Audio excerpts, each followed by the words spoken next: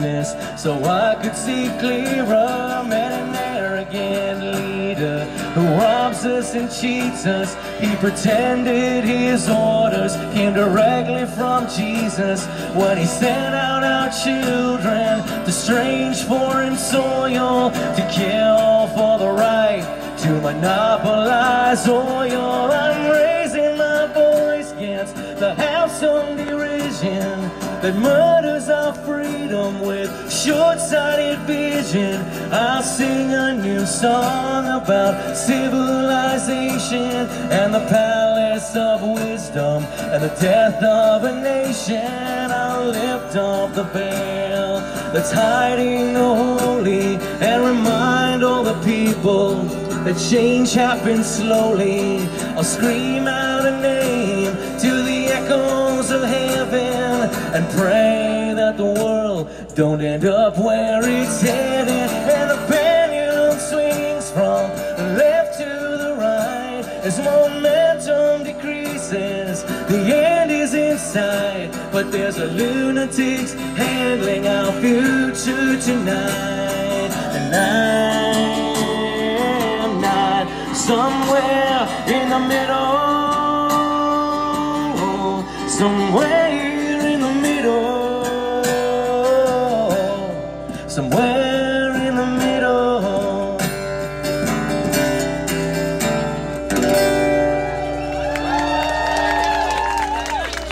Thank you, my friend. Do we have any constitutional scholars here today? I'm going to just sneak through here real quick if I could. What's the most important amendment in the Bill of Rights? Freedom of speech is the most important one?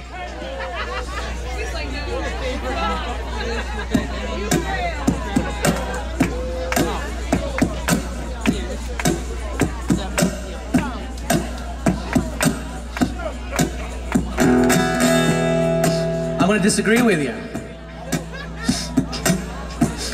Without the Second Amendment, all the other ones disappear. This is called Arm Yourselves.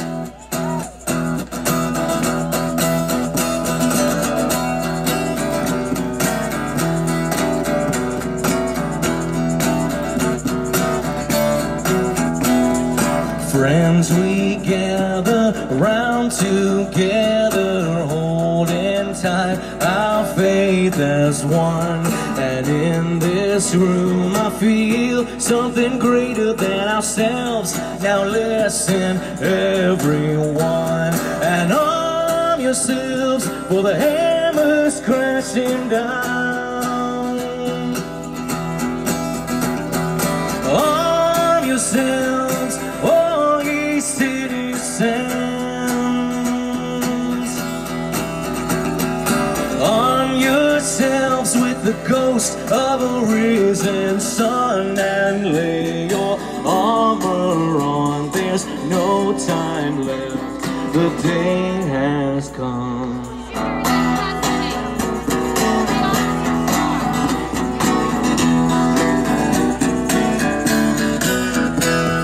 Some men say they won't be taken from my cold dead hands, my dear. Some men live as slaves to their ignorance, but now the truth's becoming clear.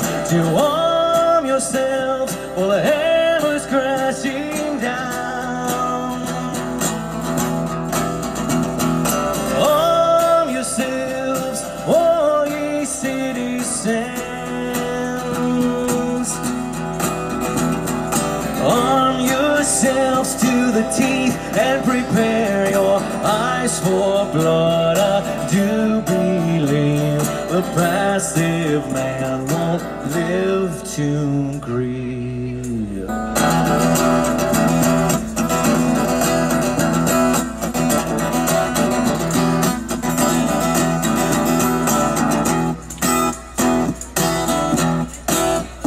There are birds of prey in the skies with murder in their eyes. Far below our armies clash as choirs sing hallelujah.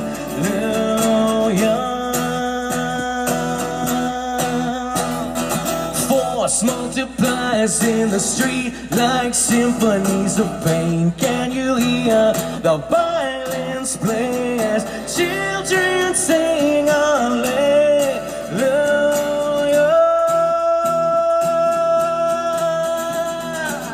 Arm yourselves, little lambs, for the calling is at hand, and the wolves have come to dinner. I can hear them at my door. They say, come celebrate, little slaves, before you dig your graves. Get your poison, drink it slowly, but I say no more. So arm yourselves, for the veil has fallen down. Arm yourselves, all ye sovereigns. Arm yourselves with the truth and believe the stage is set. And I foresee a sold-out show begin Act 3.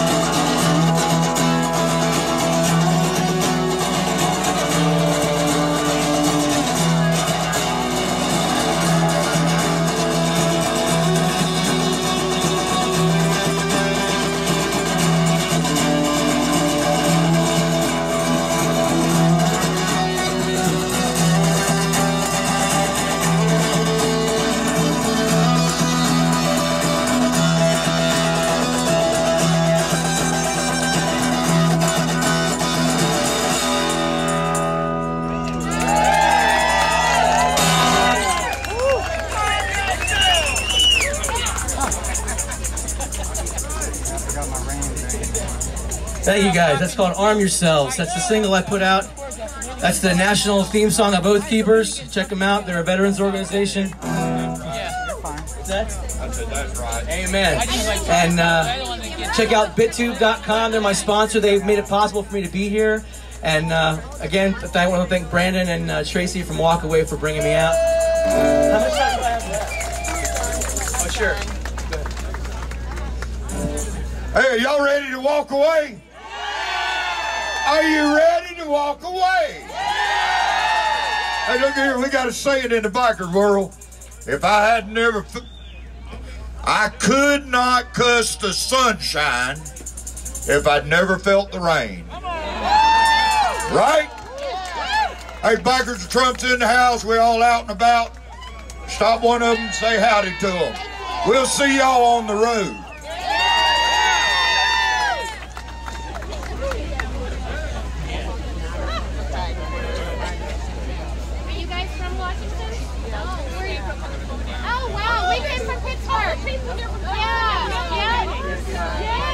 So just so y'all know, I'm just getting you warmed up. We haven't even started the rally yet. This is pre-roll. Our strings are all wet.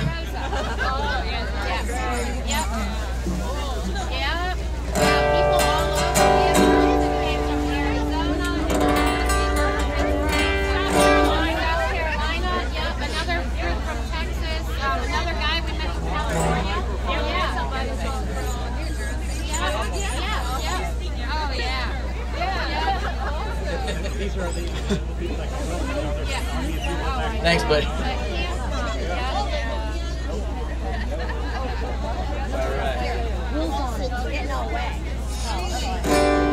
I'm gonna change gears a little bit here. Like I said, I travel all over the country. By the way, my name is Jordan Page, jordanpagemusic.com, and I have CDs today if anybody wants any. And you know, I have a message of freedom, and everywhere I go, I get a similar question, which is, what can I do? I'm just one person. Each of us are just individuals, right? But we come together for a common purpose, for a common message and common mission. We can accomplish great things. And I've seen great things accomplished in the name of liberty in the last decade. And this song, I wrote this song in 2011 when someone told me I wasn't asking any questions in my music. That asking people questions is how you really convert people over to your way of thinking. You can point your finger at them, you can yell at them, you can call them snowflakes, you can do whatever you want to do, but insulting your opponent when they're insulting you is not how you get things done. You got to ask them questions that are irrefutable, and finally they'll know in their heart, you know, that they were wrong or that they needed to at least rethink some things. And so I wrote a song full of questions. This is called Liberty. I gotta wet my whistle, I've been talking.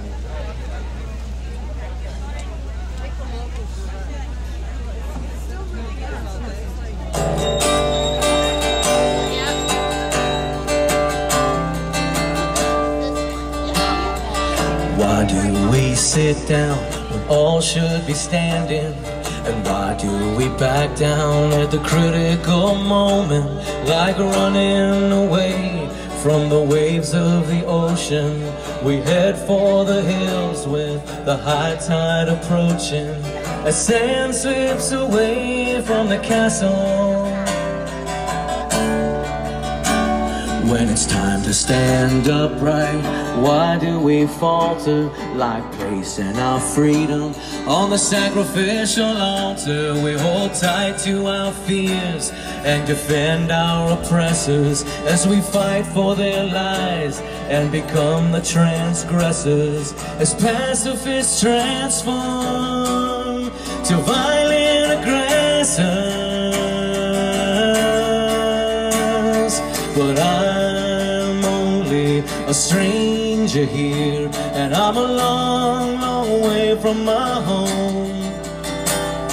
They say I can't change all the things I find strange, for what can one man do alone? They say, what can one man do alone? When is the right time to stand up for freedom? Could it be when you start to fear creating children who'll inherit the pain and the debt of this nation and be slaves to the banks that cause hyperinflation, who are masters of commerce, lies, and bad legislation? Oh, if you looked in the eyes of 1,000 young children through fences of razors, their innocence stolen as a red flag of tyranny flies in the open, is that when you finally notice? Lord, but I'm only a stranger here, and I'm a long, long way from my home. And they say I can't change all the things I find strange, but what can one man do alone? They say, what can one man do alone? I'm only a stranger looking to find better nature in my fellow man, but they keep telling me it's a sin to be free, and that's more than I'm willing to stand. Where will you be when the order is given to censor your mind, as free speech is forbidden, as martyrs for peace from the world will be driven away by the sound of a bellowing thunder, and choke on the blood of a dream going under, as arrogant men tear up our Constitution, and from every direction we cry revolution, standing together and without permission, soldiers for truth in the war of attrition. The love of our country is our ammunition. Lord, but I'm only a stranger here, and I'm a long, long way from my home, and I'm going to change all the things I find strange, for I am not one man alone. Yes, I'm only a stranger. I'm a long, long way from my home, and I'm going to change all the things I find strange, for I know that I'm not alone. Yes, I know I'm not alone. Not alone.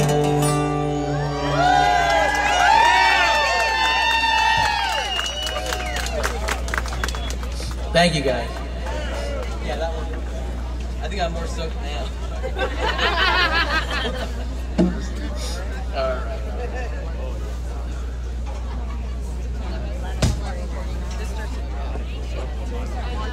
Everybody doing okay? You hanging with me?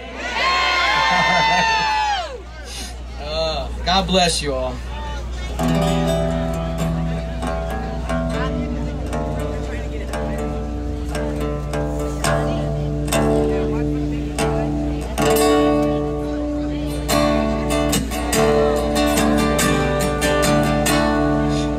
God gave me this song many years ago, before I woke up. Before I even began this journey, he prepped me with this song. This is for all of you out there who have lost friends and family over this, over your beliefs and your values, and just to know that the road may be long and it may be hard, but there's light on the other end, and it's a worthwhile journey. It's a worthwhile cause. Freedom is always the cause worth living for, worth dying for. This is called Until the Race is Run.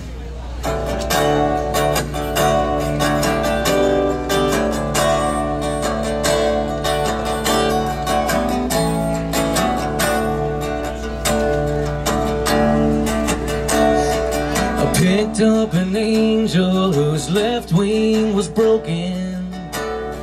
I sewed him together with some string and a vision. He raised his right hand and he gave me an answer.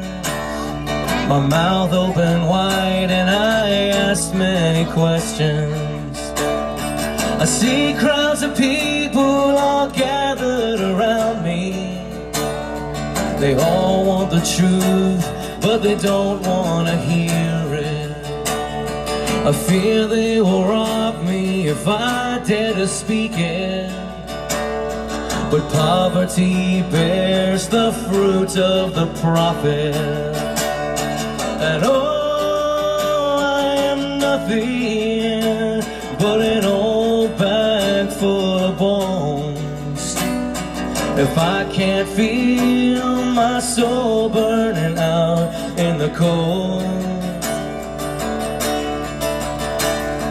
and all that I ask for, please let it be done.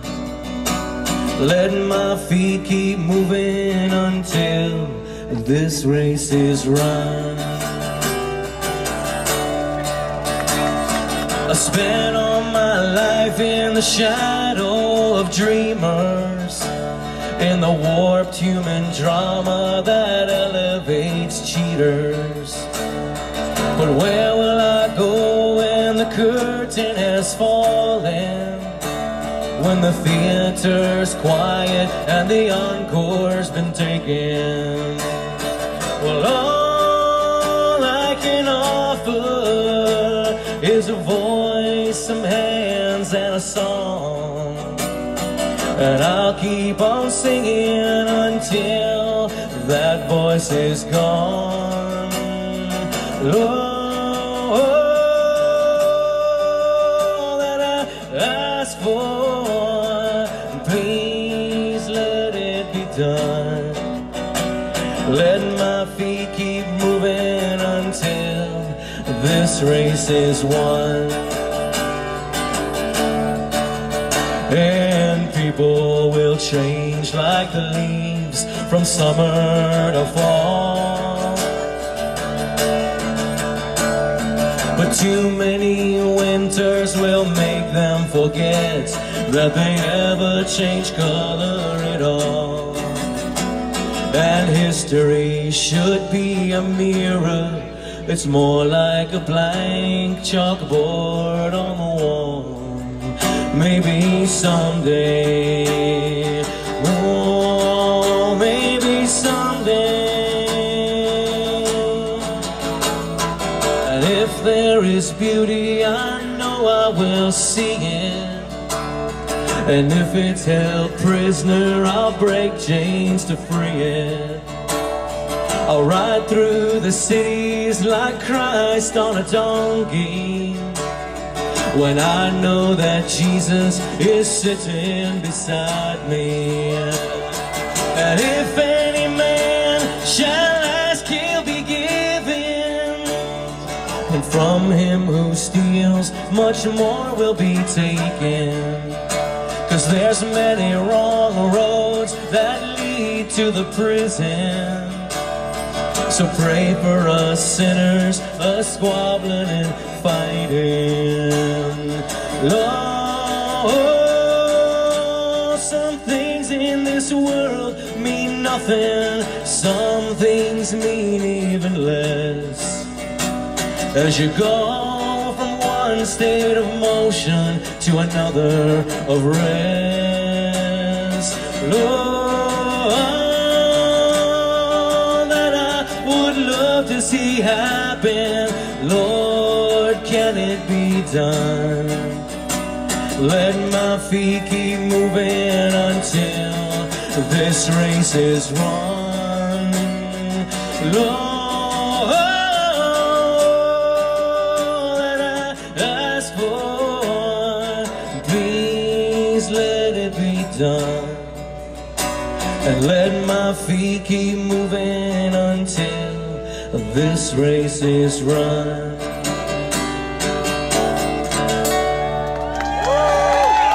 That's for all of you.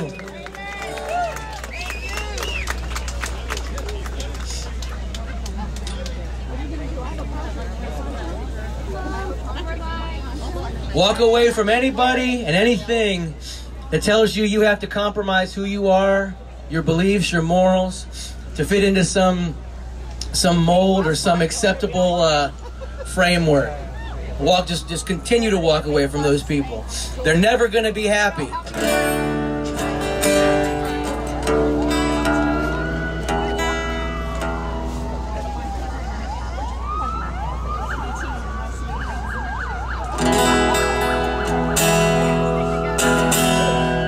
This song is called the Victory Song. I wrote this the day after Election Day 2008.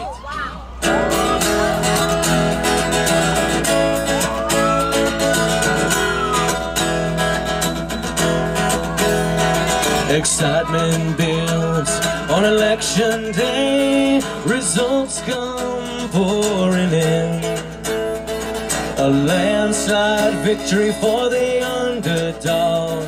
A proud and glorious win. And the people cheer between their tears and call their rising sun to shed his light and spread his might on darkness overcome.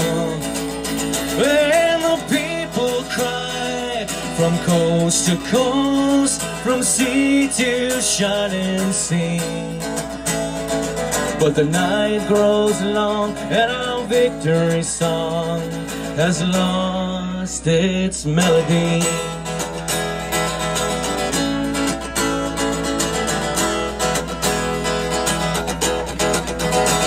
Now the future found on the TV set is clear and strong and bright. Though the world collapses beneath our feet, they swear that all is right.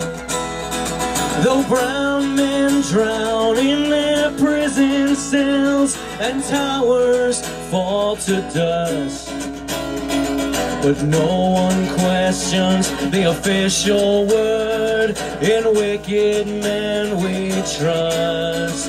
And the people cry from coast to coast, from sea to shining sea. And the night grows long, but our victory song has lost its melody.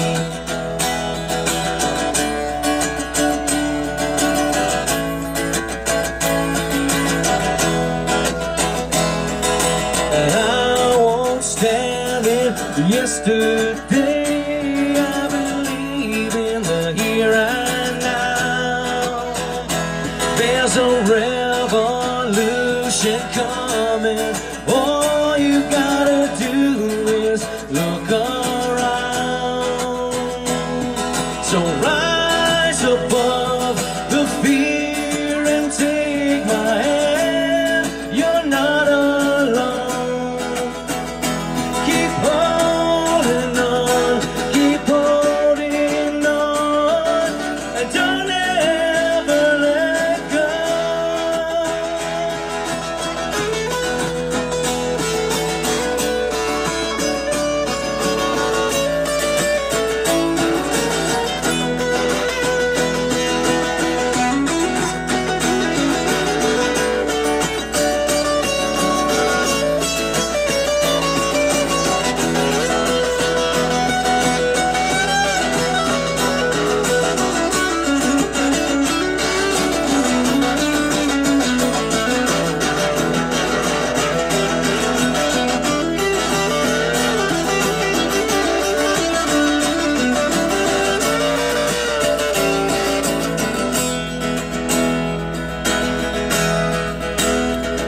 Now the razor wire, like wildfire, spreads fast across the land.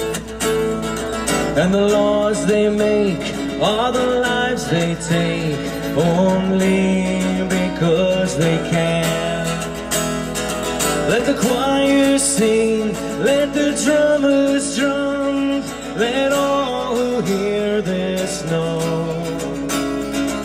We're marching on to our victory song.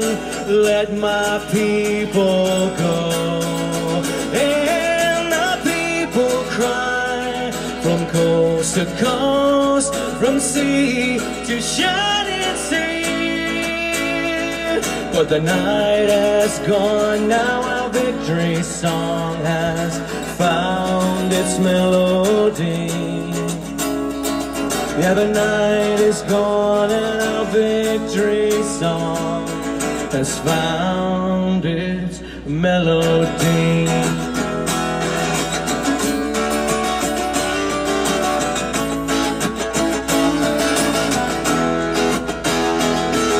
Well, I won't stand in yesterday. I believe in the here and now. There's a revolution coming. All you gotta do is look around. So rise above the fear and take my hand. You're not alone. Keep holding on, keep holding on, and don't ever let go.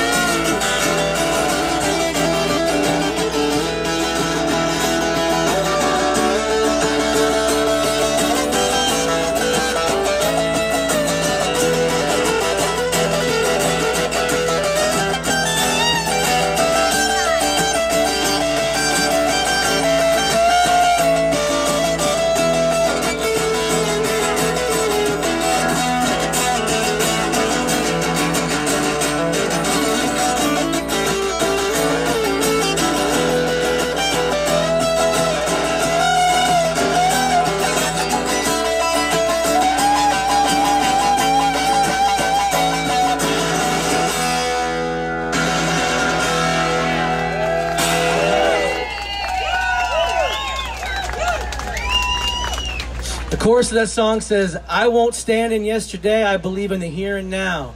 There's a revolution coming. All you gotta do is look around. Rise above the fear and take my hand, you're not alone. Keep holding on, and don't ever let go.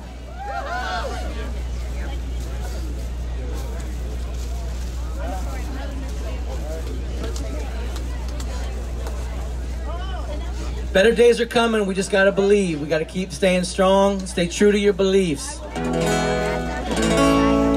But don't be afraid to change too, just in case you're wrong.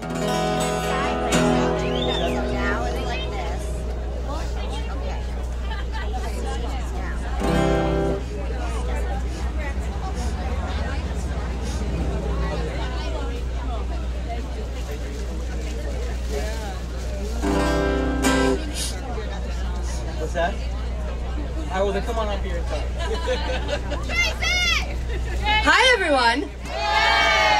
You guys are awesome. It's pouring, but you're still here. You're wonderful, beautiful people. Thank you so much. My name is Tracy Beanz. I helped put this little shindig on. Look at you guys. Oh my goodness.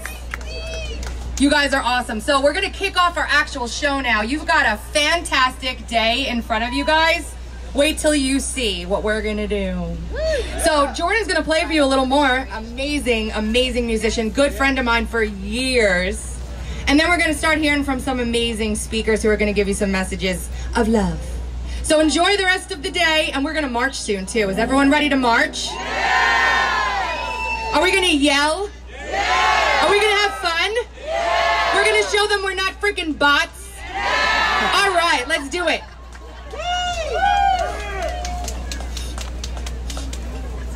Have you guys had enough of me? No! Because I got 15 more minutes. I did all that earlier stuff just to keep you warm and keep you company. All right. Well, once again, my name's Jordan Page. My website's jordanpagemusic.com. Check it out. I'm on iTunes and all over the internet. Just type in Jordan Page Music and you'll find me. I want to give a big shout out to BitTube. For those of you who are coming in late, BitTube is my sponsor here today, and they're a blockchain-based social media site. They're like YouTube minus the censorship, minus the purging of any voices they don't like. So I encourage you to go check out bittube.com.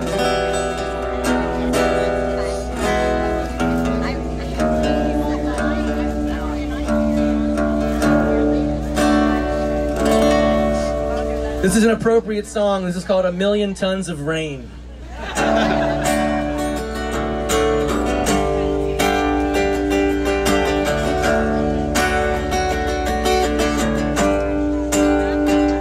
Red light, as mornings meet the clouds, dawn, and I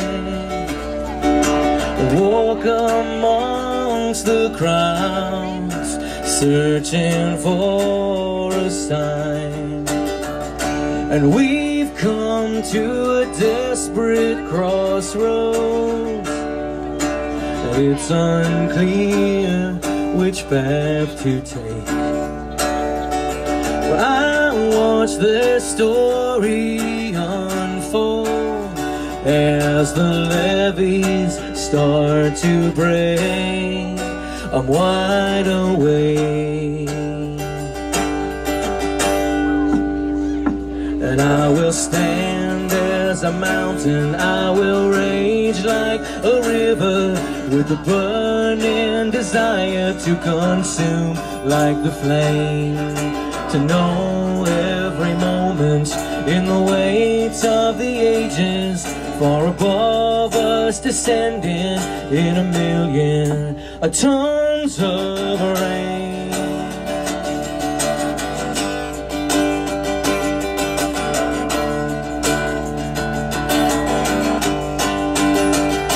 Listen to the tolling bells ring through the night like a voice resounding.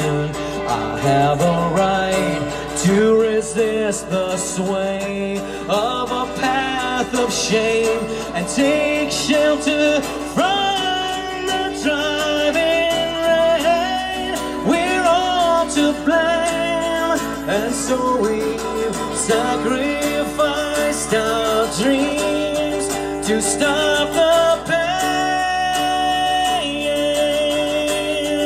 We'll stop the pain. I will stand as a mountain. I will rage like a river, with a burning desire to consume like the flame, to know every moment in the weight of the ages, far above us descending in a million tons of rain. Yeah, yeah, yeah.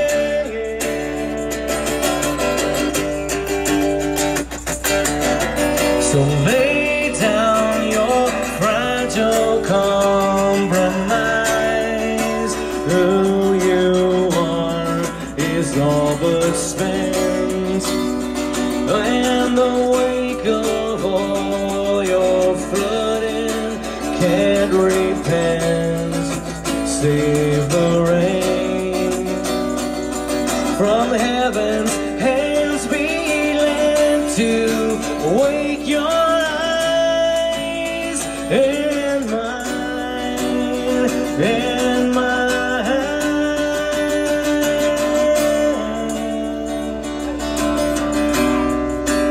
Oh,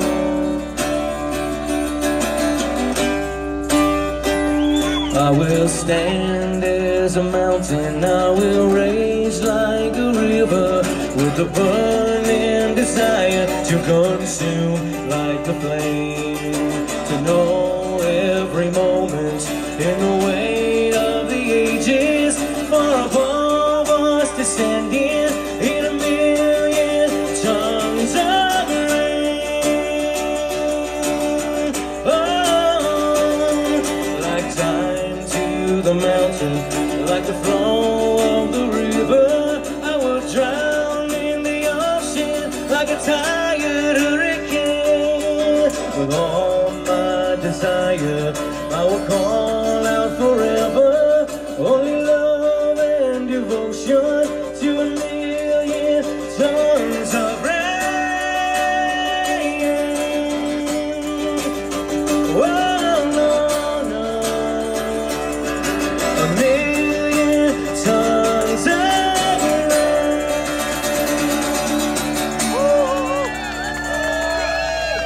Thank you, guys.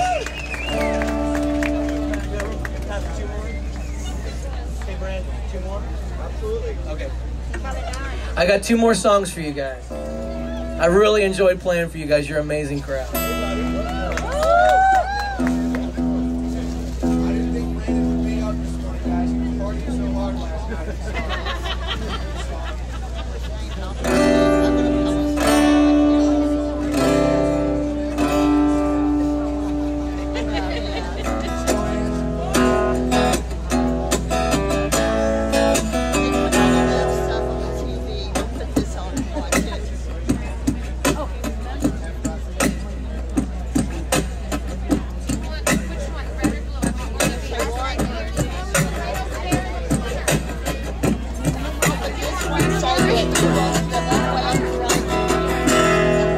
This song's called The Second Revolution.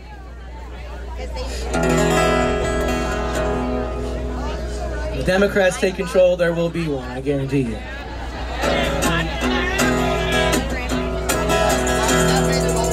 Could I get a little more volume in my guitar, Josh? Hey, Josh. Can I get a little more volume in the guitar? Just a little bit more. I want to get a little bit of this from over there.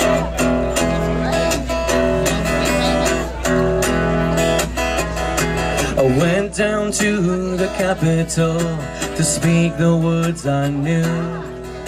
I spoke them to the infidels, the Gentiles, and the Jews. A songbird in the crosshairs of a silent, violent few. I proclaim with all my heart the time is here. Now's the time, all my brothers, sisters, daughters, and my sons. It's the time to reconcile what tomorrow must be done. Let your children all remember when the battle song's been sung. What happened in the second revolution?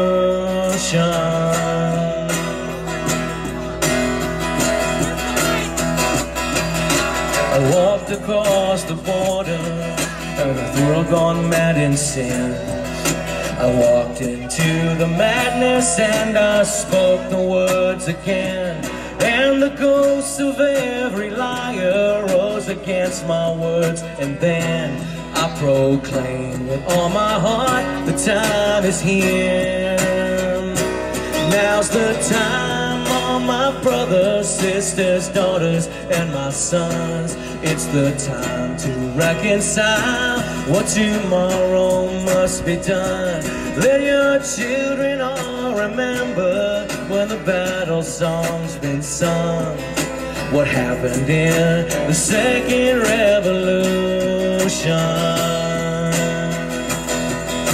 If you don't feel the fire, then you'll never feel the burn. But if you don't join the choir, then you'll never get your turn to sing with all the voices of the ages come and gone. And arm yourself with love and celebration.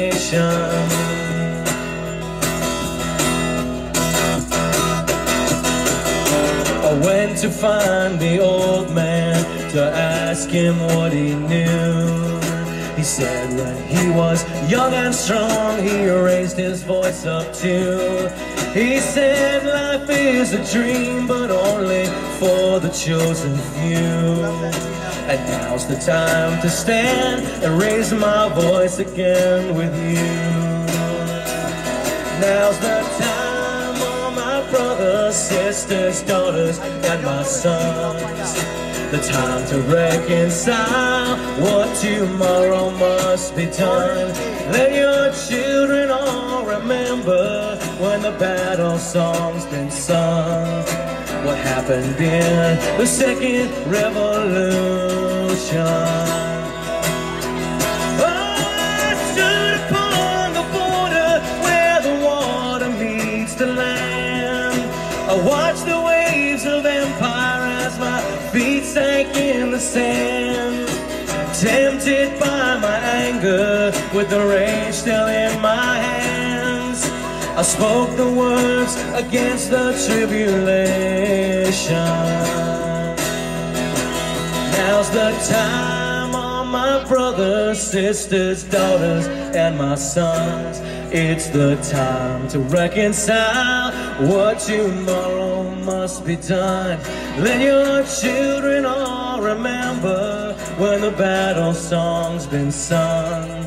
What happened in the second revolution. Now's the time, all my brothers, sisters, daughters, and my sons. It's a time to reconcile what tomorrow must be done. Let your children all remember when the battle song's been sung. What happened in the second revolution.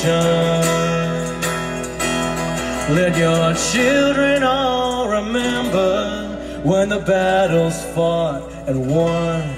What happened in the second revolution.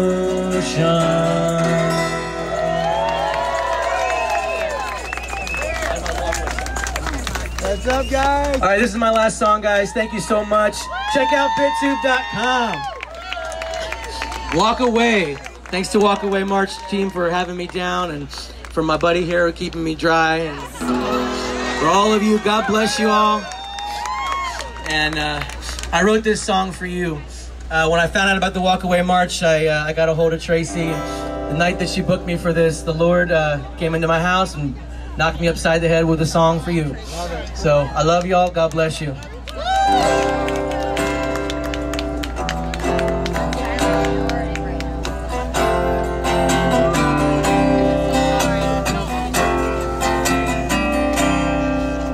When the world you knew comes tumbling down and you feel you've gone astray, when the rising sun grows cold and dark, it's time to walk away.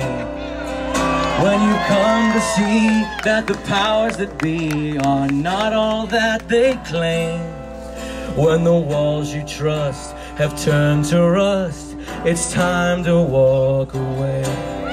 Walk away when you finally realize you have been betrayed. Let the dust roll off your feet, my friends. The signs are clear as day to walk away. Walk away.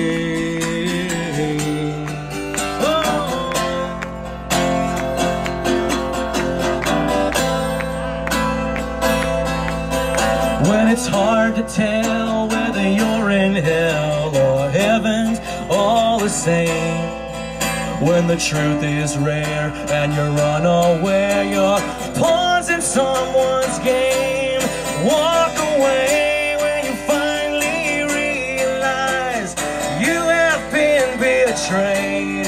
Let the dust roll off your feet, my friends. The signs are clear as day to walk away.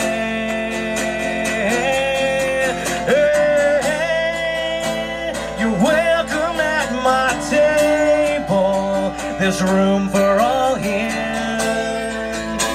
If you're willing and able, it's very clear. that the lines that have divided all of us were never real. So stand with me, it's time to heal.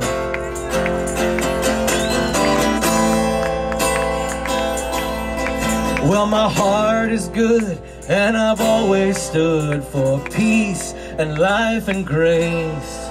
And I'll never change, I'll never stop, 'cause the truth can't be erased. Walk away when you finally realize you have been betrayed. Let the dust roll off your feet, my friends. The signs are clear as day to walk away. Walk away when you realize the Democrats are all insane. Let the dust roll off your feet, my friends. The signs are clear today to walk away. Walk away. Walk away.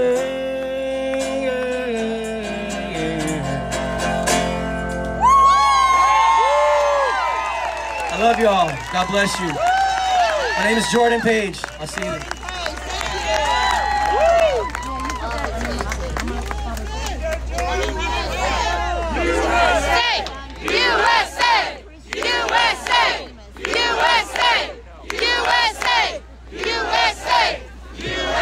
Hey, how would Jordan Page look?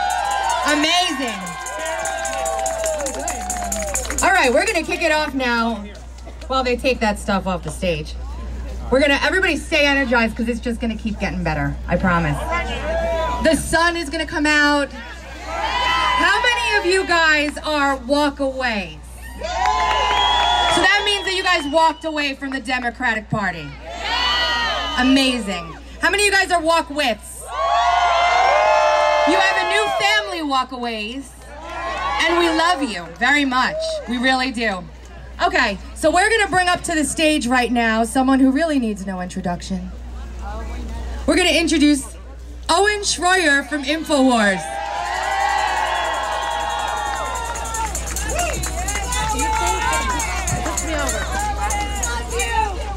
Look at this, I even get an Umbrella Man up here. Let's make some noise for the Umbrella Man, huh? All right, we're live streaming even though we're banned everywhere. We play whack-a-mole with these people. Everybody say hi to Alex Jones. It's pretty amazing. Hey, was there a party last night or something? Was there I'm trying to remember. Does anybody remember a party last night? Seriously, I can't remember. I'm trying to... Anyway, so it's amazing that y'all are out here today in obviously such beautiful weather, you know. But it's raining, it's cold, it's windy, it's wet, it's been miserable all weekend, but that didn't stop you guys from coming out here because you wanted to let the leadership know that you guys are done with the tactics of the left in this country. The divide and conquer tactics, the lies that they tried to, you know, force upon us with their news organizations. And it's amazing how our own media thinks that we have such a short-term memory and we forget about the videos that Project Veritas did where the Democrat Party admits that they try to start riots, where they brag about shutting down a Chicago Trump rally. And so you guys saw that and you said, that's not who we are, that's not who I am. And isn't it amazing that here you are, thousands of people walking away from the Democrat Party. Have any of them tried to win you back? No? No, I'm serious. Have the Democrats tried to win you guys back at all? Have they done anything to try to win you guys back? Do you expect Democrats to come out of the DNC headquarters and come down here and try to change your mind about walking away? You think that's going to happen? No? No, I have a theory, actually. I think that they've moved on. You see, you guys are good Americans. They don't care about you. The blue wave is coming, but it's about 500 miles south of the border right now. And so the Democrats decided, you guys can think for yourselves, so they're no longer interested in your vote. Okay, you guys want to work, you guys want to have a job, you don't want to be on welfare. So the Democrats are done with y'all, right? So they said, hey, we're going to have a blue wave. We're going to call up our friends at the UN. We're going to call up the president of Mexico. We're going to call up the ex-president of Mexico. We're going to get them in from Honduras, get them in from Guatemala, and then we're going to have a blue wave of illegal voters. And then they want to tell you that having a voter ID is racist. What in the hell is that? You know what's actually racist? What's actually racist is assuming that somebody can't get access to a voter ID, or assuming someone is so ignorant they can't get a voter ID because of their skin color. That's what's racist. Yeah.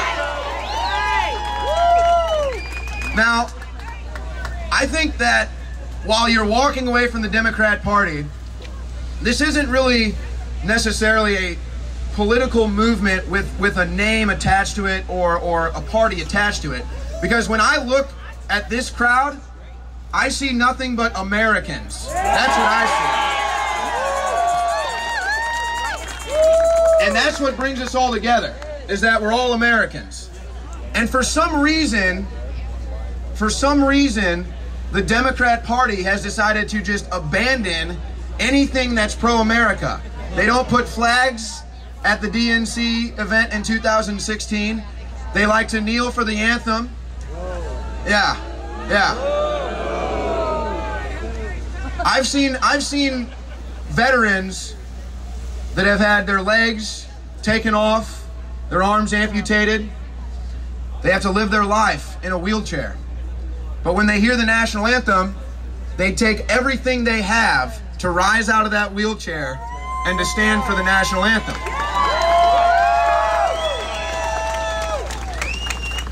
It's not really that much to ask to just say, can you just love America? Can you just admit that this is the best country in the world? And some reason Democrats want to say America was never great. Well, if America was never great, how come more people want to come to this country? No other country in the world. In fact, if you look at the numbers, the United States of America gives out more humanitarian aid worldwide than every other country on earth combined. And then they want to tell us we're racist, or we need to feel bad if we don't take another 50,000 people from Honduras or Guatemala? I don't think so, because I checked the records and we actually have been sending billions of dollars to those countries in Central America. So why are we sending billions of dollars to all of these countries for humanitarian aid when their governments can't even figure it out, so they just send them all here? That doesn't seem right to me. So the blue wave is about 500 miles south of the border right now. And I have a feeling that they're going to meet the military at the border, and it's not going to be so pleasant for them. But get ready, folks. Get ready, because the fake news is still alive. So the fake news is going to be out, just like they said y'all are a bunch of Russian bots. I got to say, is there any, no, I'm being serious. Is there anyone that's Russian here? Seriously, is there one Russian here? I got one Russian right back there. Hey, we found the Russian bot. Let's give some love. Oh, another Russian. Let's give some love to the Russians. How about that? 3 Russians. Wow. Okay. Well, hey, you know what? That's about 1/1000th of a percent. So that makes this a Russian movement. I get it. Okay. Okay. No, that's fine. No, this is really amazing, though. You know, I've done a lot of political events. Obviously, a lot of you are familiar with my work, and it's just amazing to come out here and meet you guys. Seriously, you guys are the most amazing people. It's sad to me that your vote is being discounted by the party that you used to affiliate yourself with, but I think it really shows you that they never cared, did they? I don't think the Democrats ever cared about you guys. In fact, I don't think the Democrats even care about this country, to be quite frank with you. And now they want to take, I see about, a couple hundred Make America Great Again hats out here. You know, they say that hat's racist. They say that that's a KKK symbol. I think the Democrats are a little confused with their history because it was the Democrats that were leading the KKK. I'm a little confused. So, yes, that's right. Robert Byrd, the KKK Grand Dragon who loves Hillary Clinton. Yeah. Yeah. That's amazing, isn't it? That's amazing. But you know what? It's the symbolism of America coming back that has them panicked, ladies and gentlemen, because here's the truth. The truth is, a sovereign America doesn't have people on welfare. A sovereign America doesn't have thousands and thousands of homeless people in the inner cities. Those are Democrat-run cities. Those are Democrat policies. And you know what? Since when does any party campaign on raising taxes? No. I'm sorry. I'm a little confused. Hold on. Does anybody in this crowd want to pay more taxes? No? Okay, what about make some noise if you want to pay less taxes? Wow. Okay, so we like less taxes then, don't we? That's amazing. What about having a border? Do you guys want to have a border? Yeah! Border, huh? Boy, this is just the Democrats are panicking right now. The Democrats are in total panic. What's that? Build that wall! Build that wall! Build that wall! Build that wall! Build that wall! Build that wall! You know, it's funny. I don't know if the Democrats can really think a couple moves ahead, because the blue wave that they're sending from Honduras right now is the best ad campaign I've ever seen for the wall, is it not? Is it not? You know, we saw the Mexican federales get bloodied by these people. They were bludgeoned. You know what? If we had a nice, big, beautiful wall, I don't think they're going to get over it. You know what I'm saying? And guess what? The wall just got 10 feet higher. One of those guys coming across the border, that guy was like 6'10". We got to get the wall 10 feet high. He could climb over the 10-foot wall. So this is amazing. Thousands of people out here walking away from the Democrat Party. It's about maybe about a 1/1000th of the size of the caravan heading to the border that's going to be stopped by the military. But it's amazing that you guys came out here in the rain. I've already talked to people that drove here from Texas, people that drove here from Missouri, Indiana, Iowa, Texas, California, Tennessee, Maryland, sound off. How about the United States of America? So, here's the deal. We are in the middle of the Second American Revolution right now. And while you have certain Democrats like Nancy Pelosi saying there will be collateral damage, you have certain, when we have certain Democrats like Eric Holder who says when they go low, we kick them. Yeah. That's why you guys walked away from the Democrat Party, is because of stuff like that. A GoFundMe for the wall? Start a GoFundMe? Hey. Christine Blasey Ford made $1 million for her fake testimony, so why can't we get $1 million for the wall? Here's what I think, though. I think I'm looking at people that just want common sense returned to our democracy. I think I'm just looking at people that want logic and reasoning restored to the halls of Congress. Am I right? Low taxes, more jobs, term limits. Oh my gosh. Jeez. I mean, all right, let's have some fun for a second, though. I mean, seriously, how deranged is Maxine Waters? Deranged. All right, so I've been told I got 30 seconds left. So here's what I want to do for my final 30 seconds, because nothing angers the left in this country like American patriotism. Right. Now, we never claim to be perfect, but we know that this country has to be on earth or freedom will die. That's why in the national anthem it says, "The land of the free and the home of the brave. Does that star-spangled banner still fly over the land of the free and the home of the brave?" And I can tell the flag still flies. So that means there's still freedom on earth. But that's why we have to protect it here in America. So I'm gonna walk off the stage, but I want to get one loud chant going right now for the United States of America. Let the Democrat Party hear it. USA, as we're going to the polls in November and voting the corrupt, crime family of the Democrats out. USA! USA! USA! USA! USA! USA! USA! USA! Thank you guys. God bless.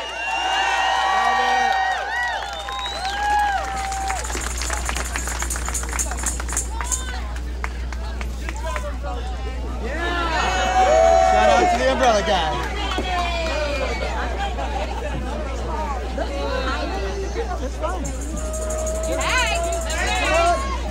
Hey there. All right, we got someone else coming up to the stage right now. Just got here. Will Johnson. Get your butt up here. There you go.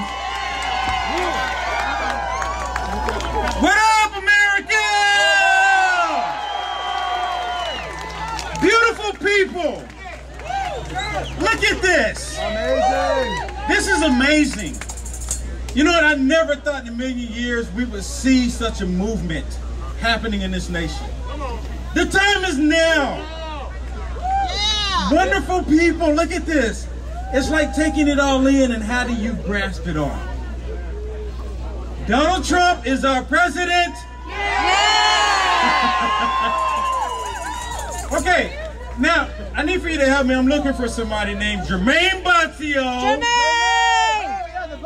Where's Jermaine Battio? Jermaine! Where's Jermaine? Sorry, I was supposed to. I gave him to Jermaine. If you see Jermaine, I do a podcast called The 4 J's, where there's 4 black Americans that love this country, respect the president, and we do everything we can to fight for everybody in this nation.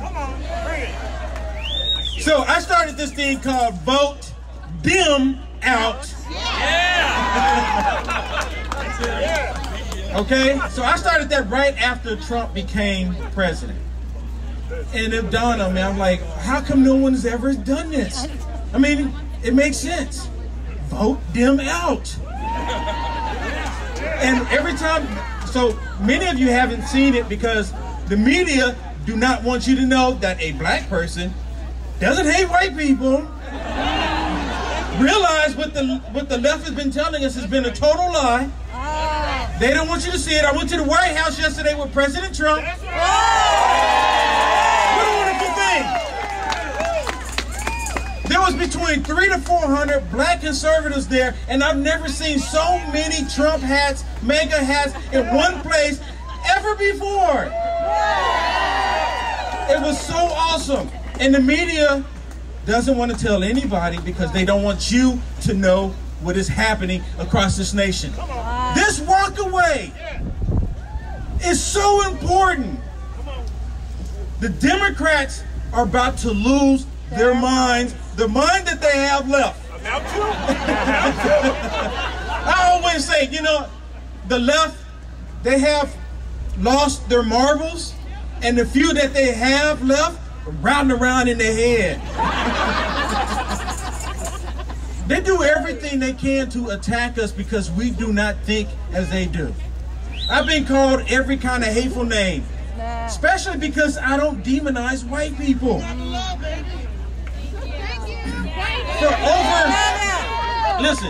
For over 2 years, I've been screaming, and I've been screaming it, that the left is demonizing white people. They want white people to be on the streets, getting attacked by dogs, being hosed down by water holes. And if you think about it, during that time when it was happening to black people, who were doing it? Democrats!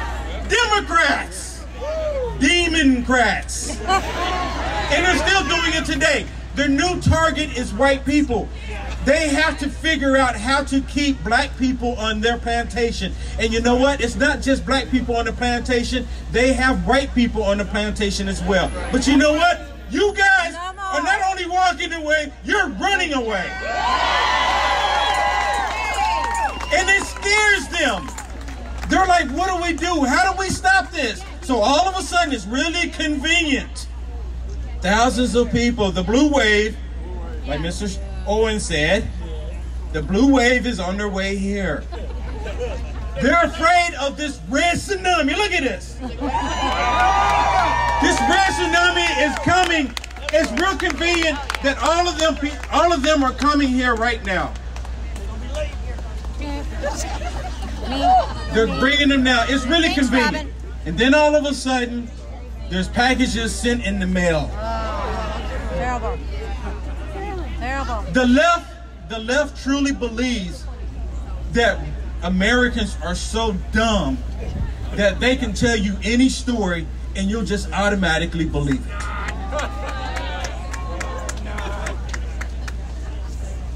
The American people are waking up. American people have had it with the Democratic Party.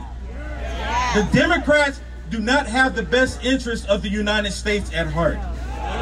They want to stay in power. Hillary Clinton said, if you want us to be civil, you have to vote us back into power? Who does that? Who does that? I mean, lock her up! Lock her up! Lock her up! Lock her up! Lock her up! Absolutely. So, the new mob, the Democrat Party, the leftists, they are the mob. I've been to many pro-Trump, pro-American rallies, and just about every single time, we would get Antifa, BAM, BLM, all these anti-American hate groups to show up. They would throw rocks, they would try to hit us with sticks, they would throw explosives at us, they would throw bottles with urine and feces in it, simply because we love this nation and respect our president, Donald J. Trump.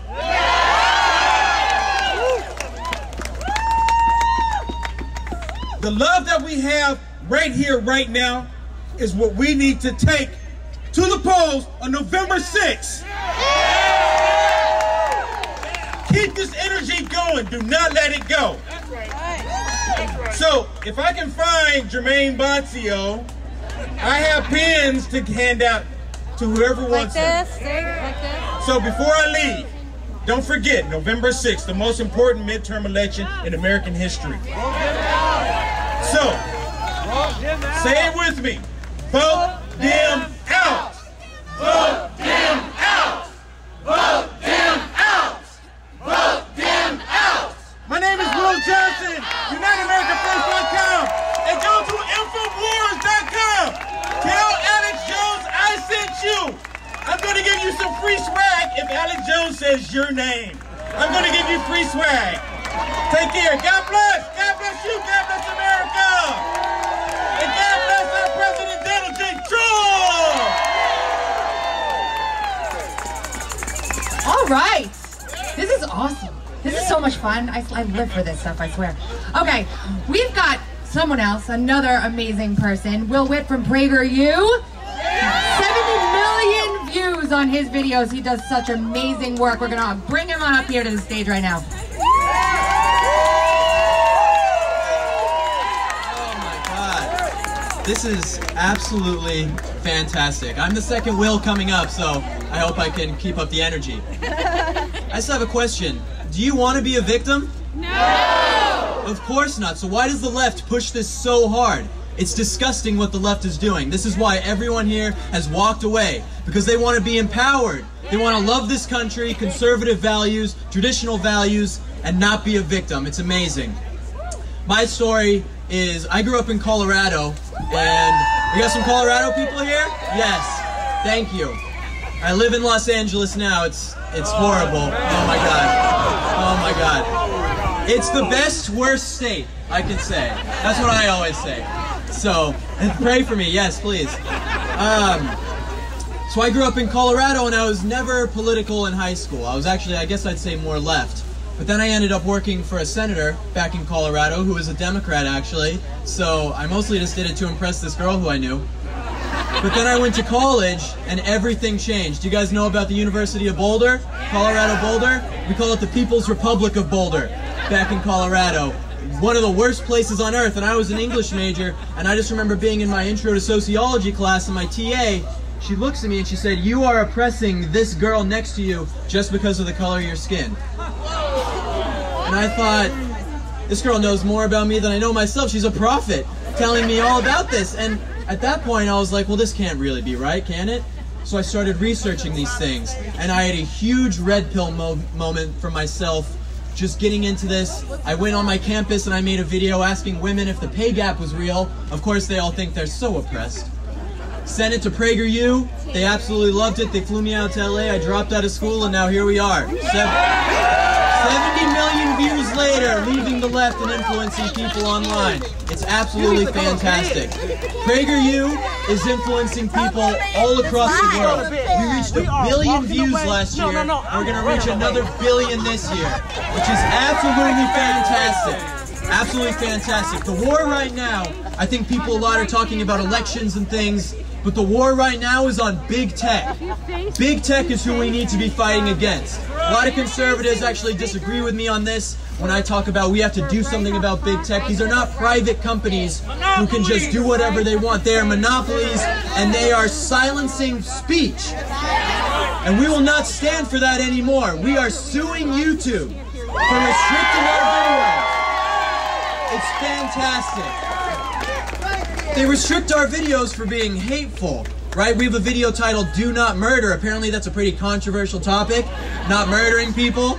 That one's gotten restricted. Other videos, history videos about the Vietnam War, these aren't suitable for a younger audience, apparently.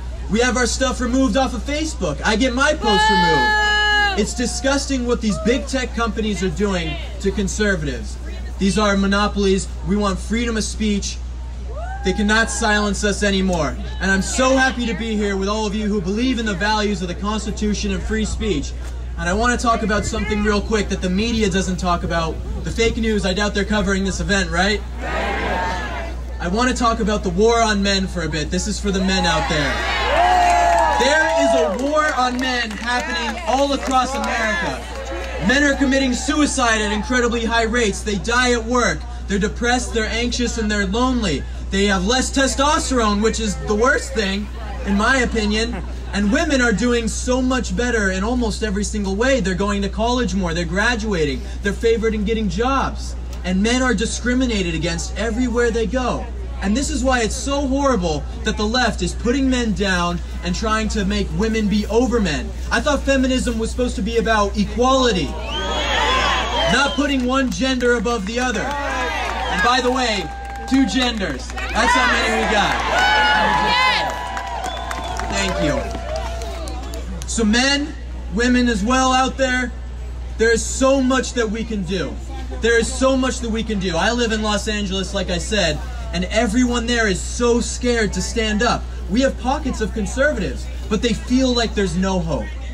And that's the saddest thing to me, is because there are so many people there, so many people across the nation who just felt so alone. But look at this event, with all these people here who have came together, inspiring each other, getting on social media, in the rain, messing up my hair. It's absolutely wonderful. If we don't do something, the entire country is gonna look like San Francisco. Is that what we want? No! Feces on the ground, homeless people everywhere, high taxes, everything costs more. San Francisco is like a leftist petri dish. They've tried out every single bad concept to see what sticks, and nothing's worked. We don't want that in the rest of this country. It's time for conservatives to stand up and take this country back. So guys, thank you so much for walking away. Stay strong, never give in to the left, and let's make America great again, baby.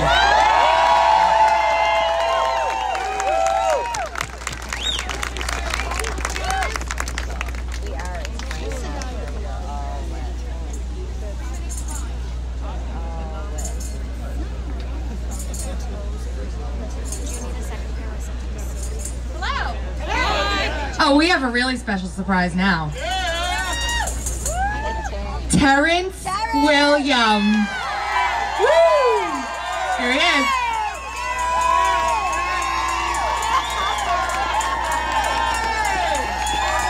Hey!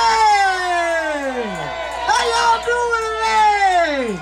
Look at all these red hats down here. Hey! Make America great again. Make America great again. I heard a song when I was walking up here called Lock Her Up. Lock her up. And you know, I started dancing when I heard it. They said, lock her up. Lock her up. Lock her up. Hey. Yes. Y'all need to go to bed.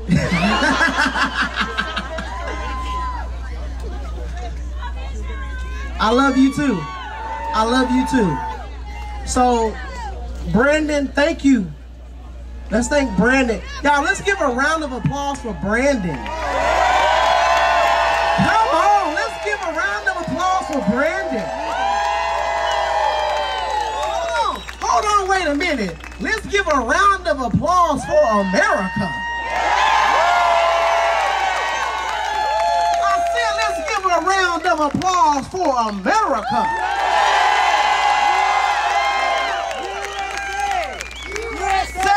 USA! USA! USA! USA! USA! USA! USA! USA! Now listen. So today is about walk away. Who all walked away? Who all walked away? Now, this is serious, and I don't do the code. A lot of black folks, we don't do the code. But I said I got to get out here for Brandon. Not only for Brandon, but for walk away. I got to get out here and spread a message. But do not invite me. If it's raining, if it's 40 and below, do not call me. I don't care what it's about. No, thank you. We can do it via Skype. Thank you. But for Brandon, I had to come out. I had to come out for America. I had to come out for the walkaway movement. I have to come out and spread my message. Thank you. Thank you.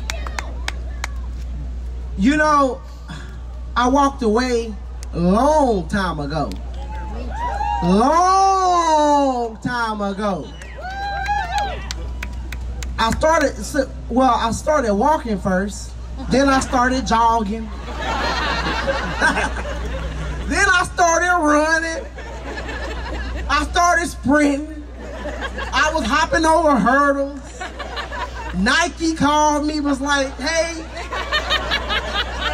I was walking so far, they were trying to give me endorsement deals, like, you doing a lot of walking.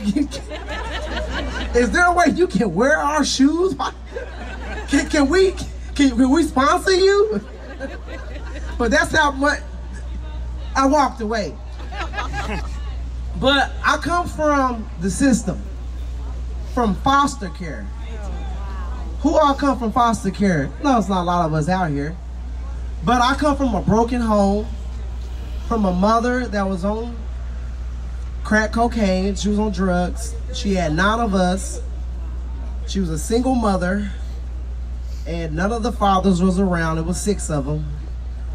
And you know, I was in a system. I was in foster care in the shelter, and the Democrats, terrorists, instead of them inspiring me to be better, to overcome things, to overcome, to exceed in life. Terrence, do you know that you can get food stamps because you were in foster care? Do you know you don't have to work, Terrence? Terrence, you don't have to do that. Terrence, you are a victim. Terrence, you don't have to work. Terrence, you don't have to do that. Your mother was on drugs. Terrence, it's okay if you mess up. Your mother was on drugs. Keep messing up. You can get away with it. And I'm looking like, hold on. And I'm starting to realize, hold on. Now, I'm getting this government assistance. I'm lazy. Y'all teaching me to be lazy. But y'all eating way better than me. And I know a lot of y'all know I eat good right now. And I like to eat. They eating better than me. telling me I'm a victim, Terrence, you should take advantage of the system because of where you came from. You don't have to work. You don't have to work to eat. Terrence, we'll give it all to you. It's okay. And I think they was doing that for my vote. But when they realized I wasn't voting for them, you know they cut that off. Terrence who? Terrence who? Who is Terrence? He from foster care? We don't give a damn about foster care children. Well, you did at first. When you cared about it a long time ago when I was a Democrat. But now that I walked away, I'm a coon. I'm an Uncle Tom. I'm a no good Negro. I'm a token Negro. I was at the White House yesterday.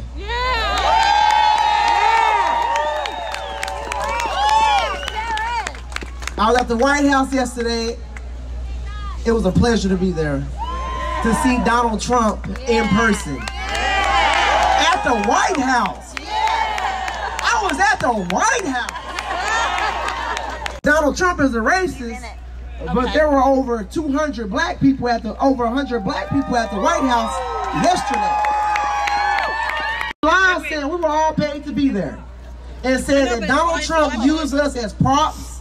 That everybody was paid to support Donald Trump. Hate like that is the reason why I walked away. That's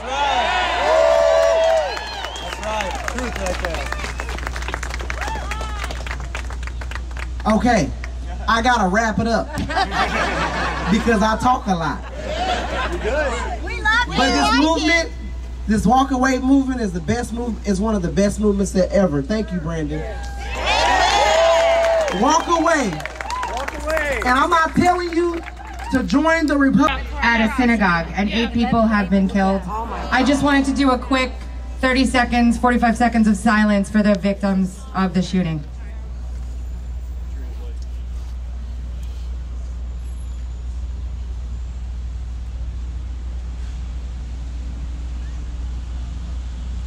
God bless their families, send them love, and we've got to get this violence out of our country. We really do.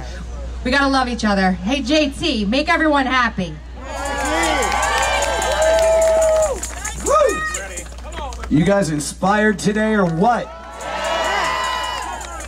This is amazing. You are all amazing.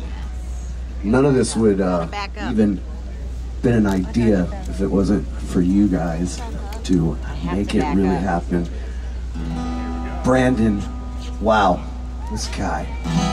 All right, so I've got a guy that a man that I really truly respect, love. Never met him, but his son is here today. And Michael Flynn Jr. is here. I want to dedicate this song to his dad. If I can hold it together. Got it, brother.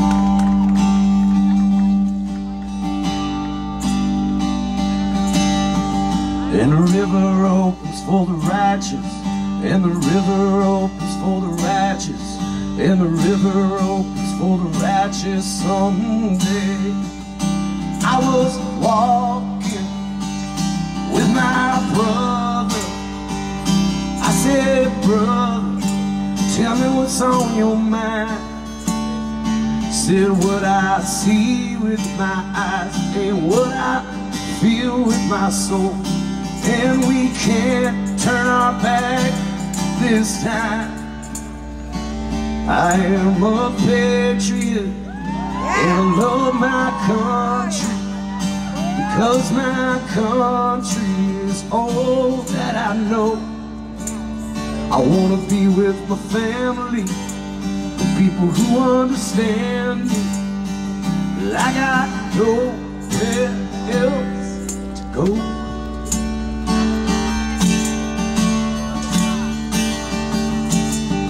And the river opens for the righteous, and the river opens for the righteous, and the river opens for the righteous someday. I I was walking with my sister. She looked so fine. I said, tell me what's on your mind. She said, I want to run like a lion, released from the cages, released from the rages, burning in my heart tonight.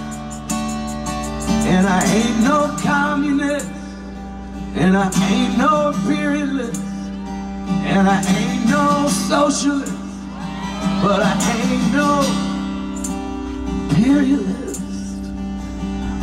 I only have one party, and that is freedom. Say it, 'cause I am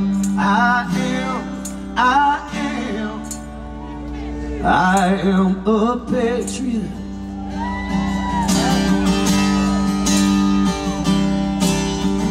And the river opens full of righteous, and the river opens full of righteous, and the river opens full of righteous someday. Free Flynn, everybody, free Flynn.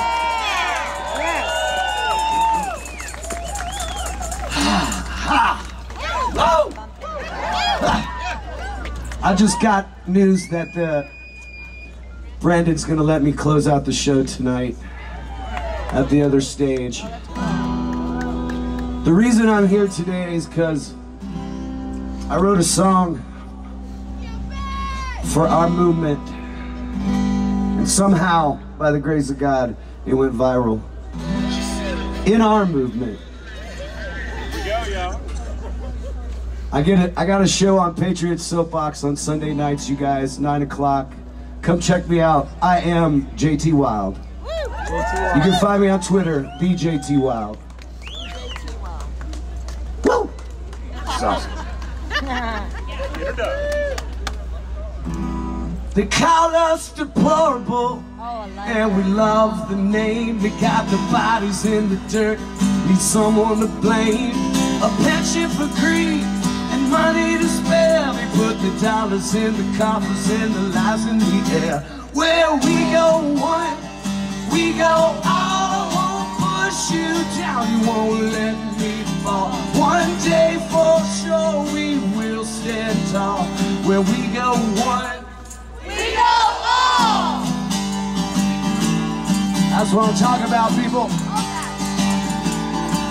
We are the patriots. We trust the plan because we have it all, and the fate is in our hands. Had a reason to fool us, we didn't take the bait. Wanna take us to hell, but we got guns at the gate. Where we go one, we go all. I won't push you down, you won't let me fall. One day for sure we will stand tall. Where we go one, we go all. Where we go one, we go all. Where we go one, we go all. That's right.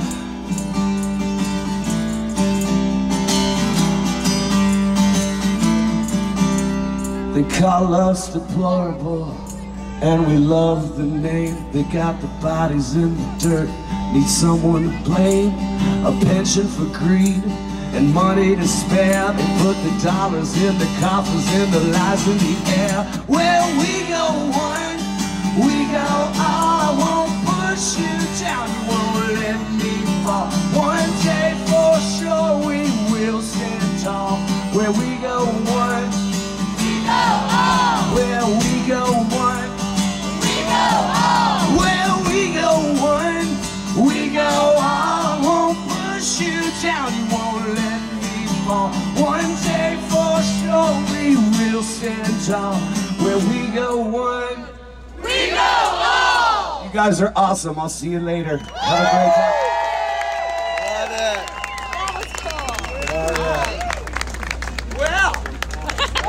I did so good there, you're gonna let me do one more.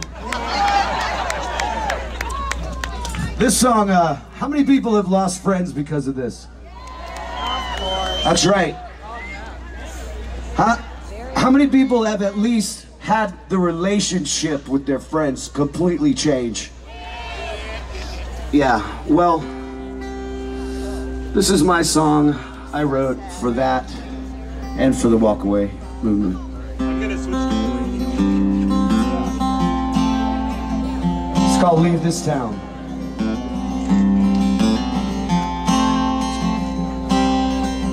My crazy heart has got no voice. My soul was sold and I had no choice.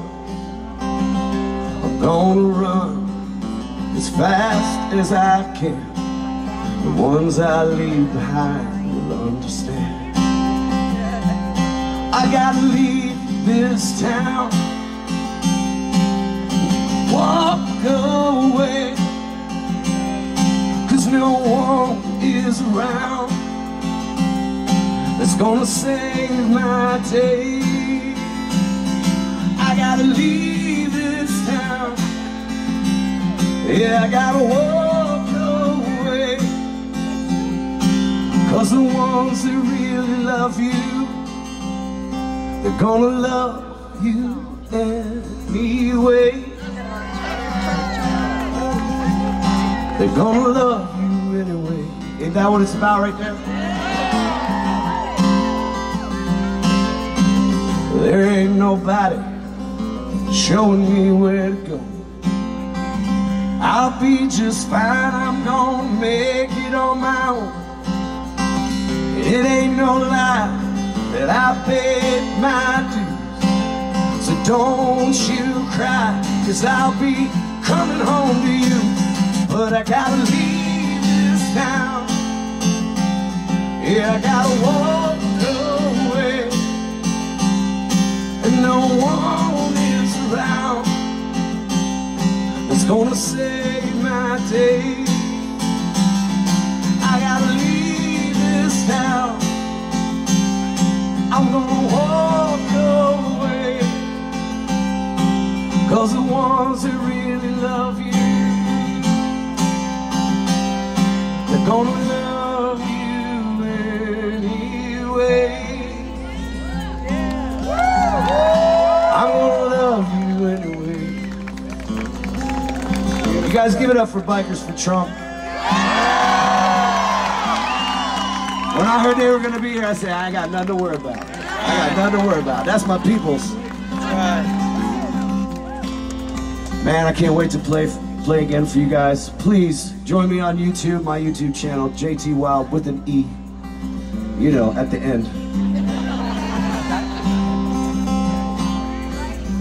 I think I'm done. All right. Love you guys. Thank you, JT. Let's give a round of applause for JT. Our next speaker for you is none other than DeAnna Lorraine.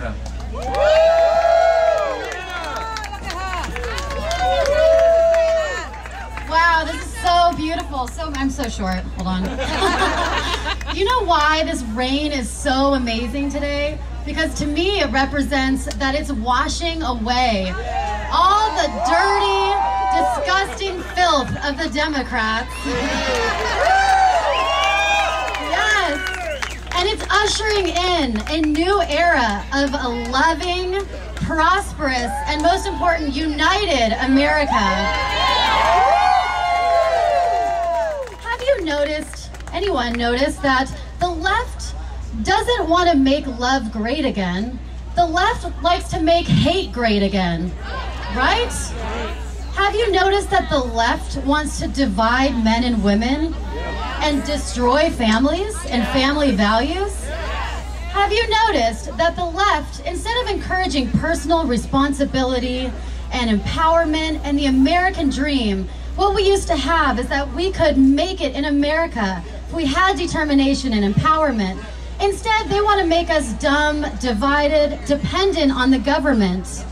They want to keep blacks fighting whites. They want to keep men fighting women and women fighting men. What's up with that? Boo! Yeah, right. They want to prioritize political correctness and lies over truth. They want to prioritize mob rule over rule of law. They want to prioritize moral relativity over morality and God. What's up with that? These boots were made for walking away. Far, far, far away. And you know what? What's so sad is that the left wants to destroy boys and men in our world, in our country. They want to make men guilty until proven innocent. They want to make a man's lives ruined based on one uncorroborated claim of sexual assault. And we say no to that. No to that. We stand for truth. We stand for strong families. And we women on this side, on the right, we love our men. We love our men. We love masculinity. Yes. And we want our men strong and brave and successful. Right? Yeah. Because when we have strong, successful men and fathers, we have a strong America. Right? Yeah, we don't want to tear our men down like these crazy feminists on the left. All they want to do is tear men down and subordinate men. They don't care about gender equality. Are you kidding me? Right? They claim to care about gender relations and gender equality. They want the complete subordination of men. And we say no to that because we love our men. And these women and these men love us, right? We don't want to fight each other. Stop this fighting, right? And we stand for truth and common sense, not lies. In the left, truth and common sense is considered hate speech. If I say there are just two genders, they say I'm hate speech. What's up with that? Right? We can make America great again. We can make love great again. But we have to remember who we are. We have to remember the spirit and the values that once made America so great. And here we are doing that. Right? Yes. Right? So can I just say in 3, 2, 1, we're all going to say, make love great again. Okay? Say it with me. 3, 2, 1. Make love great again. Woo! All they want to do is make hate great again, but we're going to make America great again, and we're going to make love great again. And they're going to be so gone. This blue wave is going to be the blue wave in a toilet bowl. So thank you so much for being here. You guys are so courageous. I know we've all lost friends and family because we've walked away and stood for the truth. So thank you so much. I know it takes so much courage and so much strength and so much bravery, but you guys got this. We got this, and together we're going to make America and love great again. Yes. Thank you so much. Yes, you can find me on Twitter and YouTube, DeAnna Lorraine 7. Thank you so much for being here. All right, we've got one more amazing speaker, and then we're going to put our feet down on the pavement and march our way down Pennsylvania Avenue. Everybody get ready.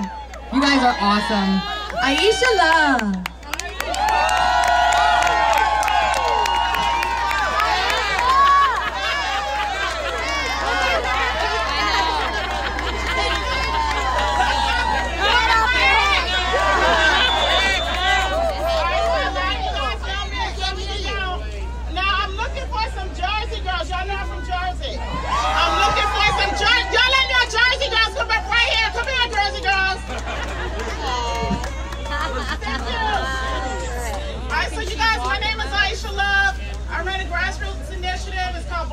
Walk. Yeah. It's about walking into the polls and voting your values. Aisha, what the heck are you doing with that hat on? Do you not understand what that hat represents? Yes. Okay, you understand. That is Constitution. All right, so do y'all know Kim? This is Kim, Mom America. You guys saw the press release. I came on with them. I'm their urban reach coordinator, right? And again, we're talking about walking into the... Okay, put the hat. All right. So y'all want to know what I'm walking away from? I'm walking away. I'm not allowed to use profane words, right? Yes, you are. Yeah, go ahead. I'm walking away from this dang hat.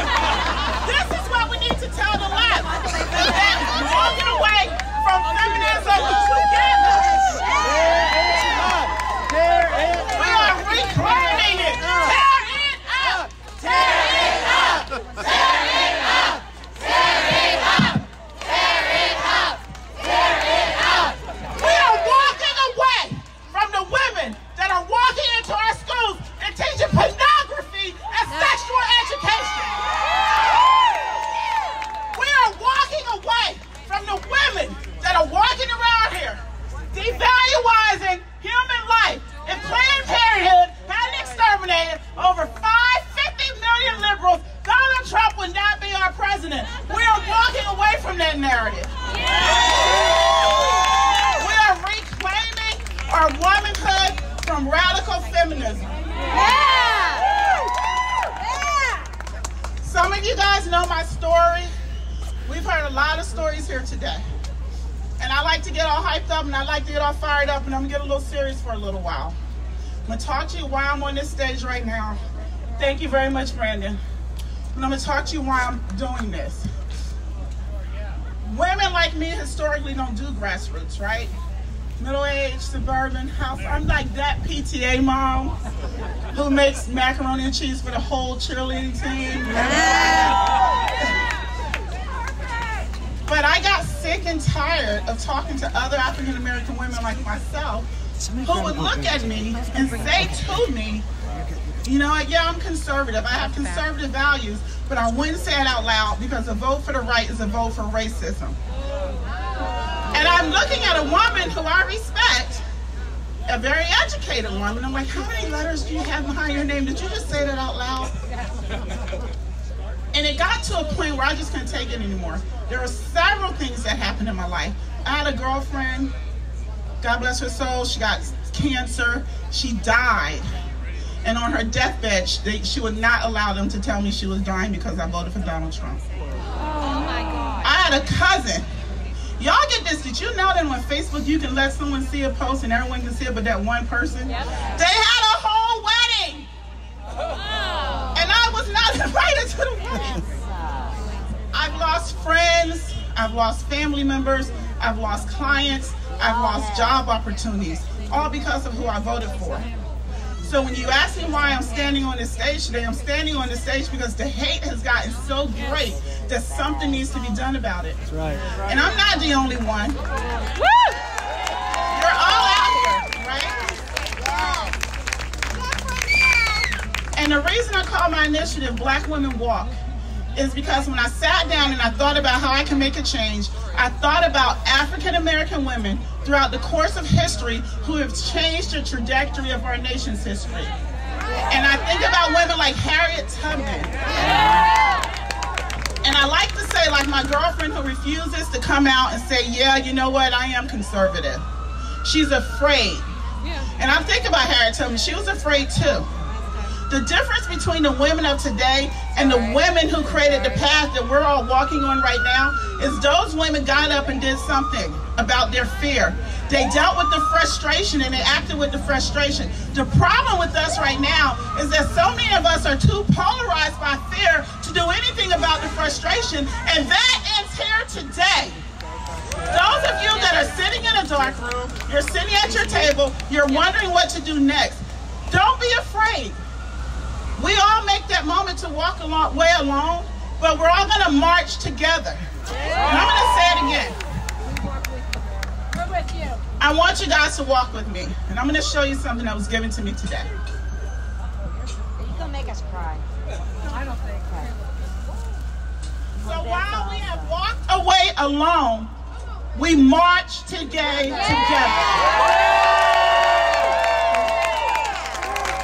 y'all. My name is Aisha Love. All right. One last thing. I need you guys to do me a favor. I need y'all to pick up the pink vagina parts so they won't be talking about how I left them on the ground. So pick them up. All right, we're gonna get ready to march. Everybody, you need to stay in order, but be really, really excited. We're gonna come out right through here. Everybody's gotta keep moving. We're gonna have street. If you guys miss the motorcade blocking it off for us, you're gonna be stuck out. So everybody needs to keep moving. We'll start walking, you guys follow, and we're gonna have the big main rally at Freedom Plaza. We're marching away to freedom. Don't push, nobody push, everybody just organize, okay? All right, let's do this. All right, so the march part of the walkaway march is beginning now. Again, this is an event. All right, everybody, this is the time to walk now. Walking away from the Democratic Party behind the motorcade. And instead favoring Republican candidates for Trump candidates. Pretty diverse group of speakers. You had some from a lot of different types of particular waves of activism. The most recent one actually tore up a Women's March pussy hat on stage and put on a Trump hat. USA! USA! USA! USA! USA! USA!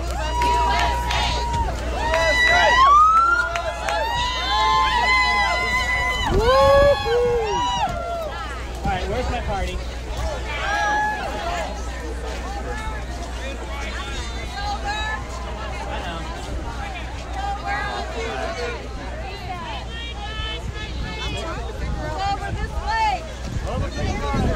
Buddy, come back.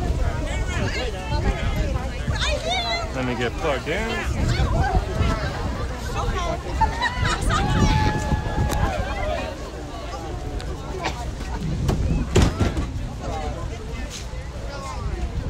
Are y'all ready? Here we go!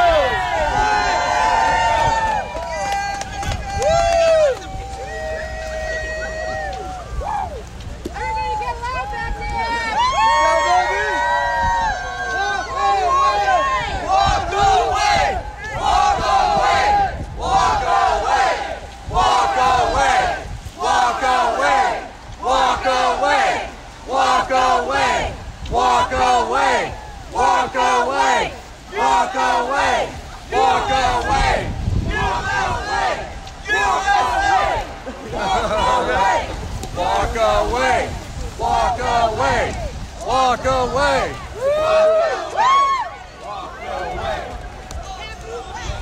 What are you out here today for? Common sense. Common sense. It's about to walk away, everybody. We have to walk away.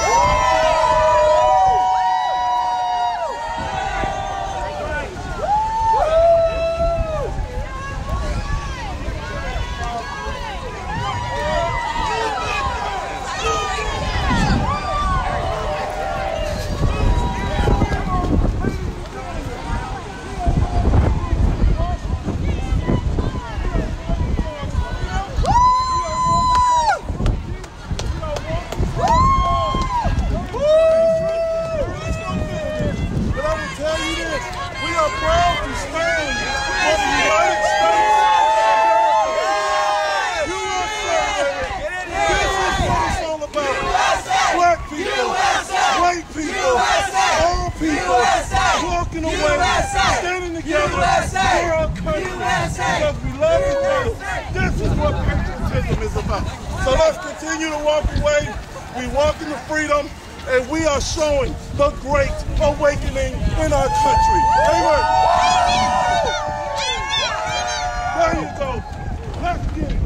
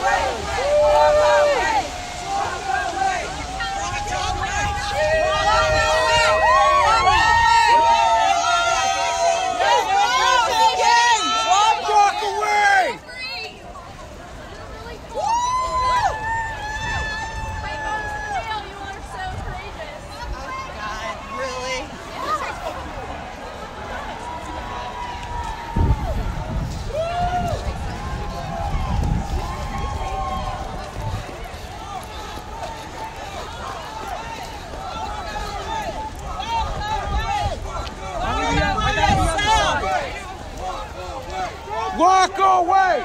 Walk away! Walk away! Walk away! Walk away! Walk away! Vote them out! Vote them out! Vote them out! Vote them out! Woo! Walk away!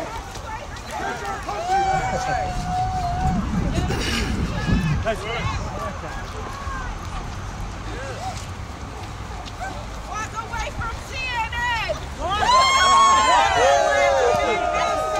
CNN sucks! CNN sucks! CNN sucks! CNN sucks!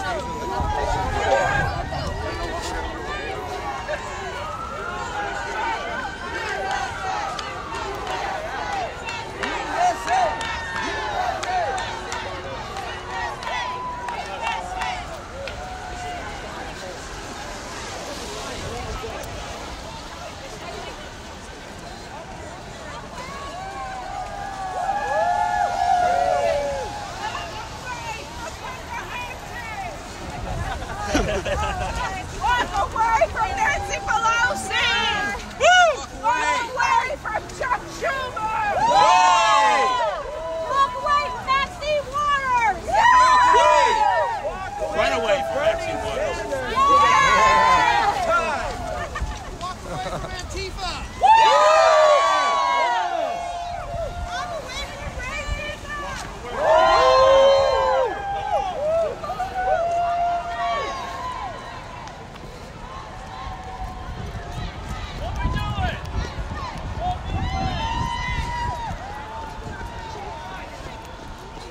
I just want to show that it's blocks long. It's a really, really long group of people. The people in the front are kind of going too fast, which is causing it to spread out a little bit. But you can see a lot of people showed up for this, more than most right-wing events in Washington, D.C. that I can think of.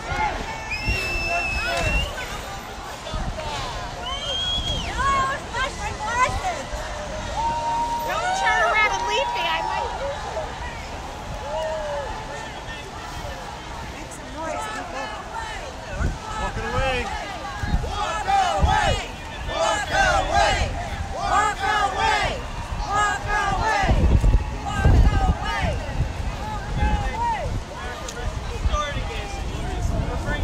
Well, I got a document. Glorious restoration of America. The great God Emperor Trump. We're going to make Trump the perpetual president. He's going to be the last president, the perpetual president. Trump for president for life. Trump is president for life. You want a lifetime appointment? Trump reads Mench's small book. Constitutionalist. Either 4 years and then they'll get reelected. Mench's small book is on the cabinet. You just don't know. The secret cabinet of Donald Trump. Trump is just a president. Now, That's it. Trump is the God Emperor. Trump is the God Emperor. So as you can see, the range of political opinion here varies from re-elect Donald Trump to make Trump president for life.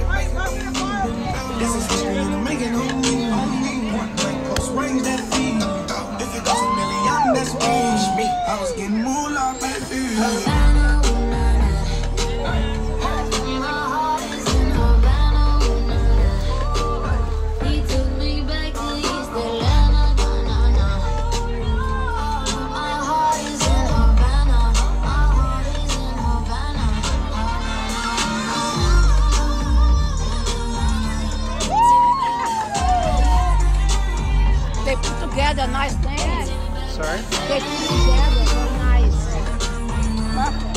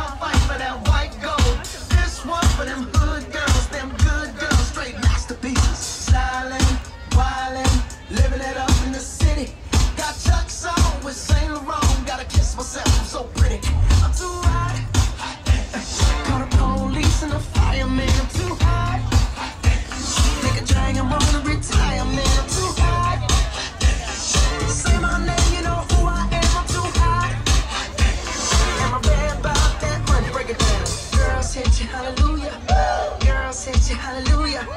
Girl, sit your hallelujah. Cause Uptown Funk don't give it to you. Cause Uptown Funk don't give it to you. Cause Uptown Funk don't give it to you. Saturday night and we in the spot. Don't believe me, just watch.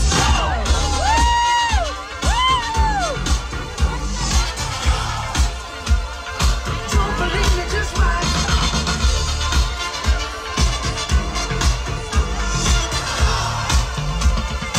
Don't believe me, just watch. Don't believe me, just watch. Don't believe me, just watch. Don't believe me, just watch. Hey, hey, hey, oh! Wait a minute. Fill my cup, put some nigga in it. Take a sip, sign the check. Julio, get the stretch. Back to Harlem, Hollywood, Jackson, Mississippi. If we show up, we gon' show out. Smoother than a fresh drop. Skip it. I'm too hot. Call the police and the fireman. I'm too hot. Make a dragon roll to retirement. I'm too hot. Bitch, say my name, you know who I am. I'm too hot. And my band about that money. Break it down. Girls, hit your hallelujah. Girls, hit your hallelujah. Girls, hit your hallelujah. Cause Uptown Funk don't give it to you. Cause Uptown Funk don't give it to you. Cause Uptown Funk don't give it to you. Saturday night we in the spot. Don't believe it, just watch.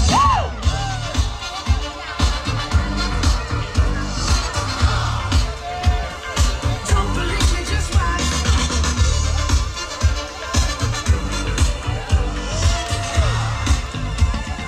Don't believe me, just watch. Don't believe me, just watch. Don't believe me, just watch. Don't believe me, just watch. Hey, hey, hey, oh! Before we leave, let me tell y'all a little something. Uptown, funk you up. Uptown, funk you up. Uptown, funk you up. Uptown, funk you up. I said uptown, funk you up. Uptown, funk you up. Uptown, funk you up. Uptown, funk you up. Dance, jump on it. If you sexy and flown it. If you freak dead and own it. Don't brag, come show me. Dance, jump on it. If you sexy and flown it. Saturday night we in the spot. Don't believe it, just watch.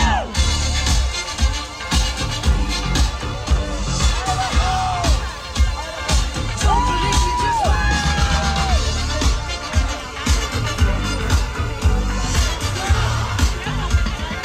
Don't believe me, just watch. Don't believe me, just watch. Don't believe me, just watch. Don't believe me, just watch. Hey, hey, hey,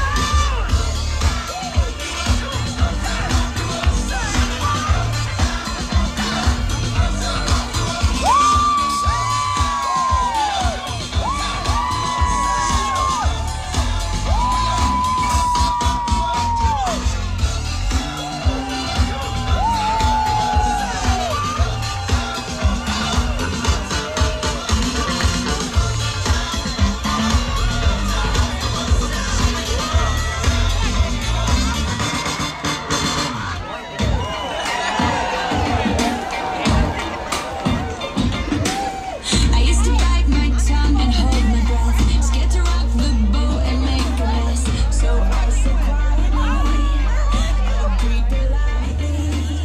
I guess that I forgot I had a choice. I let you push me past the breaking point. I stood for nothing, so I fell for everything. You held me down, but I got up. Already brushing off the dust. You hear my voice, you hear that sound. Like them, I'm gonna shake the ground. You held me down, but I got up. Get ready, cause I've had enough. I see it all, I see it now. I got the eye of the tiger. To the people who are watching, be sure to share this video before Facebook finds a reason to take it down.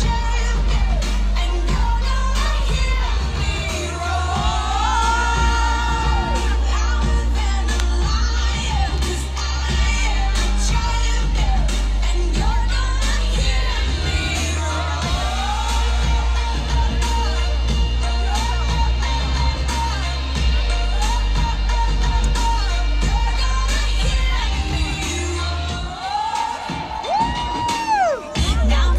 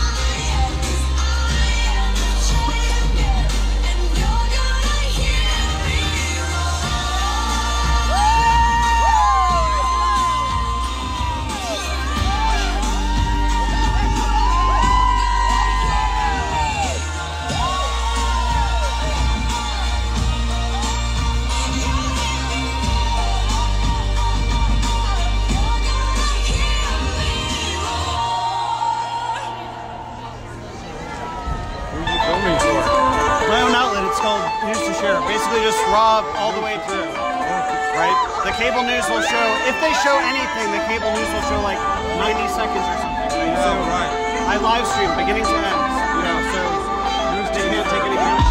Yeah, so on Facebook, we've got 1,000 people watching. Wow, cool. Is it newstoshare.com? There's newstoshare.com, but also the Facebook page is where I'm live streaming.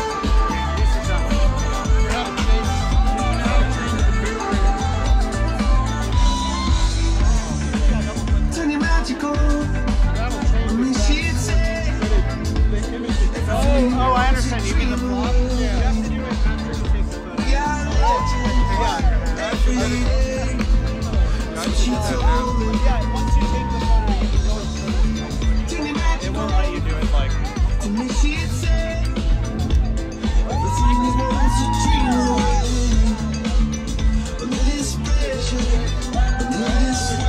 So my outlet is called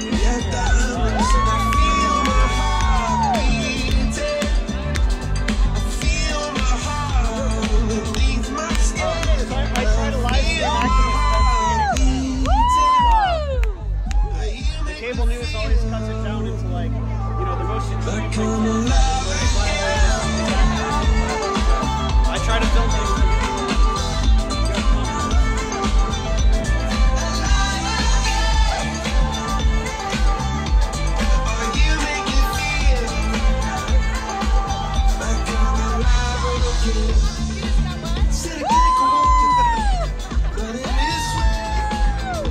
What brought you out here today? I love being able to support people who are walking away from this, walking away from the Democrat Party. I'm a walk winner, so you have to talk to them about why they're here. You were a walkway yourself? No, I've always been. Oh, you've always been conservative. Got Far it. back as I can remember, anyway. Got it. Woo!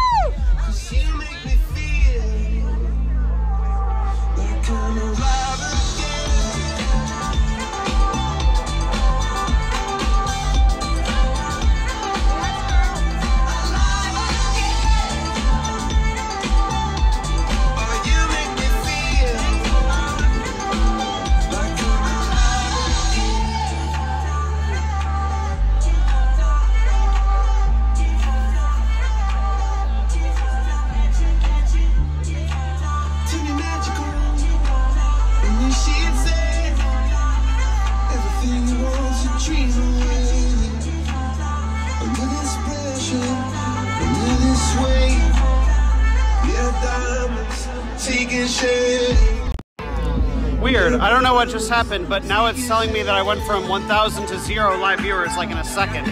So I'm going to shut down this live stream and then start a new one. If anyone's watching, I'm going to have a part 2. I'm not sure if Facebook's broadcasting anymore. We got off of that Democratic plantation. September of 2015, we switched our party to Republican so that we can vote for Donald J. Trump. It was no more going back. And not only did we do it, we told everyone to do it. We got tired of the trickery and the games.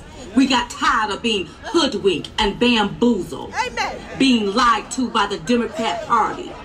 They go in with one agenda and come out filthy rich and didn't have an agenda for the American people.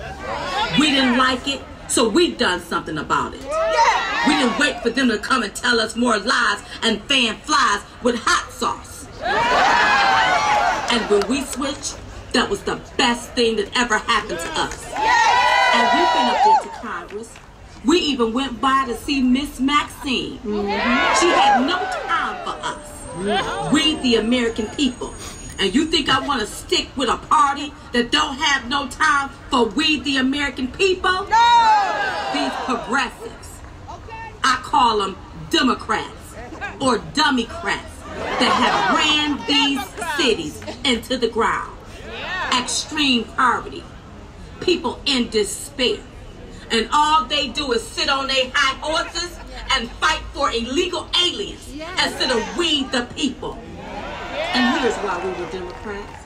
Because we were conditioned that that was the way that we were supposed to vote. See, they the one that created the Jim Crow days.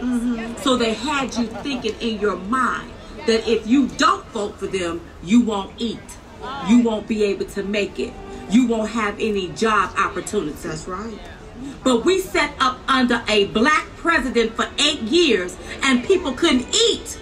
So he had to give them food stamps. People didn't have no economic opportunity. So he gave them an Obama phone. And we thought we didn't need a hand out, we needed a hand up. We decided to bring back economic opportunity, bring back jobs where people can thrive, not outsource our jobs and leave the American people riding dirty. We ran and ran like hell. And we're not the only ones. Other people are walking away too. Yes, we are.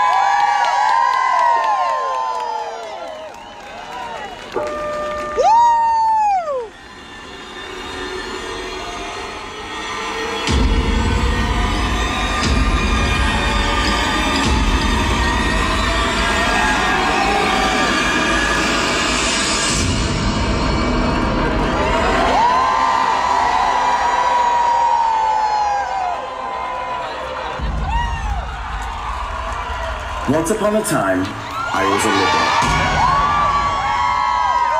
When I grew up, I was told by everyone around me that I was to be a proud Democrat. I was born and raised in the Democratic Party. My husband and I have always been Democrats. I've been a Democrat since I was 18 years old. My family, and we're Democrats. All my life, I voted Democrat. I was once a Democrat.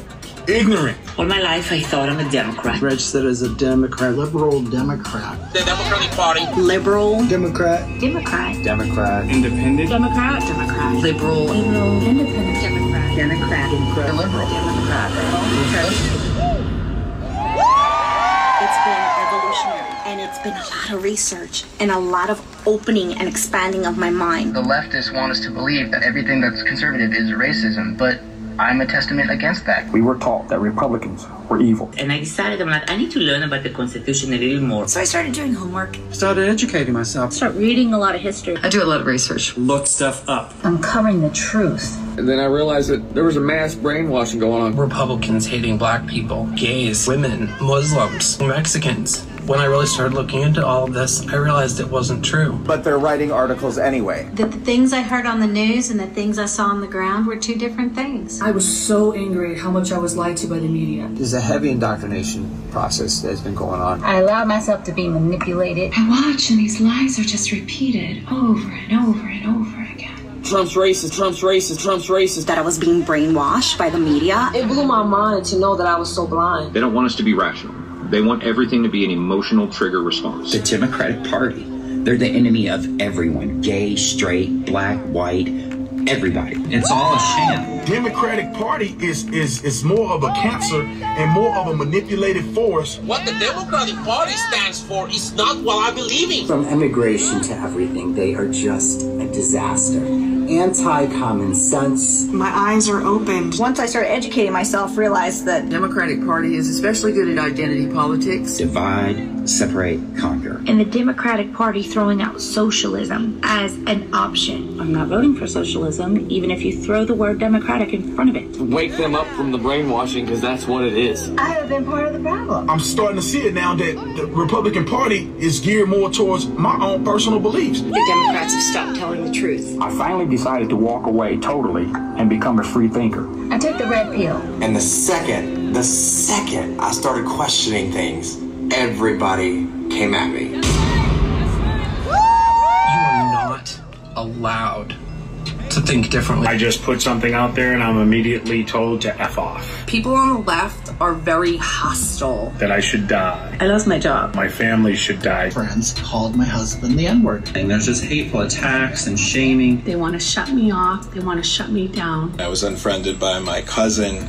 and my uncle. Within an hour, I had lost over 500 friends. I lost at least half the people on my friends list on Facebook. They've also left me behind. Losing friends, losing family members. Real relationships broken. This hippie school, Peace, Love, and Happiness, saying that I was a racist because I wasn't supporting Hillary Clinton. People hop on my page and called me the C word and bitch and Nazi. I was labeled an Uncle Tom and was targeted for ridicule. I was called every name in the book. Racist bigots, low IQ voters, Homophobic, bigot, A white supremacist, A worthless piece of shit. misogynist, homophobic, xenophobic, a tramp and a slut, White supremacy. self-hating gay, An Islamophobe. a Nazi, transphobic, Racist. sexist, a racist, sexist, homophobic, treating conservatives like second-class citizens. It's no longer acceptable to have a different opinion. The Democratic Party have become fascist. I am literally fearful that someone might physically hurt me. I've been afraid. I'm afraid. In fear of my safety. And that fear is very real. I was even told that they were going to kill me. I have to hide. And the protesting and the hate and the division and the racism. And it's just gotten worse. And not with just speech protests. It was met with violent protests. You had people getting bricks thrown at them, sticks, baseball bats. Throw things through windows. I was disgusted by it. What's with the violence, man? I mean, come on. Stop being so emotional and use your brain for a change. I want to say to all of you who have walked away, thank you. Thank you for letting my voice be heard finally. I feel like this campaign has saved me. I am free. This group gives me hope. One of the most accepting group of individuals that I've ever been a part of in my entire life. Welcoming and inclusive. Intelligent. Extremely well-informed. Love and compassion. Beautiful conservative people with a big open heart. I'm so inspired. We're all waking up, and we're finally walking away. And to all our friends who are not our friends yet and you're still on the dark side, give it a chance. We are waiting for you. I want our voices to be magnified so that people know it's not a taboo to support conservative values.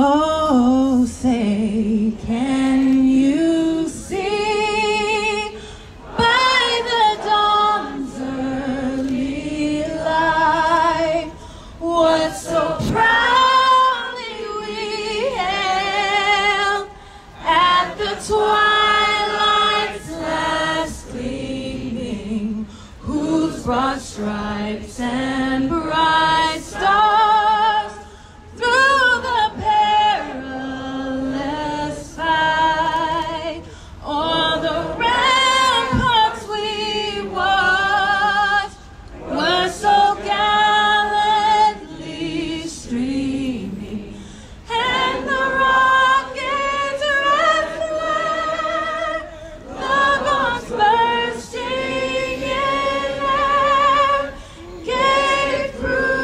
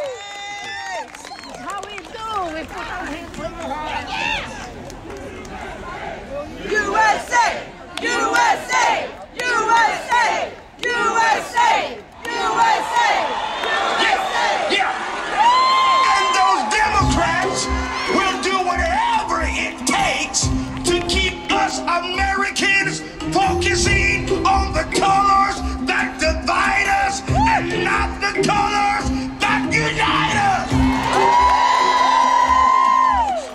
We are declaring right now today that we are determined more than ever to listen to the cries of the disenfranchised, the low income, the at-risk communities. We are more than ever. We will solve the problems together. Together, together, together, together.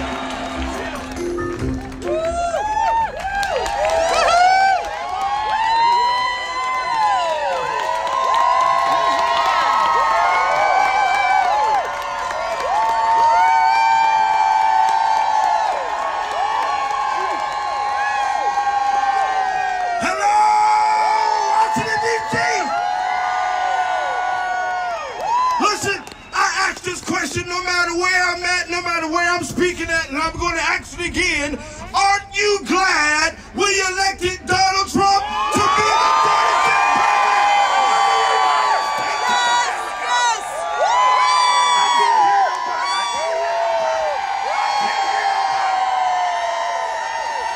Listen, I am so excited to be here today to make a loud declaration to the world that we are tired of those race-baiting Democrats.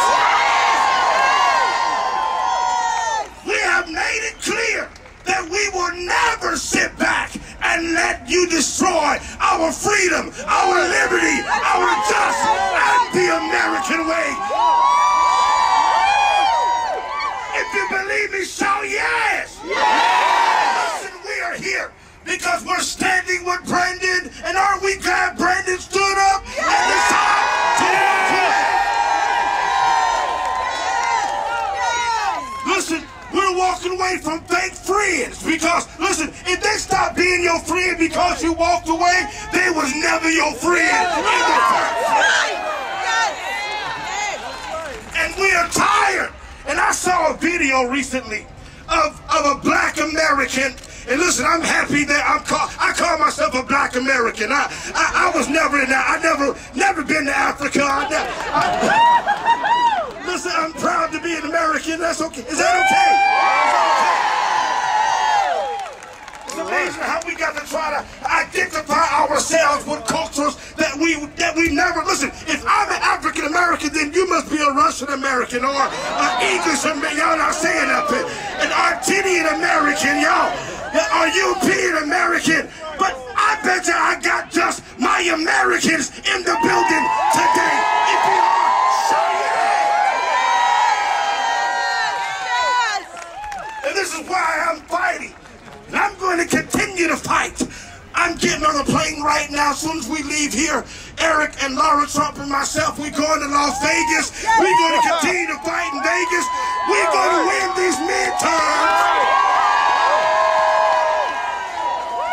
To make sure that we retain the House and the Senate to support who I believe is the greatest president that America has ever seen. Donald J.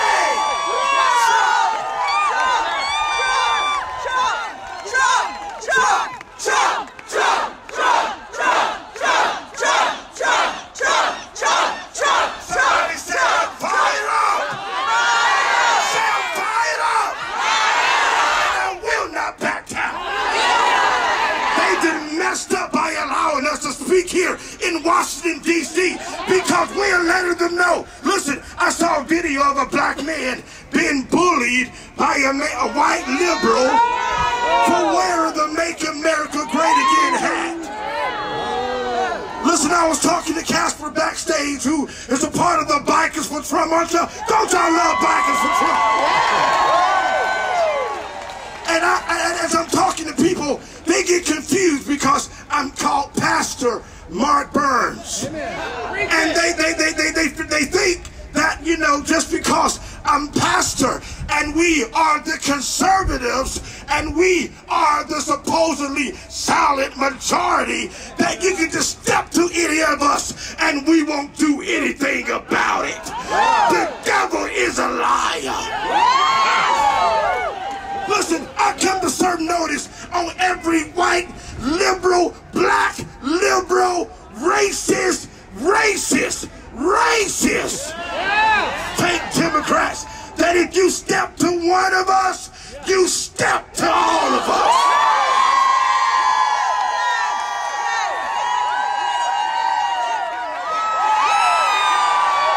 I can't hear nobody. And this is why Donald J. Trump speaks so boldly, because I don't care about CNN. I don't care about MSNBC. I don't care what the liberal media might say. We don't belong to them. We belong to God Almighty.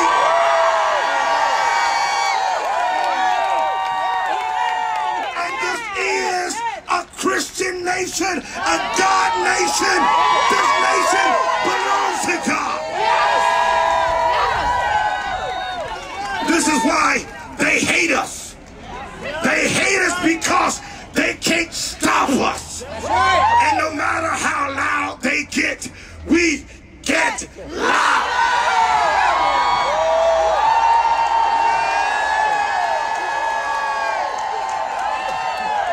USA! USA! USA! USA! USA! USA! We've come to declare war on every person that's trying to destroy our way of life here in America.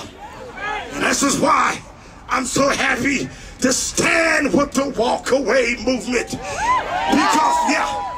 Because we are walking away from liberalism. We're walking away from hatred. We're walking away from bigotry. We're walking away from fake people who try to declare that immigrants are more important than the citizens of the United States of America.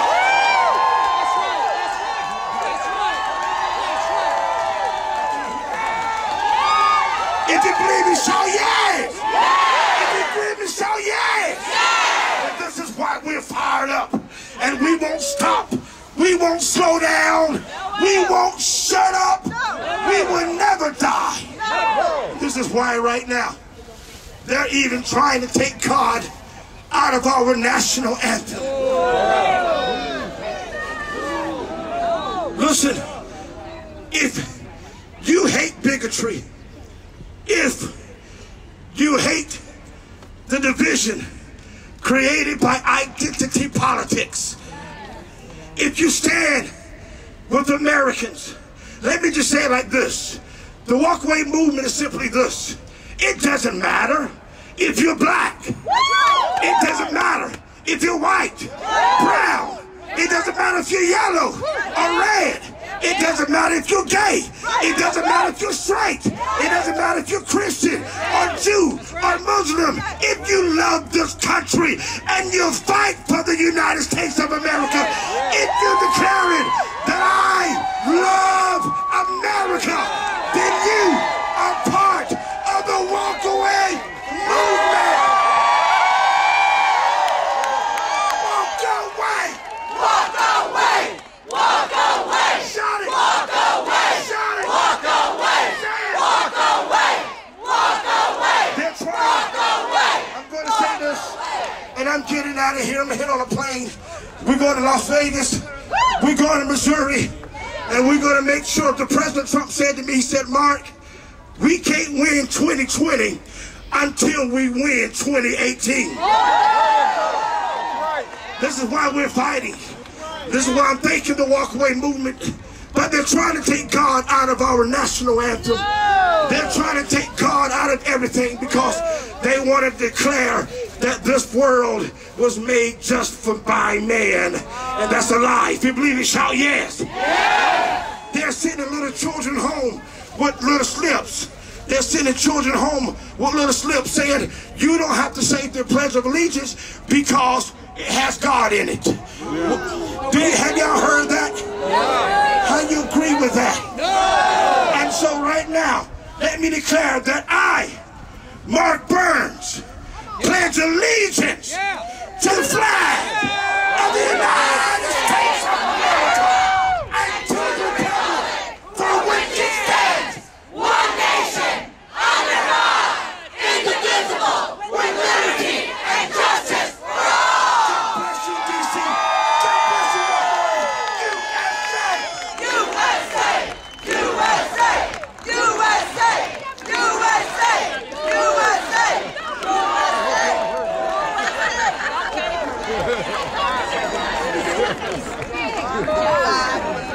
Ladies and gentlemen, please welcome yet another American hero and patriot, Lieutenant Colonel Buzz Patterson. Lieutenant Colonel Buzz Patterson. I actually lived with the Clintons within 2 minutes response time from them, no matter where they were. As a military expert. Can we count on you coming out in support of Mrs. Clinton? I said, no. Well, can you just be quiet? And I said, no. Hillary, once crossed, is always crossed. Best-selling author. President Bill Clinton lost the frickin' nuclear codes. Hillary Clinton, what an evil. CNN to MSNBC to ABC to CBS, they sing off the same sheet of music. Hillary and Bill have very incendiary tempers and language. Bill didn't have a moral fiber in his body. The DNC is sitting out these talking points and expecting us all to believe that. Bill would be one of those guys that could just blow up. Thank God, not the future president, Hillary Clinton.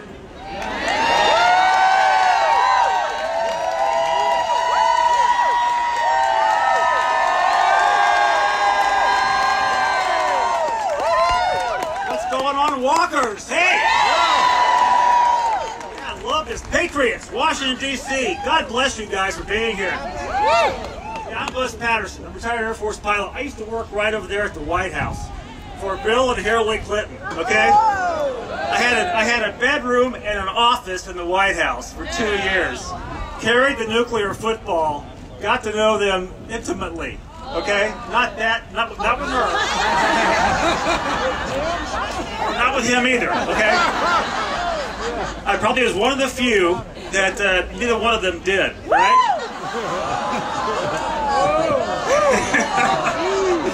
So I actually, to be completely honest, I was an Air Force pilot. I was asked to work for the Clintons in 1996. I was politically naive. I served my country. I came in under Ronald Reagan, an awesome commander-in-chief. Absolutely. Served my country, flew in combat all over the globe. 69 countries in my years, 20 years in the Air Force. Thank you very much. My privilege and my pleasure to do it. I was so honored because I love this country. I used to go to combat with the American flag on my uniform, on my flight suit, okay guys? I fought for that. And I'm so proud to be part of this movement because I walked away after leaving the Clinton White House. I couldn't wait to walk away from the Clinton White House, okay? So I got there as a young major in the Air Force in the spring of 1996, and I was just so privileged and honored to have been asked. You can't apply for that job. They found me. They asked me to do the job and carry the football and be with them 24/7 for 2 years. I was proud and honored and privileged, and I walked away 2 years later disgusted and amazed at the depths to which Democrats and the Clintons will go to undermine our country, undermine our Constitution, undermine our flag, undermine our military. And it's got to stop. So the walk-away movement, Brandon found me a little while ago, a few months ago, and asked me to do this, and I'm so proud to be here because I walked away after the Clinton administration, and I've never looked back. I wrote a book called Dereliction of Duty in 2003 because the Clintons are derelict in their duties, and they will not go away. In fact, she's thinking about running in 2020. Can you guys imagine this?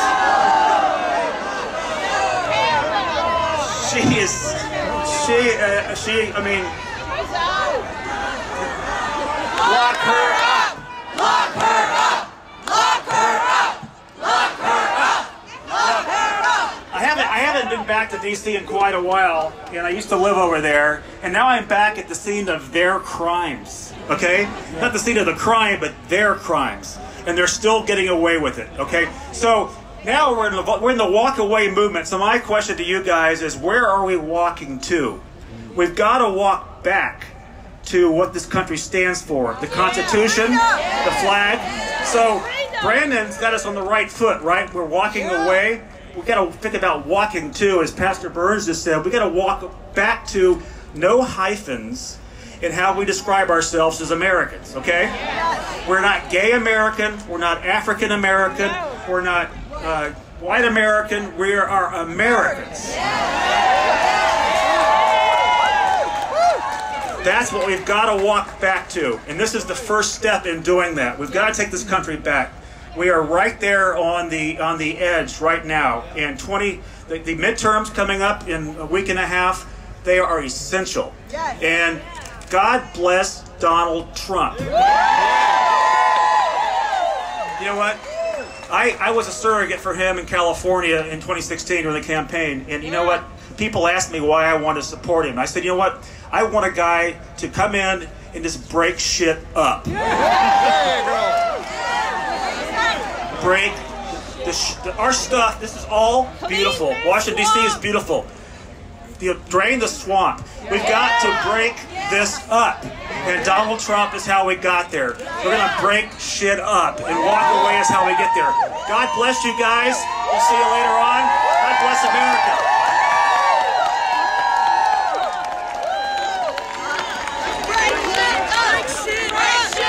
Mason, you're the author of Tribalism. Mason, welcome to the show. Good to have you. Always a pleasure. Knowledge is power. I am free because God Almighty created me. No longer can black folks suspend reality and believe all the nonsense that liberals are saying to them. We have woken up. The group Black Lives Matter.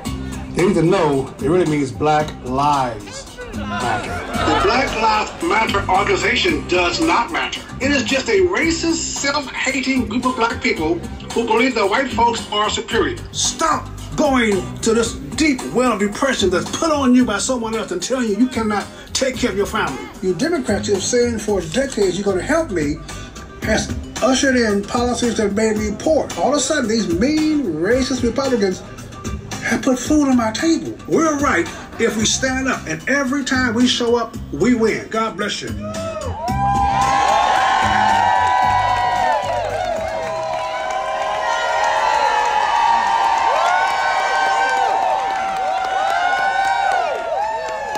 God bless America. My name is Mason Weaver, and I am an American.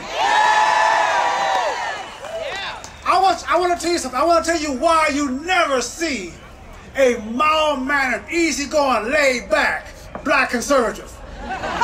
There's a reason why. We have an attitude.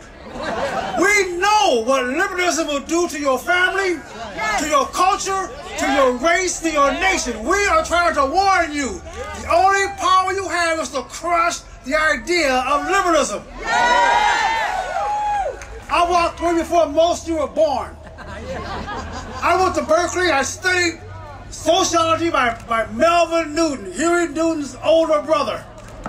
I campaigned for Ron Dellum, the communist out of California. And I'm telling you, liberalism has to be confronted. It has to be looked at. It can never be compromised with. You can never compromise with them. Have you ever seen a happy liberal? Never. When was the last time you saw Maxine Mercury Water smile? We don't know how. I mean, you have never seen it. No. They are the party of misery, of depression, of anger, of frustration. Yes. You have to hate yourself to love liberals. Yes. Now, the idea of liberalism is not new. It is a spirit. It's the same spirit of feudalism, of serfdom, of slavery, of abuse for women and children. It's the same spirit. It must first break your urge to take care of yourself. I'm going to tell you, on the plantation, you had 100% employment rate. Yes, you did. Every slave had a job. Every slave had low-income housing called Brokeback Mountain. They got messed with every day. Every slave had master's medical program. Work you to death. Every slave had the care and comfort of master's property. If you thought like a slave, if you accept the concept of being a slave, you think your only hope of success is to be the best slave on the plantation. Freedom was scary. Freedom was frightening because you thought you got your food from master's bowl. And if you leave the plantation, you're going to lose the food in that bowl. And I studied that at Berkeley. I was a radical student. I hated America, and I studied the concept of that bowl. And I realized that bowl was master's, but my goal was mine. I I realized that nobody could keep me from earning what I desired in life if I worked hard for it. I finally realized that hard work works. Hard work works. So I got tired. I had enough.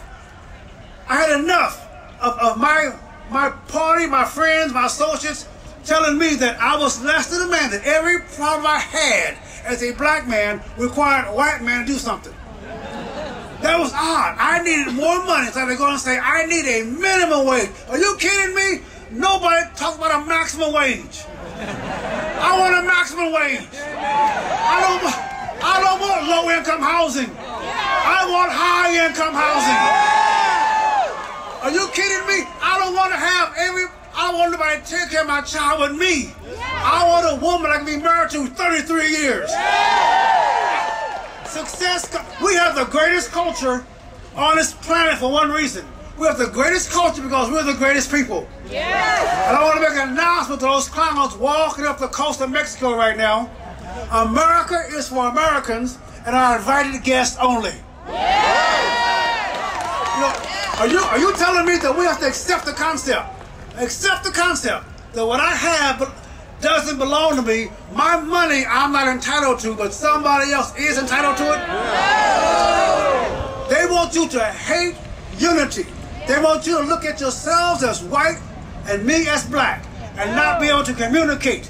I don't care what color you are. I don't care what your income is. I don't care what race you could claim to be. I want to know, do you love America like I do? Are you ready? Do you have enough? Have you decided that we're going to recreate the greatest country on this planet because we're going to ignore the garbage from the left? We're going to ignore the noise about dissension. We're going to take ourselves back and march here in Washington DC and announce to the world, we are free because we are here. God bless America.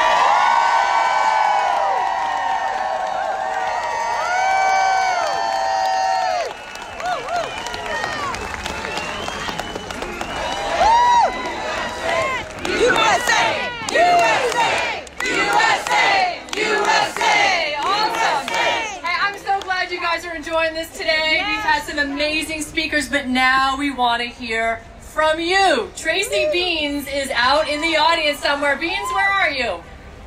Beanz, show me your hands. Come on, Beanz. She's short. Beanz, you're with somebody. Put him on mic. Hello. Oh, there we go.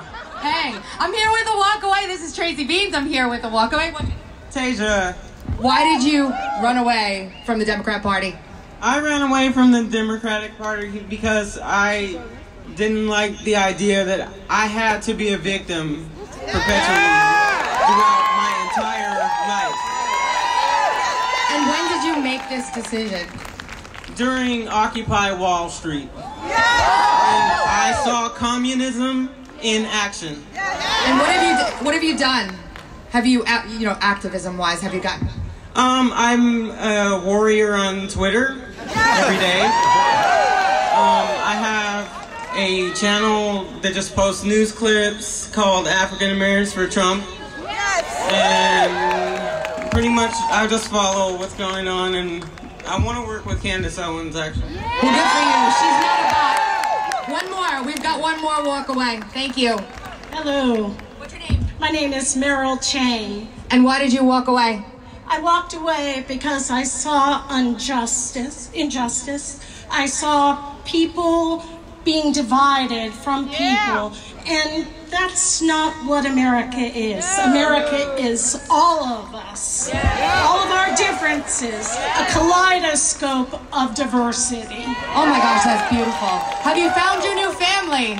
I have.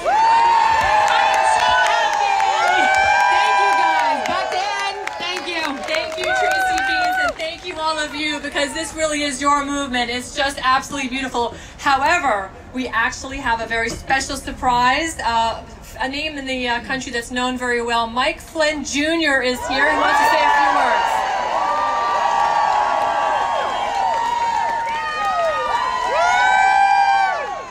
Wow, this is incredible. I got a couple of things to say, and thanks. The love and support you have shown my family over the past 2 years has been absolutely incredible.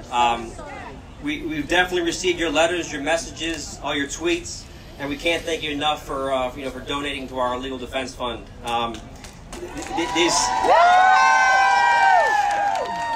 These have obviously been trying times for my family, given the absolute corruption we've encountered, and we could sit here for the next hour talking about the deep state and all the the terrible players in that. Oh, it's definitely disgusting.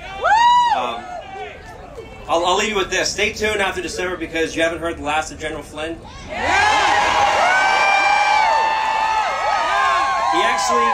He actually sent me a text right before I came on and wanted to give me wanted to give you one message. Vote for America on November 6th. Thank you and God bless America.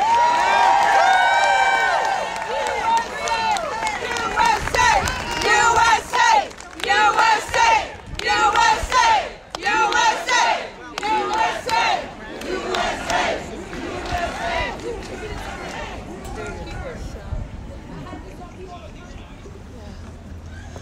Oh, beautiful for spacious skies, for amber waves of grain, for purple mountains, majesties above the fruited plain.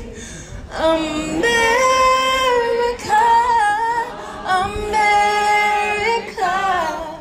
God shed His grace on me and crowned my good with brotherhood from sea to shining sea.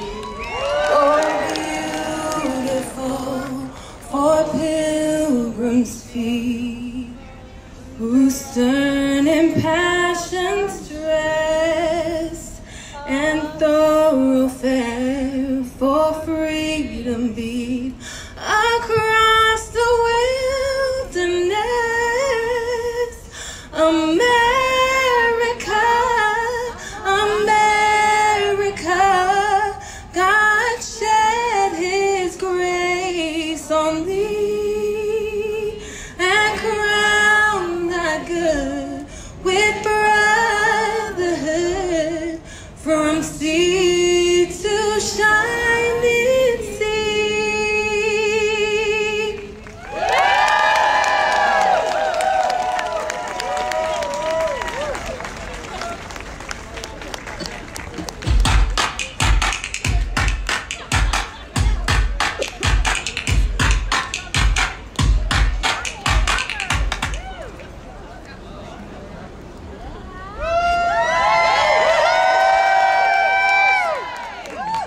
America! Look at yourselves. You are beautiful. This is awesome.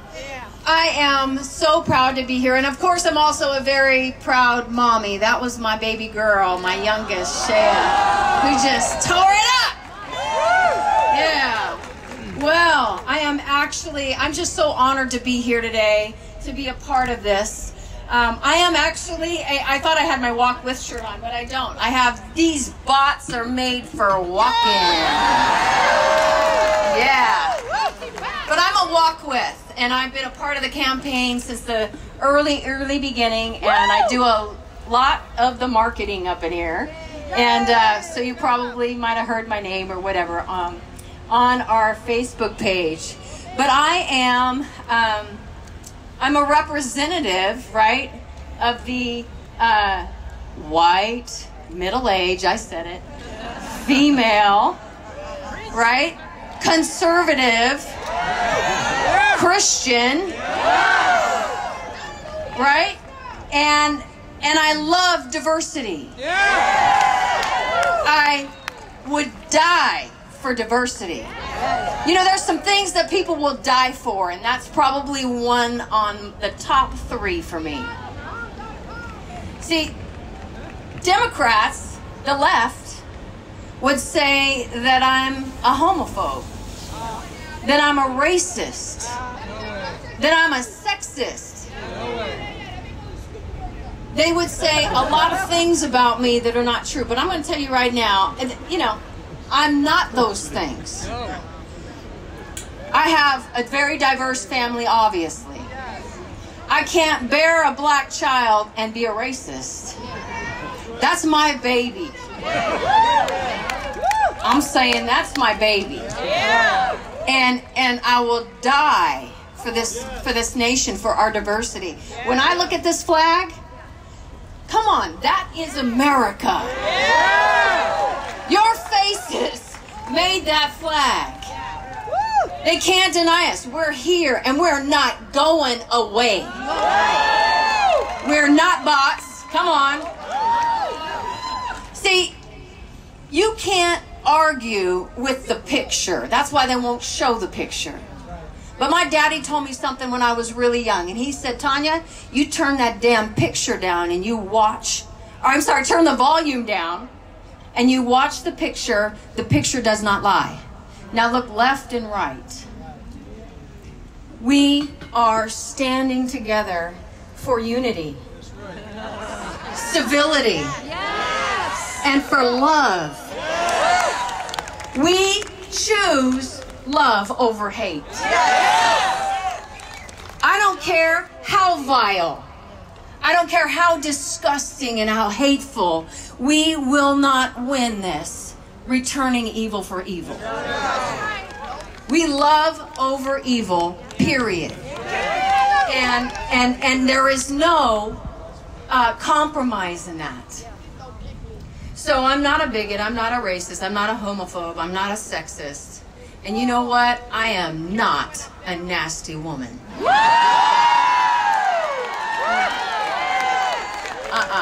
I'm a lady. And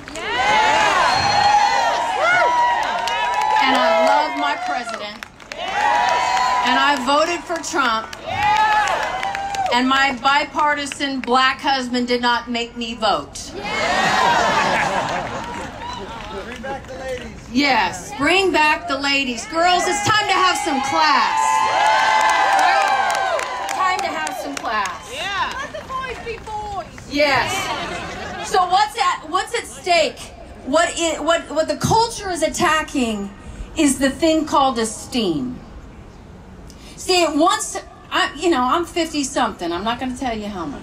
But I remember when it was good and right to esteem this nation, to esteem our president, to esteem our flag, to be grateful and sincerely moved when I heard the national anthem. See, when our esteem is attacked as individuals, it's not good enough. You can't be a white person and have empathy for a black person. That is a lie. See,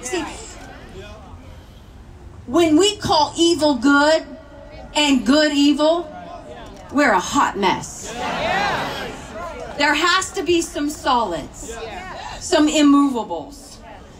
And so we need to esteem America again. Esteem ourselves as individuals. I can get you without being you. I can love you when I don't look like you.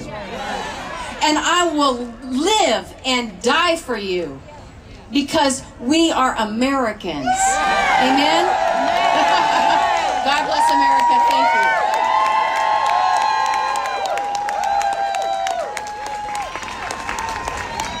Miss Tracy Beanz. What's going on, Tracy? Hey, what's going on? Thanks for having me on. I talk about political corruption and I expose that stuff. Somebody in there is feeding information to the outside. The most important thing right now is to kind of weed out this corruption. Extremist rhetoric from the Democrat Party. Enough is enough with that already. Dehumanizing people. You know what I'm saying? Like, it's angry and I'm angry. I'm sorry, I'm angry. I'm a very staunch supporter of civil liberties and small government. I really feel very strongly about integrity of information.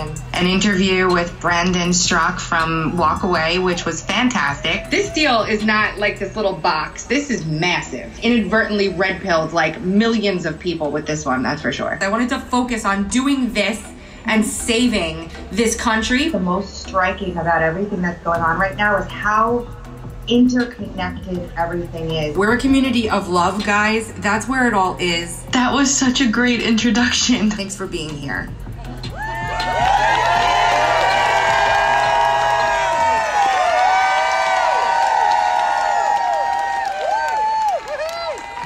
Wow.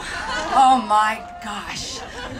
Well, before I begin speaking to you beautiful, amazing human beings, I just wanted to thank our corporate sponsor, 200 Deep, who helped us to put all of this on.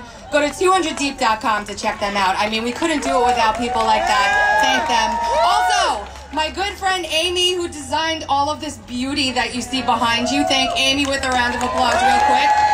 And my friend Jan, who stepped in to help me too. There have been so many amazing people. And Tracy, I mean, gosh, we could go on forever, that came together to make this happen.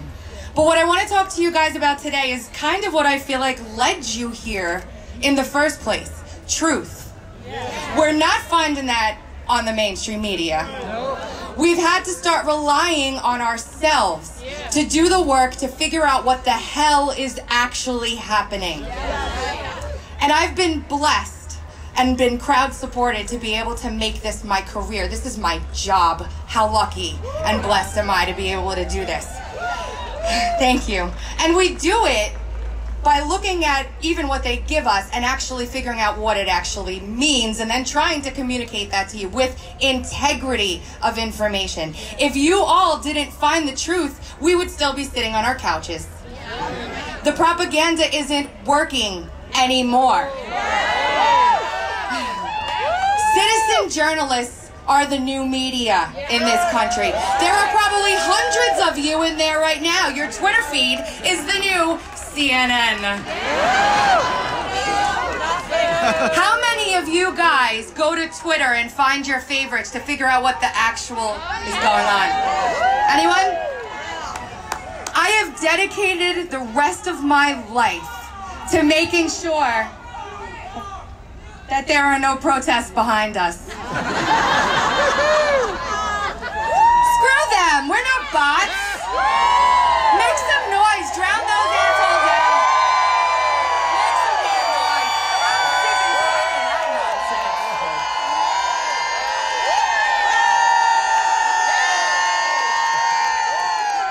That's what I'm talking about, people.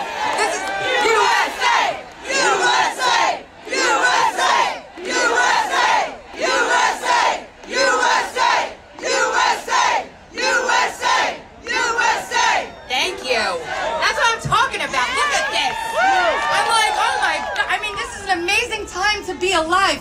You and you and you and you. We're saving the country. What we're doing right now is groundbreaking. It's amazing. It's beautiful. It's love. None of the stuff they say about us is true, and we're proving it right now. This whole square is packed with people. Look at you guys. I mean, this is amazing. I've been blessed to work on this event with Brenden from the very beginning, and thank you for allowing me. Thank you to the people that support me, that allow me to do this and pour my heart and soul into it. Thank you to my husband and my kids who sacrifice their time with me so that I can bring you guys news, real freaking news. That's it. It's all about citizen journalism. Support your new media. I love you guys. God bless you. Find me on Twitter at Tracy Beanz with a Z. And I will talk to you all later. Lots of love.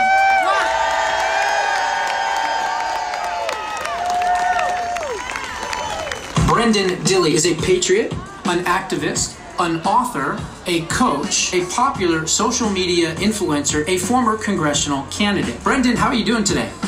I'm doing excellent, Josh. Thanks for having me. Invite your friends, invite your family, invite your coworkers. It's on. Nothing is as it seems. I don't tolerate weak and I don't tolerate stupid. Public record now that the Democrats attempted to intimidate, coerce, and tampering with witnesses during an FBI investigation. Woo! I'm sure the mainstream media is reporting this to you, right? Oh, they're not? Kavanaugh is the linchpin on the whole thing. This Central American caravan. A bunch of people who didn't have a job and were promised big money along the way. This is Soros and Deep State written all over it, right? You know these fans who have, got so triggered over my language? God bless you. God bless the President of the United States for the job he's doing. And God bless America. I will see you guys in the morning.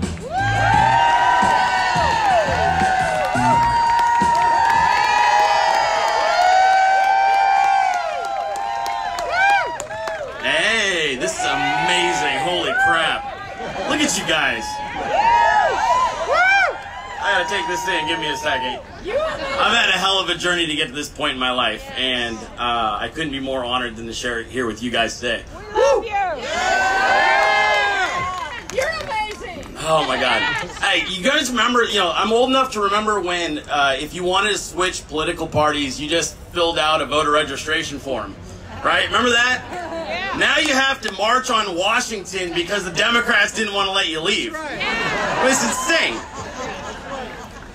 I mean, I was thinking about this yesterday, and I'm thinking to myself, we used to just go, you know what, this year I'm not feeling like a Republican or a Democrat. I'm going to go ahead and we're going to change my party affiliation. But that's not what this was about for many of you. You guys didn't just walk away from a political party. Many of you walked away from family members and friends and entire careers. You walked away from social circles. You walked away maybe from romances. It wasn't so simple, right? It wasn't just filling out a voter registration form this time. This time it meant way more. And for that you all deserve to be commended for that. All of you, the courage it took to do that. The voter registration form was the easy part.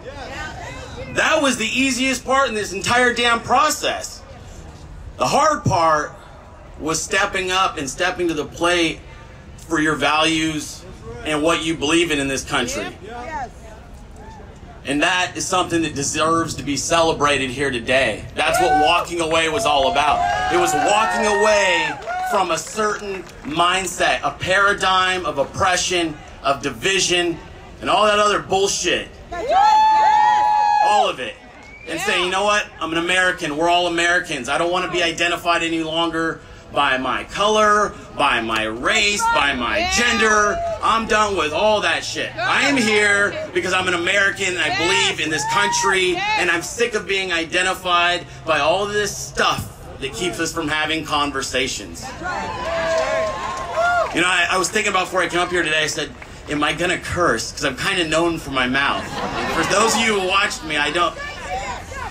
All I do, look, we all have something that we try to do. And my something is trying to make sure that freedom of speech is as big as humanly possible.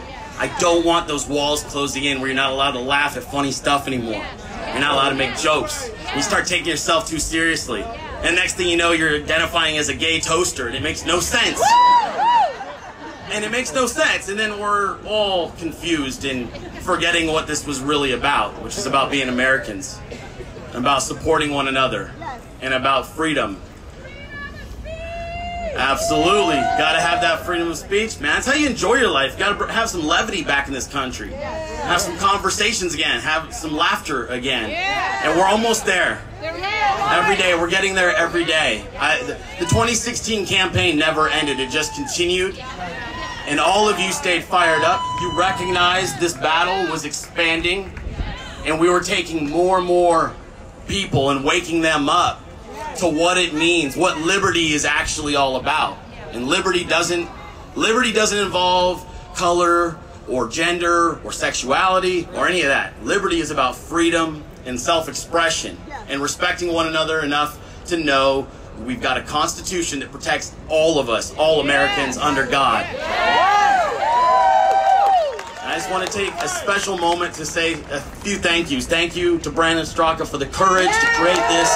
Thank you to Tracy Beanz, everybody who put in all of the hours to do what they did with a first-class event that has kept us all safe and brought us all together. Thank you to all of you. Thank you to my beautiful fiance who allowed me to be here by watching our 4 children, and my mom who helped out, and all my family. But I love you guys. I appreciate you deeply. You have no idea how much your messages to someone like myself, who's just a normal guy, what it means to me to have the courage to keep going with my story. So thank you guys. God bless you, and keep walking away. Thank you.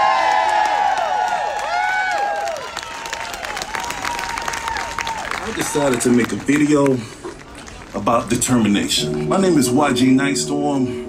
And when I tell you, I understand when life kicks you in your backside and that foot gets so far up there that you have no idea how you gonna make it out. I've been there. To hell with your haters. To hell with the naysayers. And to hell with anybody that's trying to hold you back, telling you you cannot do something that you know you are destined to do. Forget that kind of talk. These people don't control your life. You control your future. I want you to get it. I don't care who tells you whatever. You tell yourself you can, and you show these idiots that you are the person for that job. The person in the position to help change their life. Because guess what? He changed yours.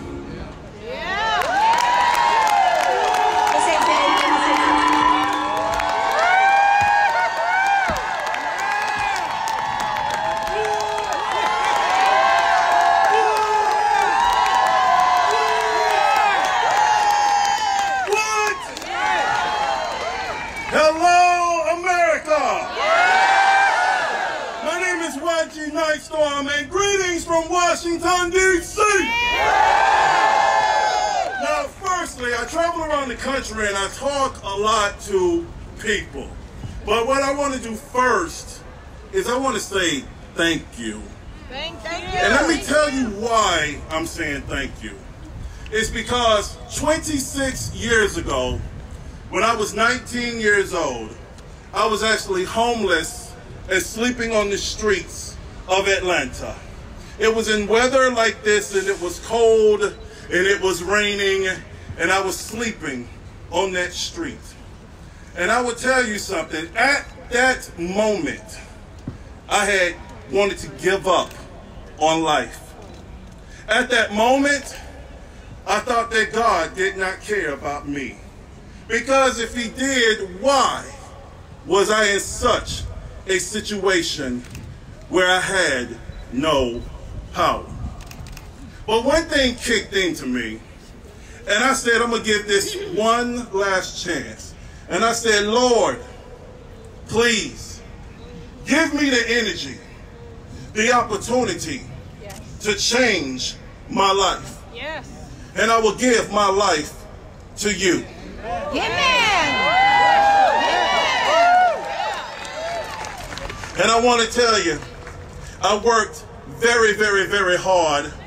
I started to get one job and two jobs because I was actually sleeping in a crack house. I was not on drugs, but it was a dry place to sleep. But when the dope dealer got arrested and the police hauled everybody out, they knew that I wasn't a dope boy because I wasn't wearing Adidas and clean clothes. I was just some raggedy kid with long hair. I was dirty and I was smelly. And they said, you can't possibly be one of the dope boys. I said, no, officer, I just like the place to sleep. But anyway, once they got arrested and I kept on working and I kept on working, I moved out of the dope house and I slept in a house that had rats and roaches. And then I kept on working and I kept on working and I elevated to a house that just had roaches. And then I kept on working into a place that just had mold. But I will tell you, at that point, while I was homeless and working my way up through, I was on food stamps because at the time I needed it. But I had one job, two jobs, 3 jobs, 4 jobs, 5 jobs, and I was sitting in front of my caseworker, and she said, YG, you make too much money for food stamps. We got to kick you off. And I started crying. And she said, no, don't cry. If you quit 4 of your jobs, you can keep your benefits. Oh, boy. And I said, ma'am, you are mistaken. These are not tears of sadness. These are tears of joy because I no longer need you to feed me.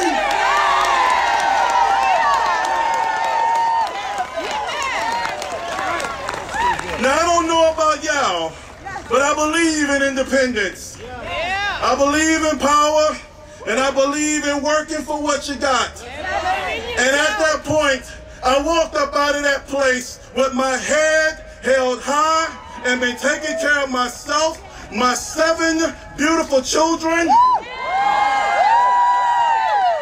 who are all adults now.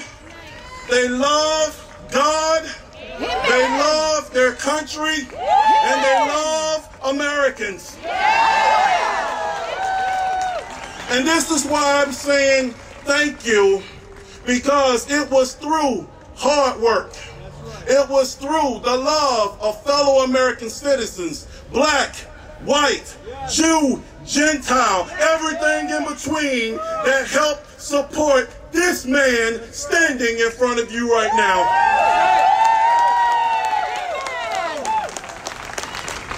So when I tell you, I love America, and America is the greatest country on earth, where it can give anyone from any walk of life a way to improve themselves and become the greatest version of themselves, because we live in the greatest country on God's green earth.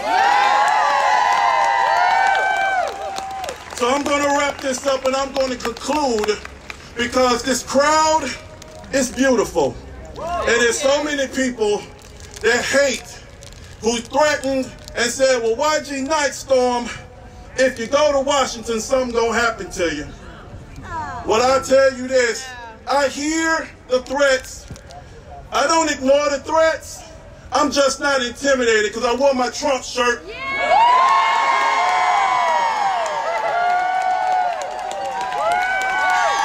it!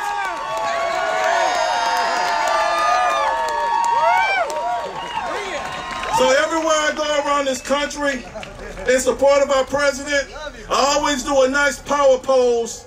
So I always do this right here just to show unity, to show strength, because Kanye West is Superman with his red MAGA hat. But with my black MAGA hat, I'm the Incredible Hulk. And they don't want to see me when I'm angry. Can everybody do a power pose with me? In 3, 2, 1. God bless you, and God bless the United States of America.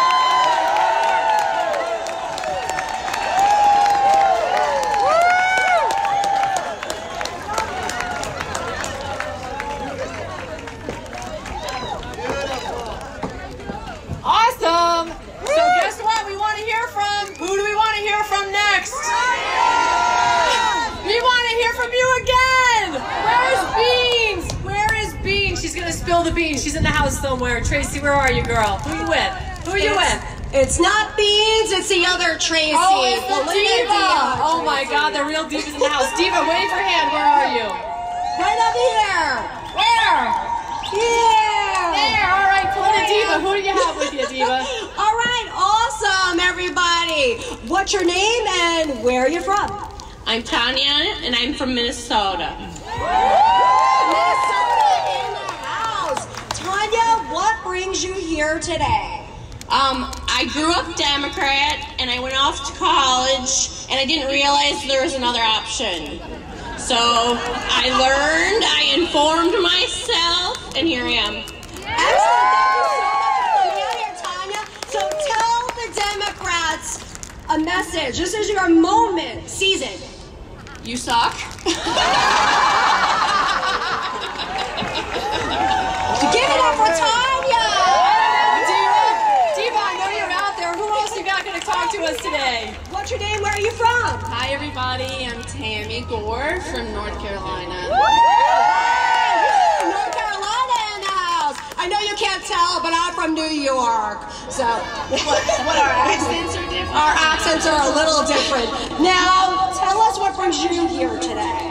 Well, many things, but primarily when I first saw Brandon's video, I was moved to tears because what's been extremely frustrating is the diversity conflict. We need to unify, and Brandon's bravery gave us all something to stand up for, and I'm very thankful. So, on the Republican side, as a conservative, as a woman, as an educated 41-year-old female, I can tell you that I love everybody. I'm none of the folks. And to Brandon and team, thank you. And Mr. President, if you happen to be watching, we love you and thank you. Give it up for Miss North Carolina over here. All right.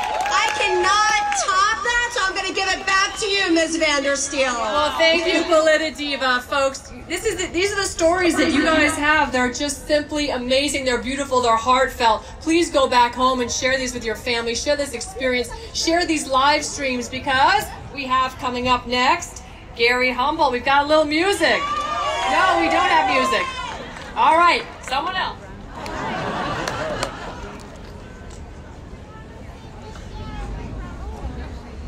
Hi guys, Tomi Lahren here. I'm so sorry I couldn't be there with you for the Walkaway March, but let me tell you, I am definitely with you in spirit.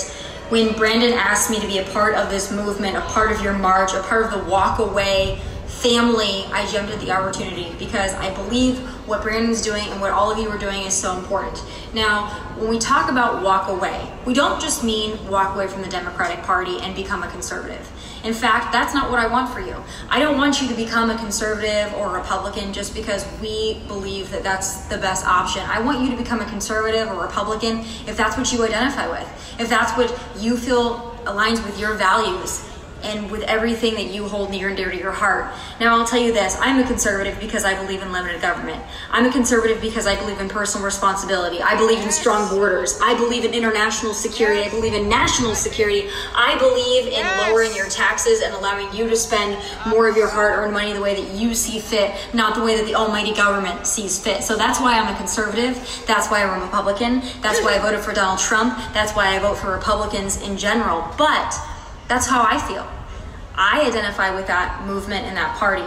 But when we say walk away, we don't just mean walk away and become a conservative because people are telling you to become a conservative. We're not telling you to become a conservative. We're telling you to think for yourself. I don't want to tell you how to think. I just want to tell you to think.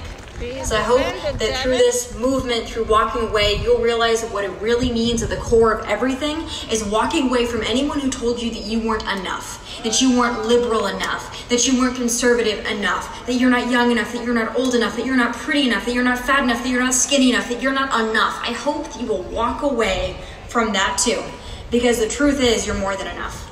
Truth is you're nobody's victim. Don't allow anyone to make you feel like a victim, because I can tell you this, no one ever reached their dreams waiting for their handout.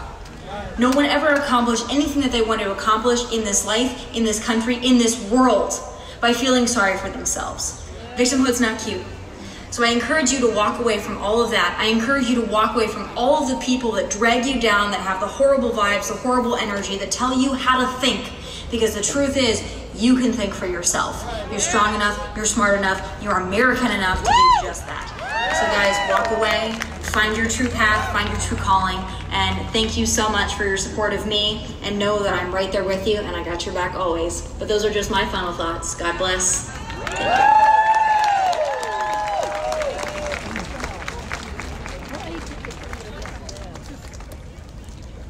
The actress Stacey Dash. Her new book is From Clueless to Conservative. Stacey Dash, quote, an independent thinking black woman who dares call their bluff. What do these hardcore liberals in Hollywood say to you? Republicans are racists, homophobic. Women for Trump. Yes. Why? Because I want him to make America great again. If you're a conservative, get a backbone, stand up for yourself. We have to respect law enforcement. If we don't want segregation, then we need to get rid of channels like BET. I have to stand for what I believe in. The government is the problem. I support the Bill of Rights. Quote, BET lies to American black people by telling them that the rest of America is racist. If it were the other way around, we would be up in arms. This liberal, tolerant society, what they're not. The Democratic Party is not the only party that can represent them. Family is the key. Democratic, plantation mentality. I am going to be a catalyst for change. Make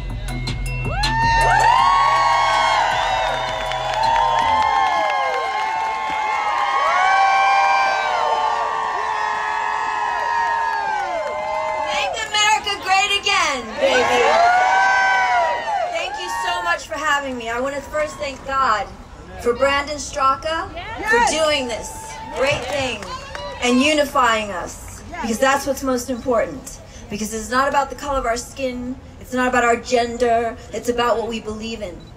It's about our principles and what we want for our country, which is the United States of America. And what better president do we have than Mr. Donald Trump? A man who puts America first, who puts all of us first, and does not define us by the color of our skin. We are not racist. We are not homophobic. We are not asking you to walk away like this woman just said so that you can believe what we believe. We're asking you to walk away so that you can be free. A plantation mentality of people telling you do not think this way or else. Or else what? What are you going to do to me? I've got my First Amendment followed by my second. So bring it. I am so proud of everyone standing here today, and God bless you. God bless you for having the courage to stand up, and more of us need to do that. I know it's not easy. I know it is not easy, and it is a sacrifice, and there are consequences, but guess what?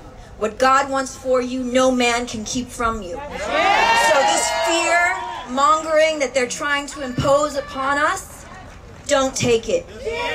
Don't take it. And when they go low, make them come higher to where we are. Period. Full stop. Stand. Stand.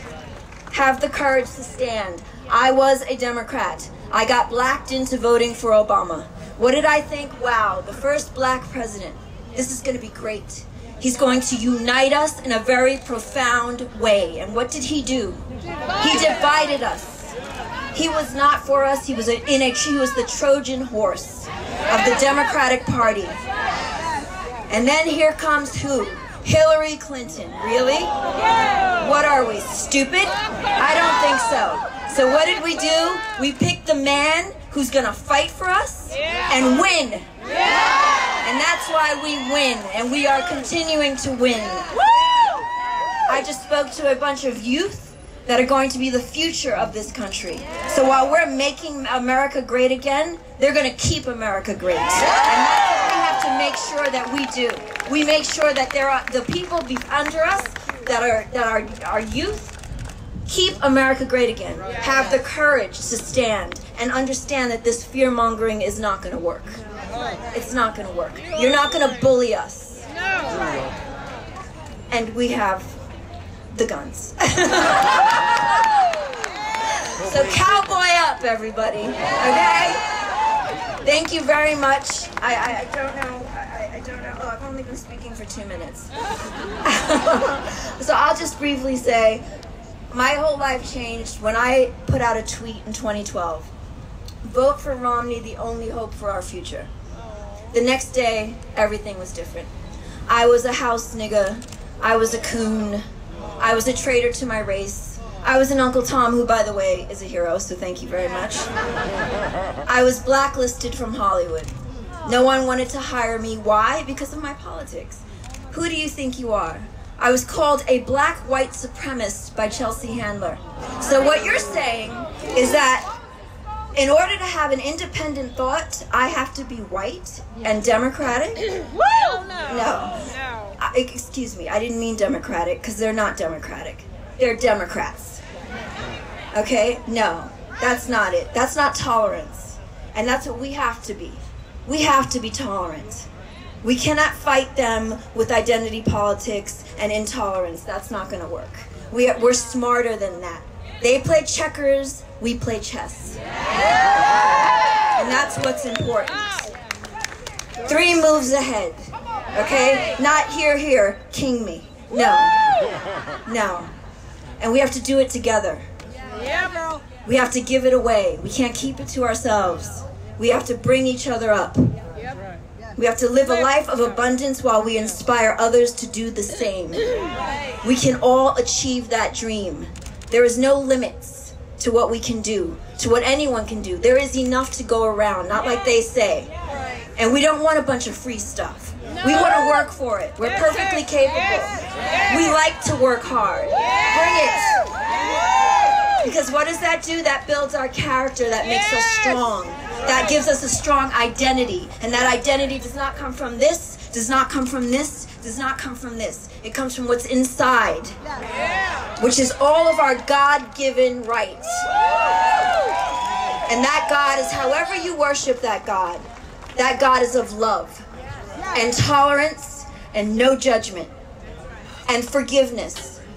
Because if I'm to be forgiven, who am I not to forgive? Thank you very, very much. God bless you all.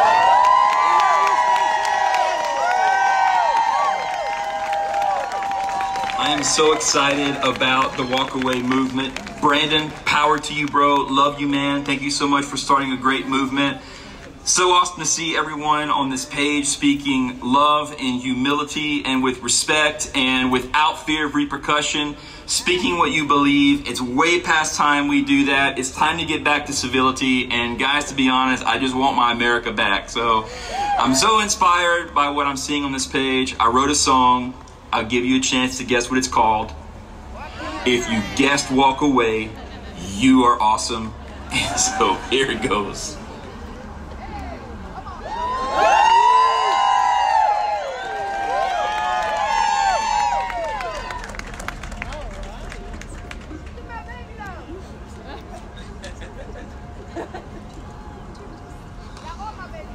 Wow. What's up, Patriots? It is so awesome to be here. You know, I just thought common sense had died. And then I saw all these walkaway videos and I was like, you know what? The America that I love and that I believe in is still well and alive. Yeah. So I feel like because of you, we're just keeping this thing alive, and I've got 3 little boys. I want to hand off a beautiful, wonderful, free America to them. And so thank you for walking away. Thank you for being here. And if you know it, let's sing this together. Here we go, guys. Y'all ready? I am who I say I am, not who you say I am. I'm an American. I'll be who I want to be, not who you let me be. Come on, let me hear it. I'm an American. Yeah. You lie and you justify all the wrong things you call right. That's not American. I won't let you take my voice away from me. Here we go. Walk away from shame. And I don't care if you know my name. I'm an American. Walk away with my pride.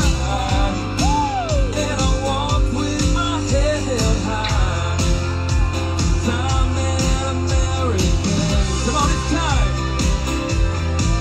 It's time to call out what I despise.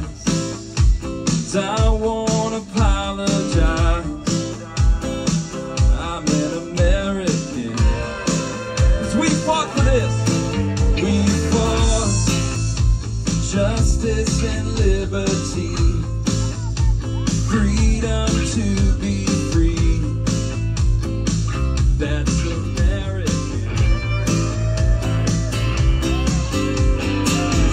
I won't let you take my voice away from me. Walk away from shame. And I don't care if you know my name. Let's hear it. I'm an American. Yeah. Walk away with my pride. And I walk with my head held high. 'Cause I'm an American. Like a taxon on my soul. Made in America. This is more than just my home. I'm an American. Walk away from shame. And I don't care if you know my name. 'cause I'm an American.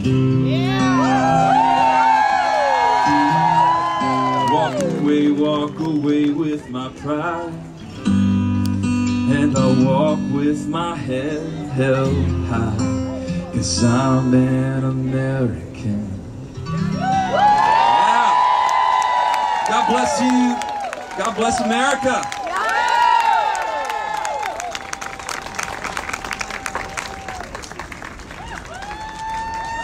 Hollywood elitists, talking about Hollywood elitists, talking about how great Hollywood elitists are. There's no free thinking, there's no free artistry in Hollywood. It's you hate Trump and you're with the group. And the Emmys was a disgusting display of bloatedness. A woman of color, conservative woman, who is sharing my belief. I've always been myself. No, not that Trump girl. Just made my point for me. I made my own point. I don't think you made that point. So love me for my values, not for the way I look.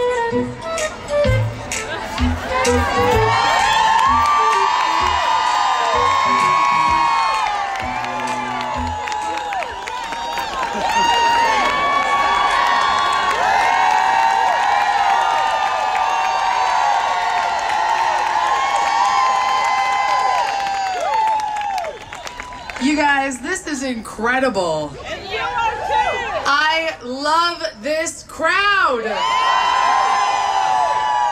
Here we are in the nation's capital, getting lit, because we are free. I want you to say it with me. We are free. We are free. We are free. We are free. I love it. I love the sound of freedom. So I walked away. I love this video. I walked away 2 years ago.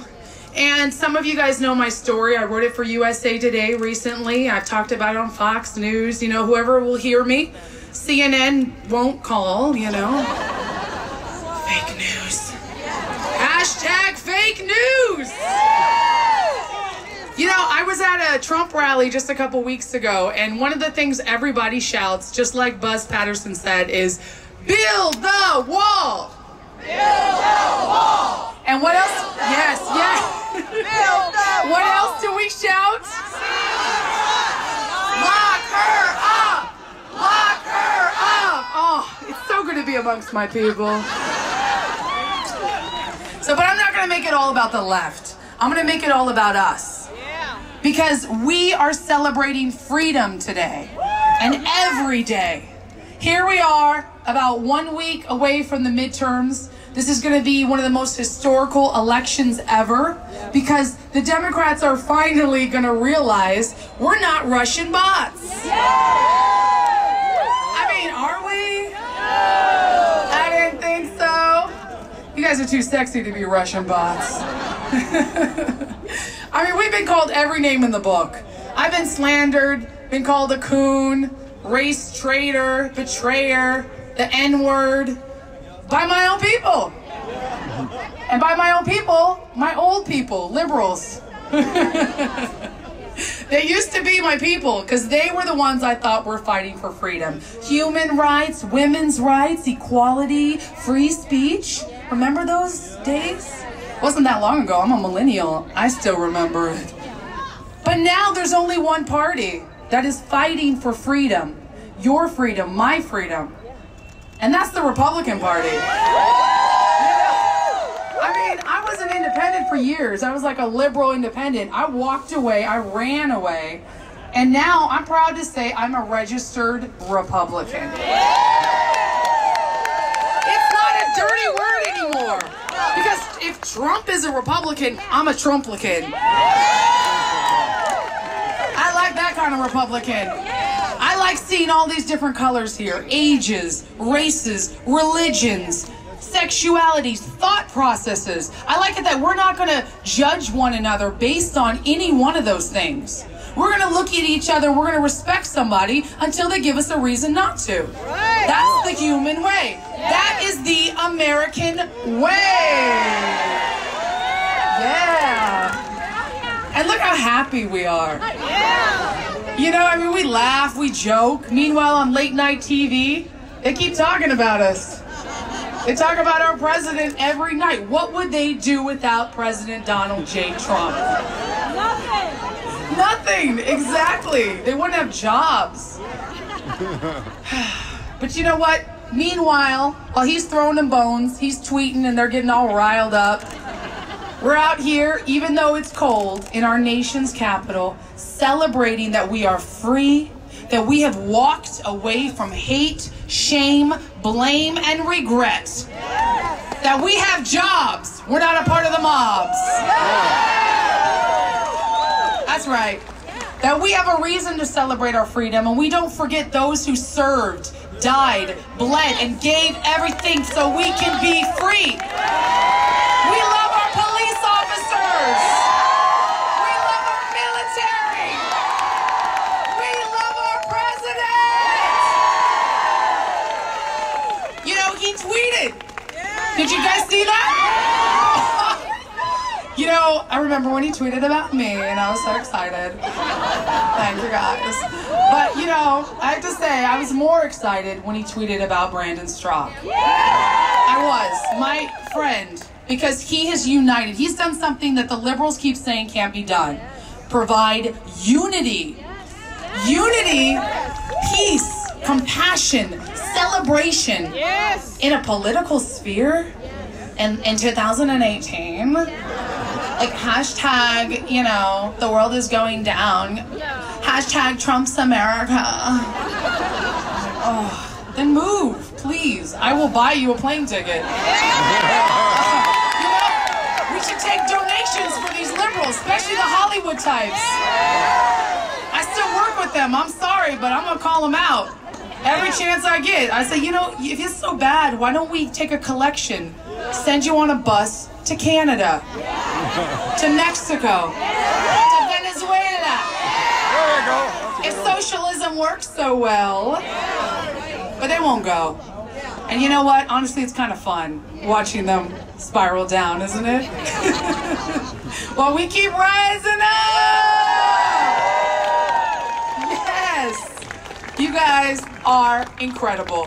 And I just gotta say, I am so grateful to be one of you, to find a new family after the death threats and the, you know, the racism and all the negativity from the left. Just because I came out, because I voted for President Trump, because of the color of my skin, the texture of my hair, they said I can't do that. Well, guess what? You're doing it, I'm doing it, we're doing it again these midterms, and we're doing it again in 2020!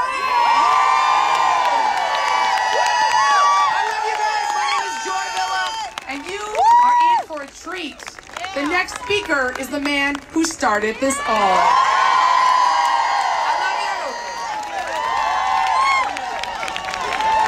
I think that my next guest might be the perfect demographic for the Democrats. He's young, single, gay. He lives in New York City. He's a hairstylist, an aspiring actor, and he's always been liberal. Are you telling us on this show tonight that you are no longer a liberal? As I sit here before you tonight, I am a registered Republican who loves Donald Trump. She is the future, according to the Democratic National Committee Chairman.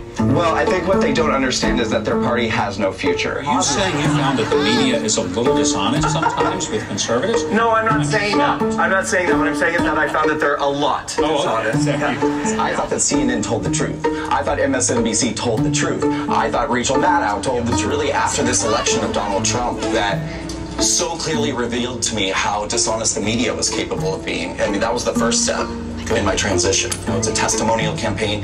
People are creating their videos, they're writing down their testimonials, talking about why they're fed up. They're manipulating minority groups, they're manipulating African Americans, gay people, and I wanted to speak out and do something about it, so I started something called the Walkaway Campaign. What is your mission, ultimately? Ultimately, particularly for minorities in America, racial minorities, LGBT people, I want them to become aware that the Democrat Party doesn't actually support them. They're actually using them, and they're actually manipulating their fears and concerns to get them to vote the way they want them to vote and behave the way they want them to behave. All right. I want to empower these people.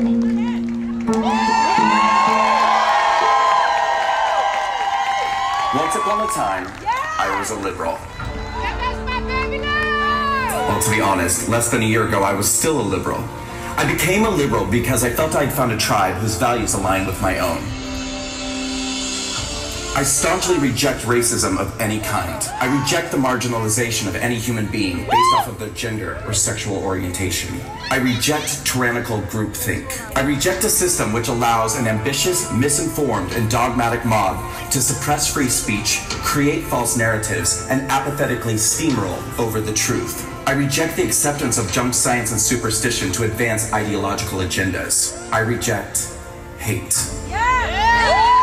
These are the reasons why I became a liberal. And these are the same reasons why I am now walking away. For years now, I have watched as the left has devolved into intolerant, inflexible, illogical, hateful, misguided, ill-informed, un-American, hypocritical, menacing, callous, ignorant, narrow-minded, and at times, blatantly fascistic behavior and rhetoric. Liberalism has been co-opted and absorbed by the very characteristics it claims to fight against. For years now, I've watched as people on the left have become anesthetized to their own prejudices and bigotry, and the prejudices and bigotry of those around them who echo their values. I have watched as formerly sensible people who claim to reject racism have come to embrace the principles of universally hating and blaming all of society's problems on all people who have white skin. I have witnessed the irony of advocacy for gender equality morph into blatant hatred and intolerance of men and masculinity. I have seen the once earnest fight for equality for the LGBT community mutate into an illogical demonization of heteronormativity and the push to vilify and attack our conventional concepts of gender. These same self-proclaimed victims of intolerance now turning on the gay community that they attach themselves to advance their agenda, now calling gay people privileged and themselves victims of injustice. I have watched as the left has allowed themselves to become hypnotized by false narratives and conclusions perpetuated by social justice warriors who misrepresent and misconstrue facts, evidence, and events to confirm their own biases that everyone who does not comply with their prejudicial conclusions and follow their orders is a racist, a bigot, a Nazi, a white supremacist, homophobic, Islamophobic, xenophobic, misogynistic, and alt-right extremist. And I have watched as they have used these heartless and carelessly assigned labels to intimidate, threaten, bully, silence, attack, unemploy, blacklist, and destroy anybody who dares to fight back. They'll come for me, and then they'll come for you. And worst of all, the Democratic Party and the liberal media has embraced, affirmed, aided, and abetted this cult ideology. In an effort to gain voters and maintain power, the Democratic Party that I once loved has joined forces with the extremist left. The Democratic Party and the liberal media now believe their own ill-gotten conclusions and have ominously decided that they, and only they, know the remedy for society's ills. The left has decided that the solution to problems with race relations in America is more racism. The left believes that attacking, insulting, and dehumanizing one group of people elevates another. The left now believes that there are no boundaries when telling lies, omitting the truth, or misrepresenting facts when telling the news, because their end justifies their means. The left has now decided that its point of view is the only acceptable one, and that suppressing, censoring, and banning open dialogue and debate is virtuous and progressive. The Democratic Party has adopted a deleterious belief system, happily and without skepticism, separating people into groups based off of identity, and then organizing them into camps of victims and oppressors. If you are a person of color, an LGBT person, a woman, or an American immigrant, the Democratic Party wants you to know that you are a victim and destined to stay that way. They will insist that you are a victim doomed to exist within a system that is rigged against you, that you are a victim of systemic oppression, that you are a victim of your circumstances, and that no amount of hard work or motivational action will ever allow you to overcome your victimhood or the privilege of those around you. This is perhaps the Democratic Party's greatest and most insidious lie. But if you are a minority in America today, the left-wing politicians and the liberal media don't want you to ever discover this lie. So they bombard us with stories designed to reinforce the narrative that you are in danger, that you cannot succeed. They manipulate your fears and concerns by telling you that you are disadvantaged, disempowered, and disposable to everyone except them. They will tell you that you need them. They will tell you that you are only safe under their supervision. They will promise to liberate you from all that chains you. And then they will do absolutely nothing for you. Once upon a time, I was a liberal. But liberalism has changed, and I will no longer be a part of an ideology or political party that represents everything that contradicts my values of unity, equal opportunity, personal empowerment, compassion, and love. So I am walking away, and I encourage all of you to do the same.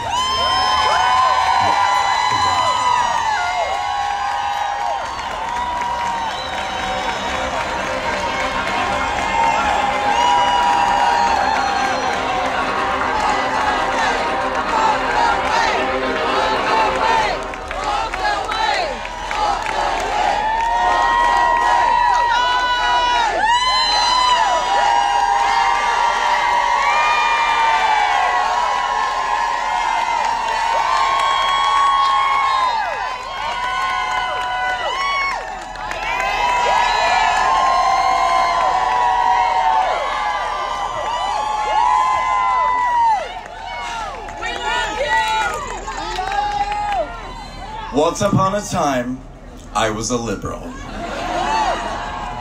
On May 26th of this year, I said these words and a whole lot more in a video I put out talking about why I was walking away from liberalism and the Democratic Party.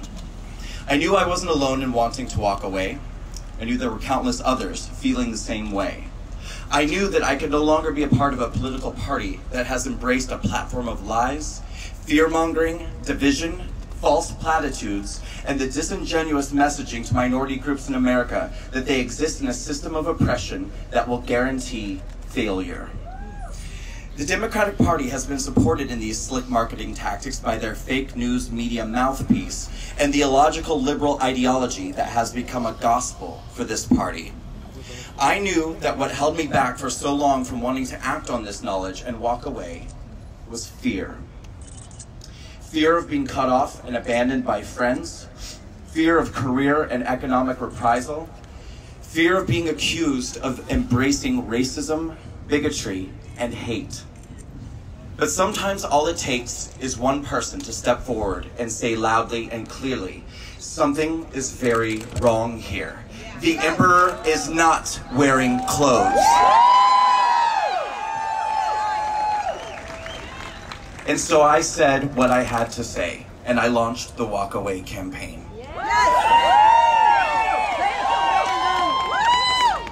I encouraged everybody to stand up and speak out, to create their own video and written testimonials, to tell their truth, to use their voices.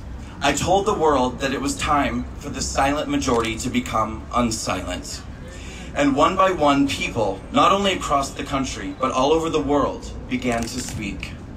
You all began to share your stories. Those of you who have walked away told us about your fears and your pain.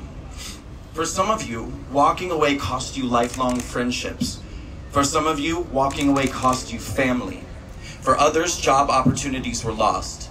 Because you had the bravery to say that from this day forward, you will no longer thoughtlessly be a part of the hive mind, the tribal mentality, the irrational and ill-informed mob cruelty that has become omnipresent on the left. That's right. But it wasn't only those walking away from liberalism in the Democratic Party that needed to speak up. It was time for those on the right to make their voices heard as well. And you did. Patriots all across the country and around the globe began making their testimonials too. You stepped up to set the story straight about what it means to be a conservative in America. You boldly pushed back against the lies and false accusations of the liberal media, which has branded you all racists, bigots, homophobes, deplorables, the dregs of society. But perhaps even more important than setting your own story straight, you extended a hand across the aisle and provided kindness and support to those who are leaving the left. You walk with those who walk away. The The patriots within the Walkaway campaign began to open their hearts and bare their souls, and what happened next surprised even me. We found civility again. We reclaimed our common humanity. Despite political and ideological differences, we engaged with one another with understanding, dignity, and respect, and we rediscovered hope. We didn't shy away from asking the tough questions of one another that we've previously avoided asking, out of concern that we might offend one another, or that, God forbid, we might be temporarily uncomfortable. And through this process, bridges were built. Trust and understanding between us was born. We discovered that we're just really not that different from one another in the end. As the Walkaway campaign quickly steamed out of the station like a speeding locomotive, my heart swelled with pride at what we had achieved and what we had created. Most of you I will never know, and yet every single one of you has a piece of my heart. We love you, But then something began to happen.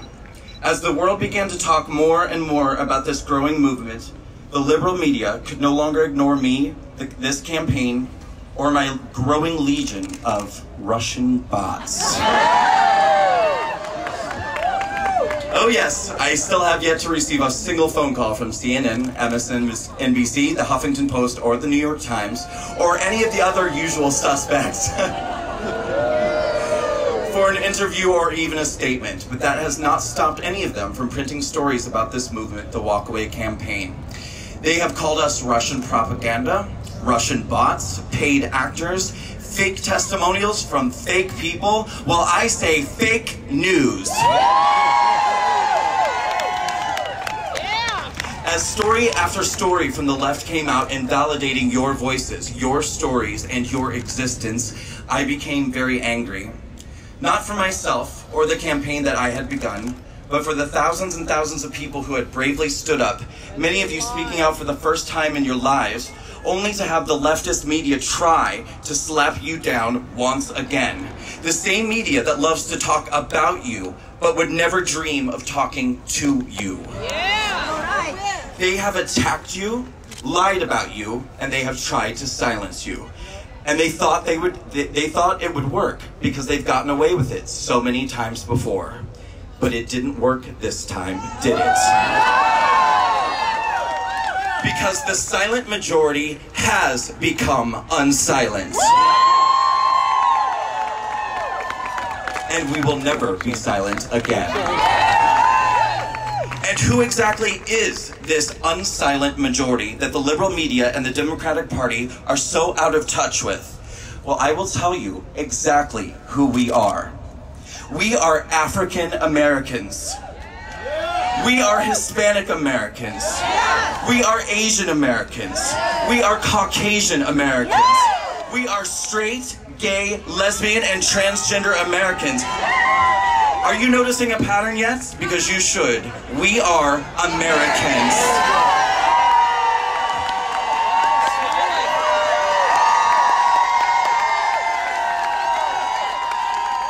No matter how hard the left tries to make it so, our differences will not divide us. We will all stand united, shoulder to shoulder as Americans, because we walked away alone, but now we march together. Over the past 5 months, I've received thousands upon thousands of messages from people around the world telling me that this movement, the Walkaway campaign, has given them back something that they had lost: hope.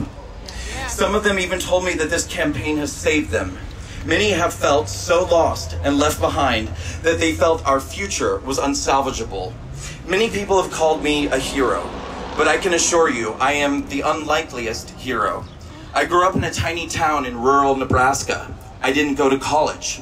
I spent years spiraling in addiction to drugs and alcohol. I am a gay man.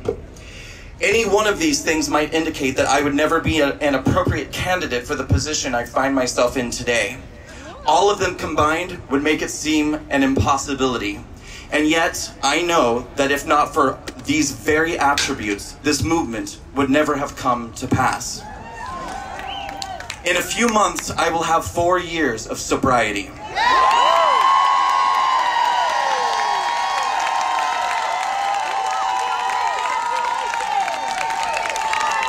without which none of this would have ever happened. Through my sobriety and working the 12 steps with a sponsor, I learned the necessary values of accountability, honesty, and acceptance, though I still struggle with that one. I learned that all I can do is be honest, and that it's really not my business what anyone else thinks about me. I learned to apologize when I had done wrong to somebody, even if they had wronged me and they themselves weren't sorry, though I still struggle with that one. And in the process of healing myself emotionally, I began to heal from the scars that decades of exposure to homophobia had done, that had cut into my soul.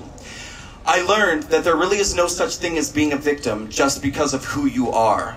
All of us start at different points in life. To compare is to despair. We are all responsible for our own outcomes, and the only person who can hold you back is you. In sobriety, I began to truly see that hard work reaps its own rewards. The essential truth that exists within personal empowerment can only be achieved when we rise up from failure and try again. When we refuse to see ourselves as incapable. When we stop believing that there is any truth to the words, "I can't." I began to see the fundamental flaws in an ideology that tells entire groups of people they can't because the color of their skin, their sexual orientation, their gender will prevent them from ever having a fair chance. That their failures in life are not lessons from which they can grow, but the results of a rigged system from which they can never break free from. In 2016, I voted for Hillary Clinton.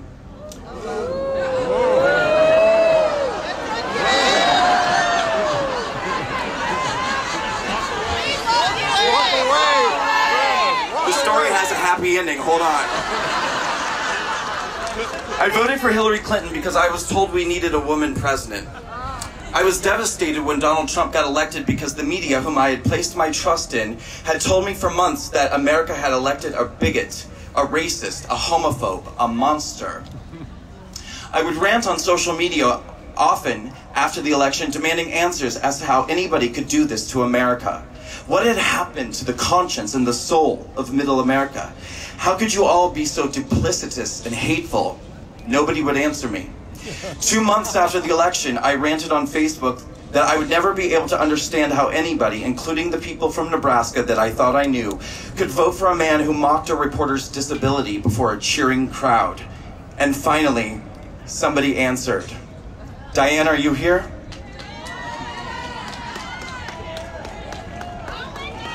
She's here. Wave.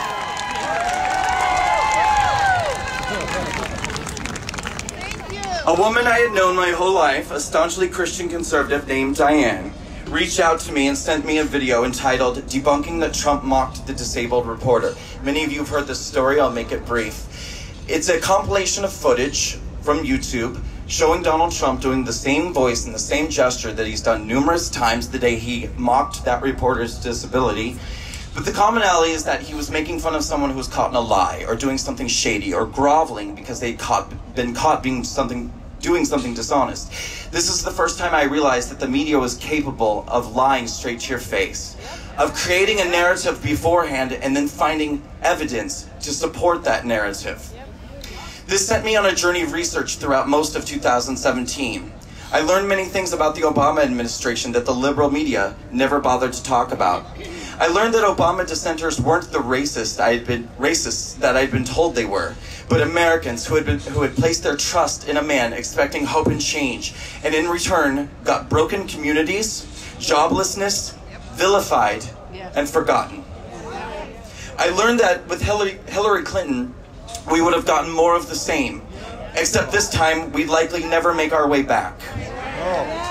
I learned about the ways in which the Democratic Party and the liberal media pretend to care about black people and gay people and immigrants and any other group that they claim to care about, but instead keep these communities paralyzed by manipulating their fears and concerns about how they are perceived by the world around them. At first, I tried to have conversations with fellow liberals, and I was met with a wall of hostile refusals and denials. People did not want to hear that perhaps real life wasn't as bad as they were being told by the mainstream media. I found that I wasn't safe having these conversations, and so I retreated within myself. Every night I would get into bed and seek out more information, more reading, watching more videos, seeking more answers to more questions.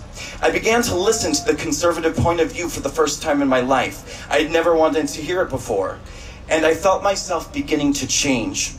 Finding a love and understanding for the thoroughly maligned and misunderstood people of Middle America. I saw clearly how the left has tried to intimidate and quiet those on the right with harmful labels like bigot and racist, falsely assigning these labels to anybody who disagrees with them to silence us and force us into a conservative closet. Well, I've done the closet before, and I'm not going back in there.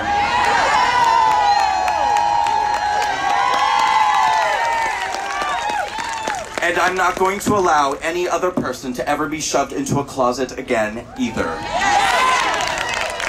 I knew that this campaign would come with enormous personal risk, but I thought to myself, here I am after all these years, still finding my way in terms of a career. Truth be told, I had less to lose than so many others who are afraid of putting lifelong careers at risk.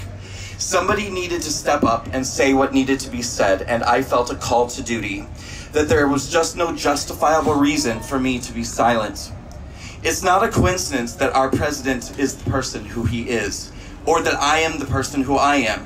We're all being sent a very distinct message right now from above. It's time for us to shake away old ideas. It's time for all of us to change. The world is changing now. A great awakening is happening, and it is so exciting. It's time for all of us to cast away ancient prejudices and preconceived notions about race, about sexual orientation, and all the other isms that have kept us separated and at odds for so long. 55 years ago, at another march on Washington, Martin Luther King Jr. stood not far from where I stand today and told the world about a dream. A dream in which we as people would not judge one another by the color of our skin, but by the content of our character. Don't you think it's time?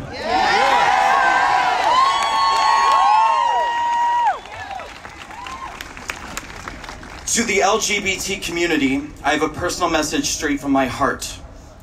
I have always been with you. I will always be with you. Even if you don't yet understand what I am doing.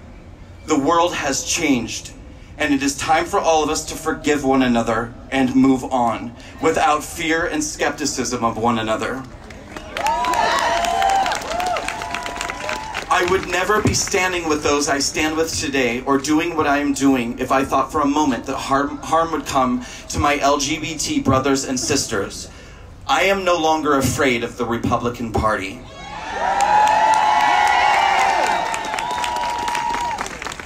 And I am asking you not to be as well.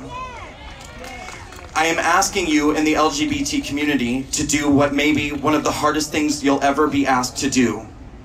Let go of the past, forgive, and begin to trust in your fellow man again.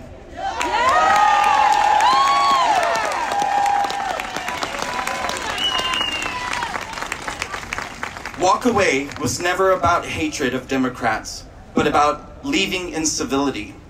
It is about unity, compassion, empathy, understanding. It has always been about love. And finally, a message to the Republican Party. Many of those who have walked away are not yet ready to embrace your party, but are willing to do something on November 6th that they never in their lives thought they would do for the good of the future of America. They are willing to vote red. To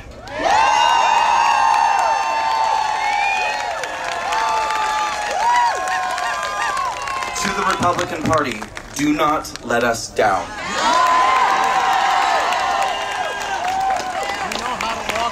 We are a government of the people, by the people, and for the people.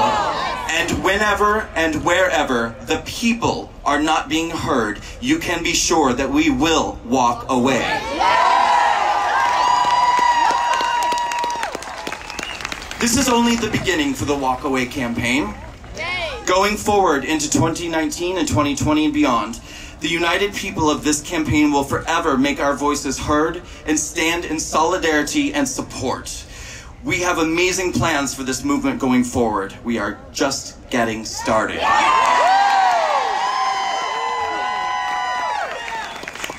I thank you all for coming here today to support me, to support this campaign, and make your voices heard, and to show every human being that they will never walk away alone, because now we march together.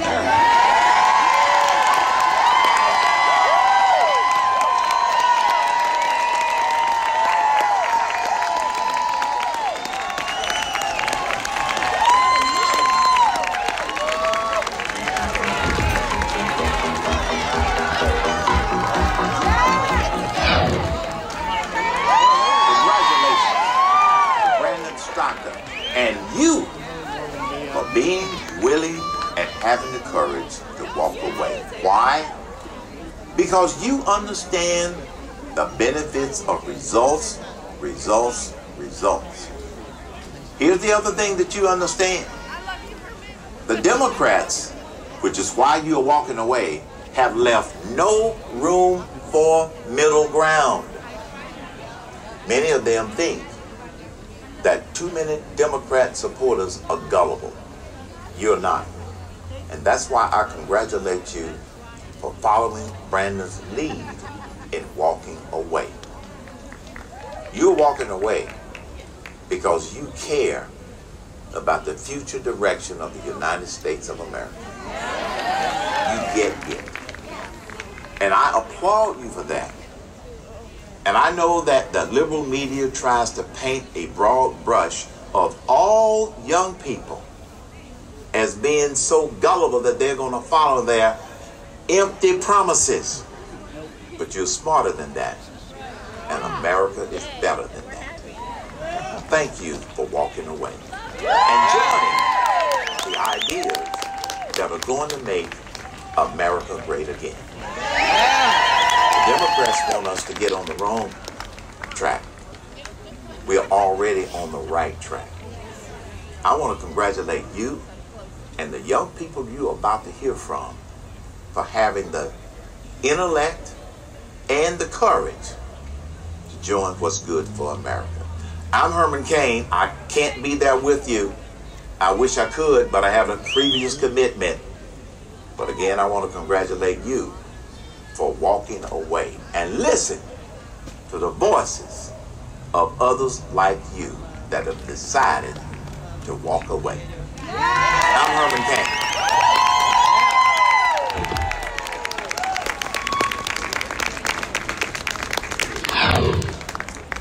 Liberalism on college campuses and social justice has basically put the blame on everybody else. I cannot believe it is 2018 and people are still talking about white privilege. I had a bit of a red pill moment. Now this is going to come from the perspective of an Asian American guy. I decided to walk away from liberalism and the Democratic Party. It's just one of those things that have been fed to you for the longest time by progressive liberals and a lot of people on the left to keep you exactly where you are, and you can't make something of yourself. If you don't agree with what I have to say, then you're automatically a racist, or you're automatically a homophobe, and I just want nothing to do with it anymore.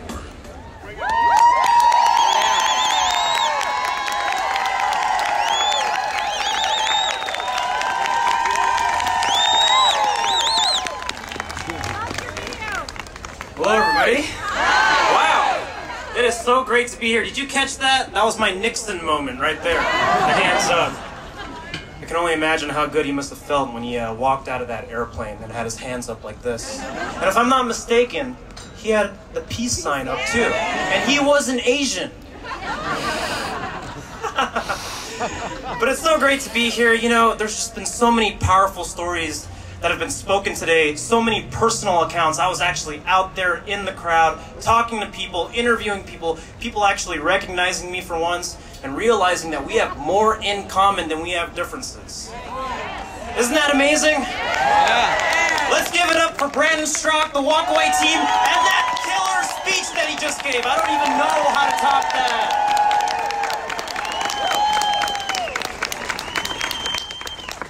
And truth be told, I structure my speech. I structure what I'm going to talk about based on what I'm feeling, just like I do in my YouTube videos, and based on what has already been said today. So I want to continue on that theme of love and forgiveness that Brandon talked about in his speech. I walked away from the left, as it was evidenced in my video. I walked away from intolerance. I walked away from hatred, identity politics, and bigotry. And all I see here today is love. Yes! Yes! I see nothing but a sea of red, some blue here, some brown, black, white. But all of us, even though we may look a little bit different on the outside, we're all united in the common goal in that we want to keep America great. And that is why we are all here today, isn't that right? We have walked away from the Democratic Party and walked towards patriotism. And that's what I want to talk about today. I wasn't always a conservative publicly. I was raised conservative by my parents. I've always believed in the real American values like freedom and liberty and love, ultimately.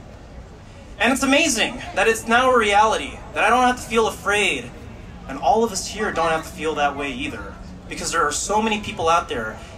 And if you're like me, who came from California and you were ostracized by your liberal friends, don't worry about it. Because right here, this is evidence that there is real love out there, that common sense is back in fashion. And people want the facts and the truth. So, I've got a couple of minutes to kill, and I want to talk a little bit about my story. I wasn't born in America originally.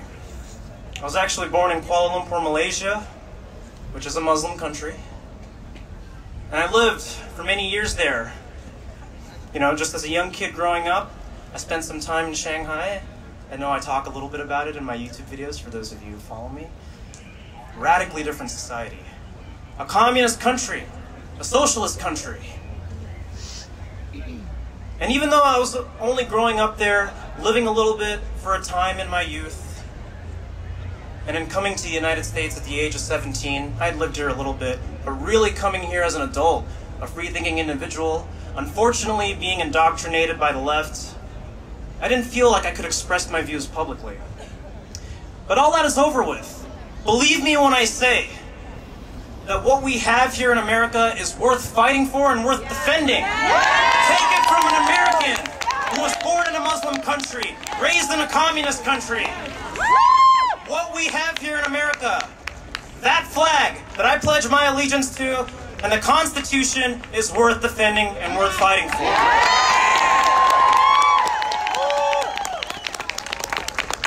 So thank you. You all know what to do. I will not reiterate what has already been said, but I'll leave all of you with this. Patriotism. Walk away is not over. The next step is patriotism. The American values that made this country great, which is why people from far and wide want to come here. Look out for your neighbor. Help each other. When they go low, stay on the high ground and help them up. I'll leave you with this because my time's almost up. To echo the great words of our current president, when you open your heart to patriotism, when each and every one of you open your hearts to patriotism, there is no room for prejudice. Thank you. God bless you and God bless America.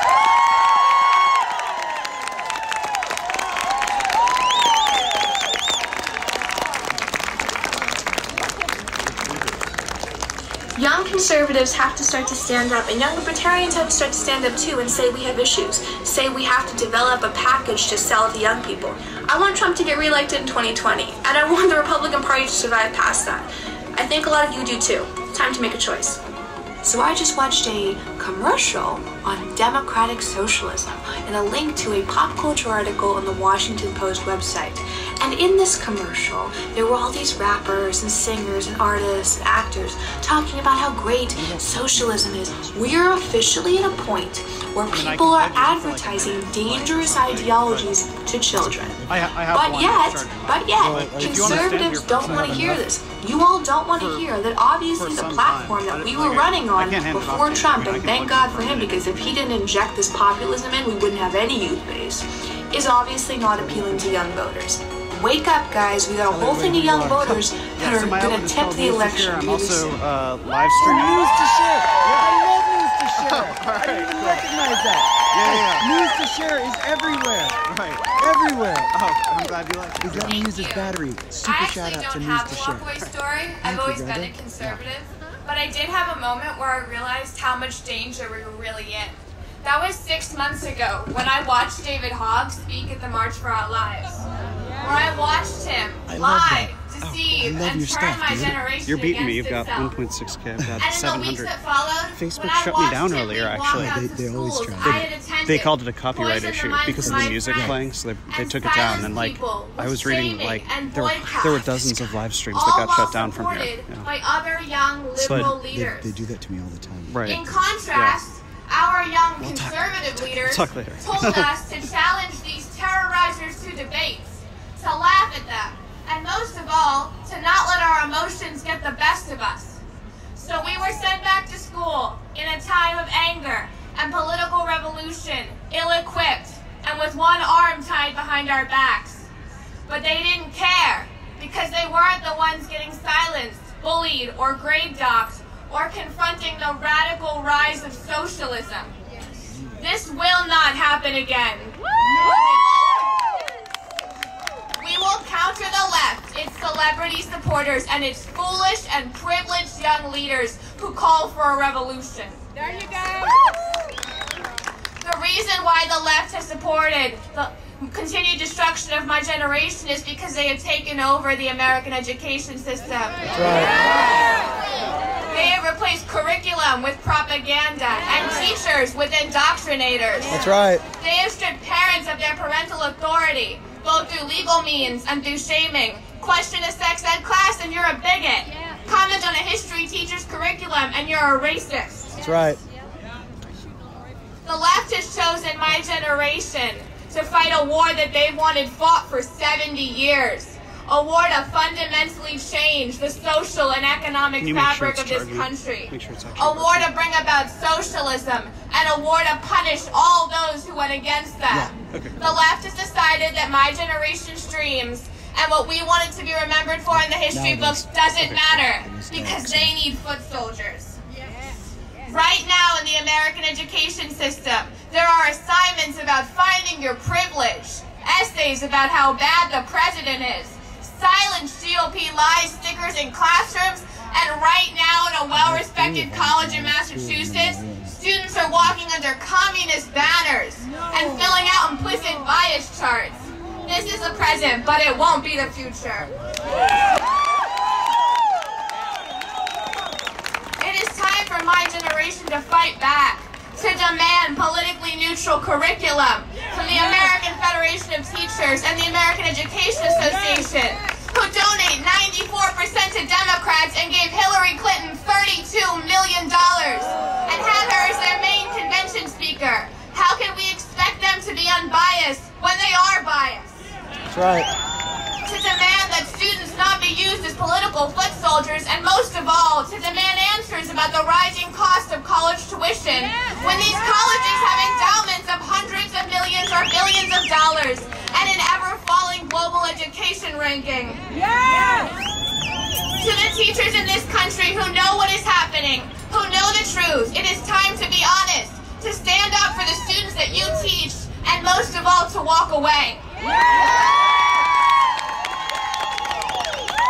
To young Democrats, David Hogg has promised a revolution, and he has made himself your leader. So if you're okay with being his foot soldiers, keep at it. But if you're not, it's time to walk away. The fight that young American conservatives are waging against the left is a global fight. What is happening here is happening in other countries around the world. So we must unify with young conservatives, Republicans, populists, nationalists, libertarians, and independents around the world. Don't let young liberals shame you into complacency, because this is a fight between tyranny and peace and freedom and control. We will not win this fight alone. So reach out, vote in every election, build relationships, organize, and unify, because the fight is now, and this is the official reset of David Hogg going after the youth vote. Awesome. Beautiful. If I end up running down, okay, I'll go back. Virginia Beach, Virginia. Oh, Virginia Beach, okay. I'm a very compassionate so glad person. The color I don't have of a your card, but skin I'm does right not down. matter. We'll be in touch before we choose a power. They tell him that he should vote Democrat because of the color of his skin. That is purely and simply racism. I am a humanitarian. I want to take care of as many people as I can. But my allegiance is first to the American people. And I don't think there's anything wrong with putting the American people first. We want safety, we want security. People don't want me to speak about radical Islam and dictatorships, the true enemies of both gay rights and women's rights. I would like to correct you on one thing. There wasn't a travel ban for Sharia law is the greatest threat to the world. As long as you want to put the American people first and you have patriotism in your heart, you are a friend of mine. That's why I joined the Republican Party. It is called inclusion from within. See you there?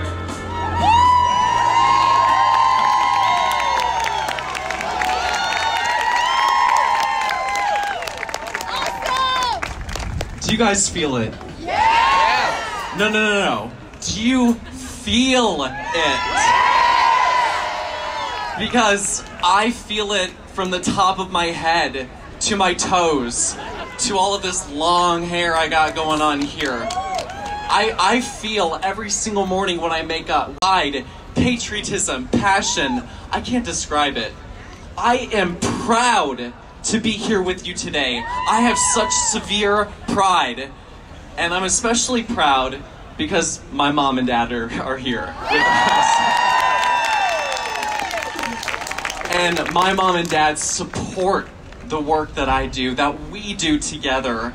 And my dad is a Navy captain. That's right. Please wave, Mom and Dad. Wave! Those are my parents, and I am proud of them. And you know what? My dad's dad was a Navy captain. I don't know what happened to me, but that's okay. And I just want to give a shout out to all of our servicemen and women, to people, to all of our veterans that gave me the right that I have to talk to you. Because this is extraordinary what we're doing. It's not extraordinary just because this is history in the making. This is history, but because people can't do this in other countries. They can't speak out freely. This is extraordinary.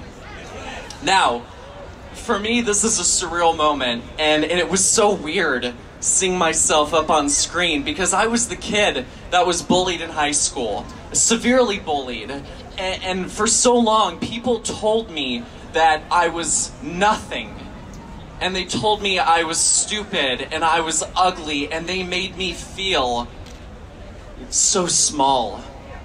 But here, I stand with you tall now, and from all of that hate that I received, I tell you, it gave me thick skin, and it made me a loving, compassionate person.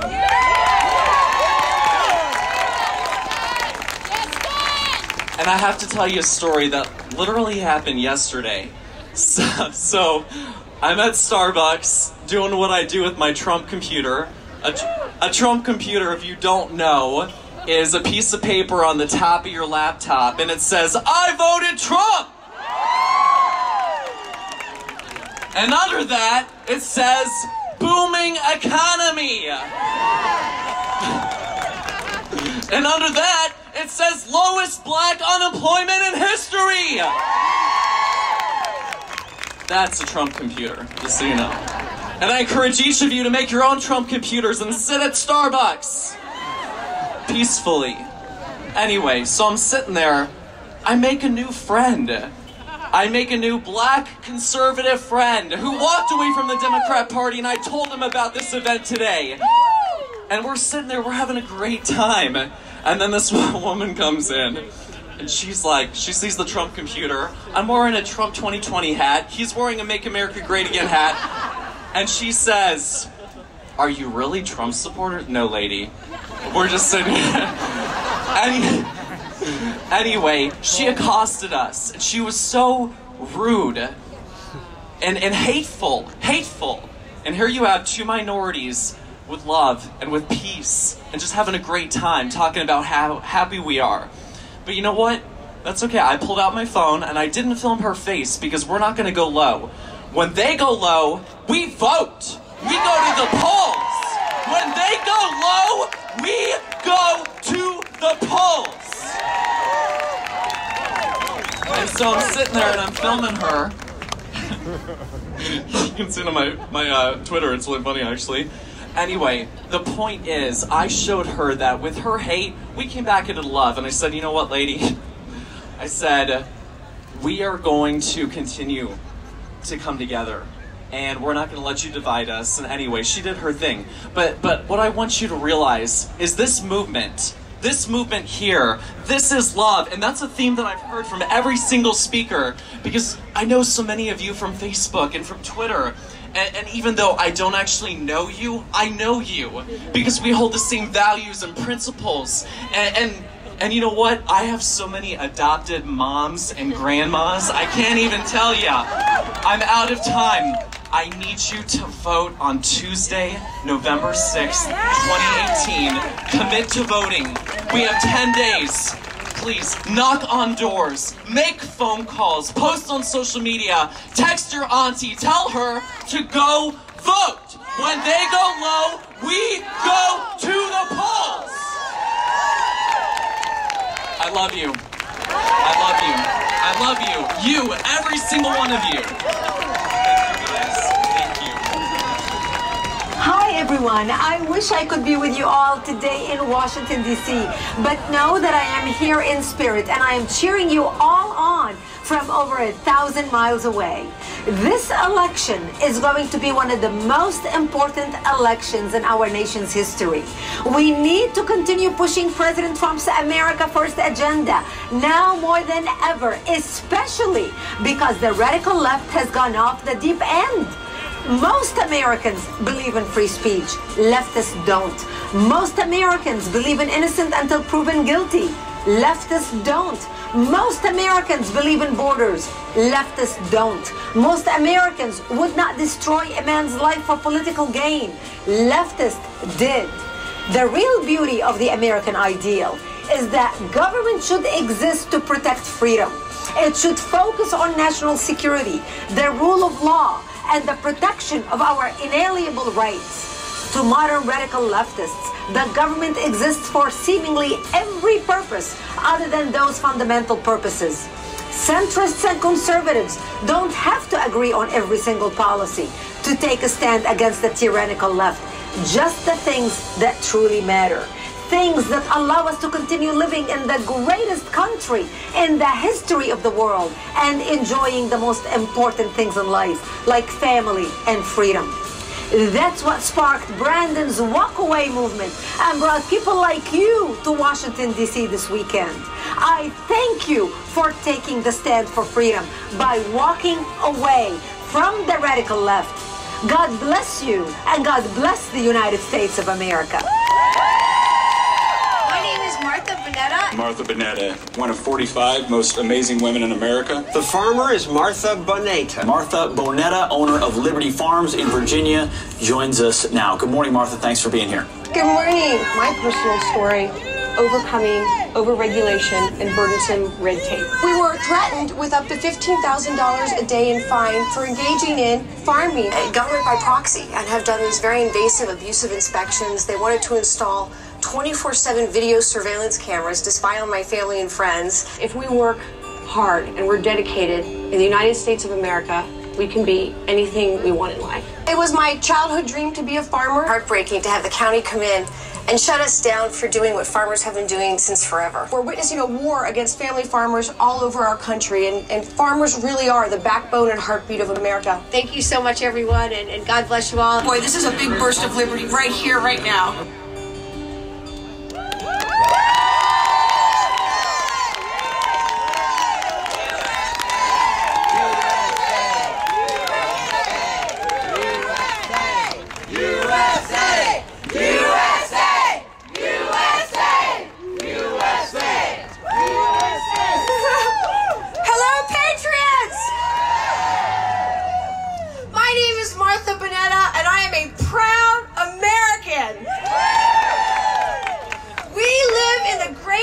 Nation on earth, where no matter who you are, no matter where you come from, no matter the color of your skin, no matter what anybody says, you can be anything you want in life. Those were the words my mom and dad taught my sisters and me when we were growing up. And my dream was to be an American farmer. Let's hear it for America's farmers. I know firsthand what it's like to have the American dream crushed from overregulation and miles of red tape. And I am here to tell you that the American dream is alive and well because of our President, Donald J. Trump. Today, here and now, I join you, I stand with you to walk away from overregulation, to walk away from gun control, to walk away from those who would crush the American dream, who would prevent you from living up to your full potential. And I am here to tell you that we are walking towards liberty, freedom, limited government, more opportunity in the American dream right here, right now. We have a president. How many of you are tired of candidates running for office, promising the world and not delivering? How many of you are tired of that? I was tired of that too, and I'm still tired of it, but guess what?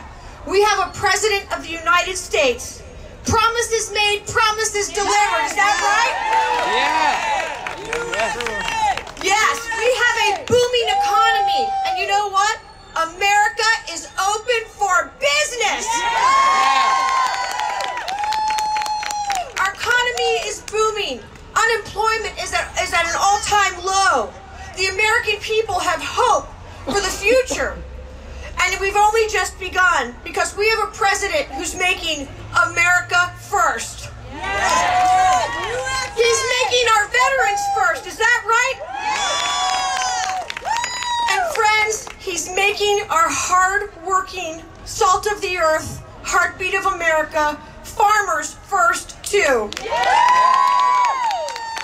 But you know what? He's also making the forgotten men and women of our country first. Isn't he? Yes. And guess what? We are forgotten no more.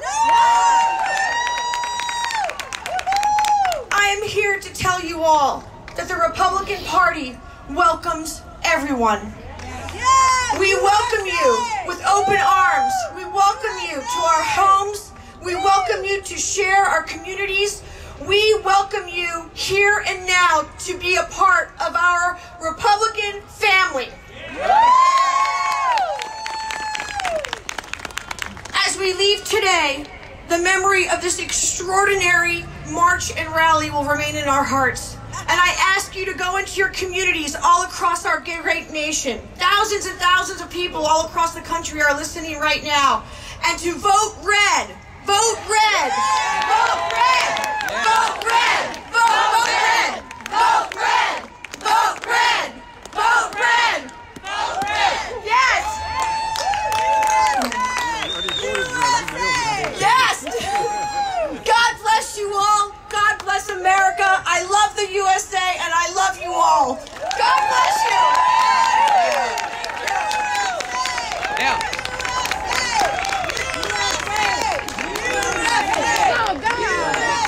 No one has withstood the sort of scrutiny that Mr. Trump and his family have unjustly endured. People like seeing somebody that's not afraid to get in the face of establishment Washington, D.C. politicians. Yeah, you remember the last guy that ran on big ideas? Just think about that for a second. Ronald Reagan ran on big ideas. But what Mr. Trump has done is ingenious. Donald Trump, in one shot, is taking out not just the establishment Republicans, not just the establishment Democrats, but also the establishment media. And I also think that the American people realize that Donald Trump is not a career politician who thought that they got to pick our next GOP nominee. And in fact, it doesn't look like they're going to have that say. We're tired of politicians saying, oh yeah, we really need to eliminate the debt, but we're not sure how. We need to secure the border, but you can't really do that. He's saying, yeah, we can. Neil, when you watch this whole rodeo happen, it's kind of hard to decide whether Donald Trump is the most entertaining or whether it's more entertaining watching people sort of squirm after they've underestimated him once again.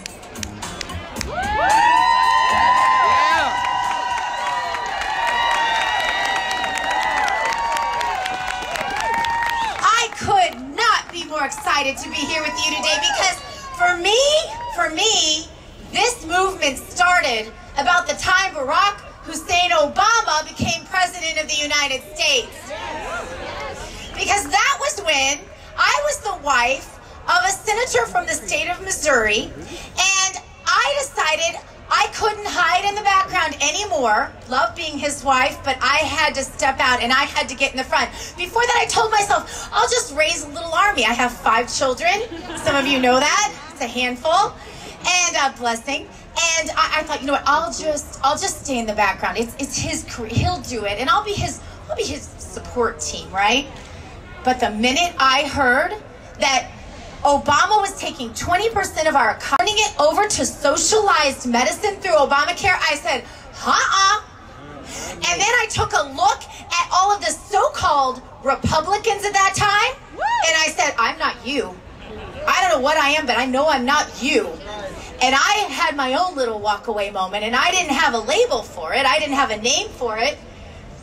We had Brandon Straka to establish that name, that brand, that movement. And thank God for him doing that, because that's why we all stand here today.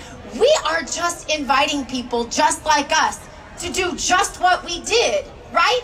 That's the coolest thing, the easiest thing ever. And I'm watching all these people, they're getting out of the theater over there, they're seeing all of you, they're getting excited, they're saying, what is it? Well, they're looking at us and they're going, wow, you know what? You look like me. Somebody in this crowd looks like me. And that's because we are America. But my walk-away story, and I'll call myself a Republican now again, I never thought I would. I never thought I would. I didn't even like labels. But you know what? As long as this president, Donald J. Trump, calls himself a Republican, I'm a Republican. How about you? But we have defeated the establishment in so many ways. This president has had one major accomplishment every 36 hours of his presidency, and that's with zero help from the media, from the Democrats, and frankly, from most of the so-called Republicans.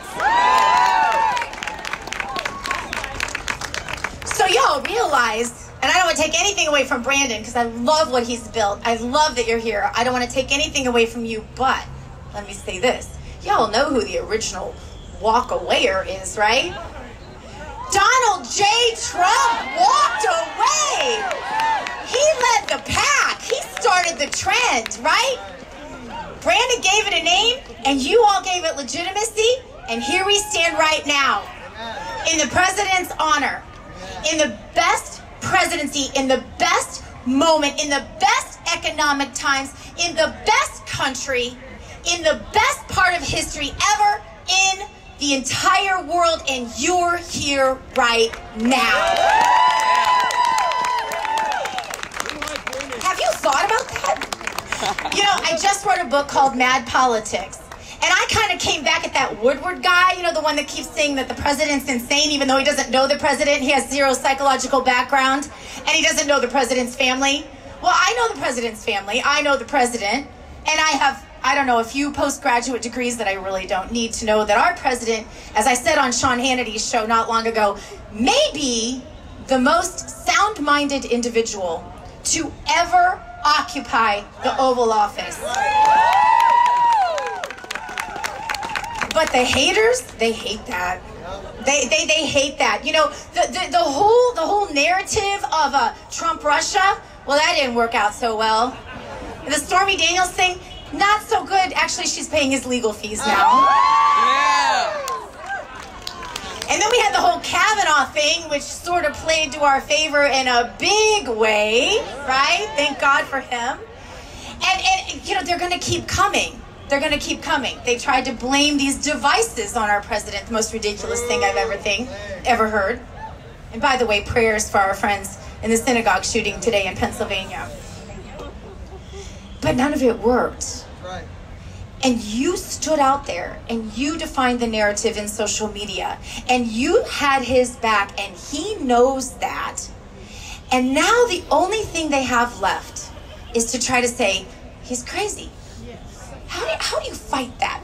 You know, with all my degrees that I don't need, honestly, street smarts matters a lot more. I tell my kids this every day. All of those, you know what? I have no idea how when someone says, you're crazy, you say, no, I'm not crazy. You just look crazier, right? So this is their next ploy. Mark my words, walkawayers. Their next plot is to try to say that your president is crazy. And we're going to have to stand for him because, as I said, he may perhaps be the most sound-minded individual to ever occupy the Oval Office. I really believe that. And I'll tell you the moment that I knew he was one of us. Yes, you can clap for our president. I want to share one more really quick thing because my time's already up. I always go over. I don't know. It's the talk show host in me, I guess. The moment I knew he was one of us, one of you, I'm a citizen journalist. I started in the Tea Party. I was standing at that candidates forum in Vegas. Remember that? And I knew every candidate on that stage. There were lots of them, remember? I knew every one of them except Donald Trump. I didn't know him. And I remember afterwards, I was back in the media section and in the press gaggle, and I remember going backstage afterwards and watching all these candidates parade out, right? And they all talked to the big three networks, you better believe that. And they all talked to all the big guys. But you know what? There was a whole bunch of people just like you. And I see your camera phones now. And they were standing there just like that. And they had and they wanted an interview too. And they were all gone within 15 minutes, with one exception. One person stayed for 2 solid hours. Every single citizen journalist with a cell phone got an interview with the next president of the United States that night. That ought to tell you everything you need to know about where his heart is, how dedicated he is to you, how committed he is not only to make America great again in every way, as every speaker up here has explained to you, but to keep America great. And you ought to be so happy. Take a moment just to smell the roses because you've worked for this, you've earned this, and you get to live in the greatest moment, in the greatest country, in the greatest times in the world history. That's pretty cool. So, I have the distinct honor of getting to reintroduce somebody who has given us a brand, who has given us a name, who has given us a movement, the likes of which I haven't seen since the beginning of the Tea Party, which I still believe ushered in the presidency of Donald Trump. Woo! And you know who he is, because he understands everything about your heart and where you are and how you're all different, but you're all the same in the ways that matter. So without any further ado, I want to give a great, big, warm group hug welcome to the one and only leader of the Walk Away movement, Brandon Straka.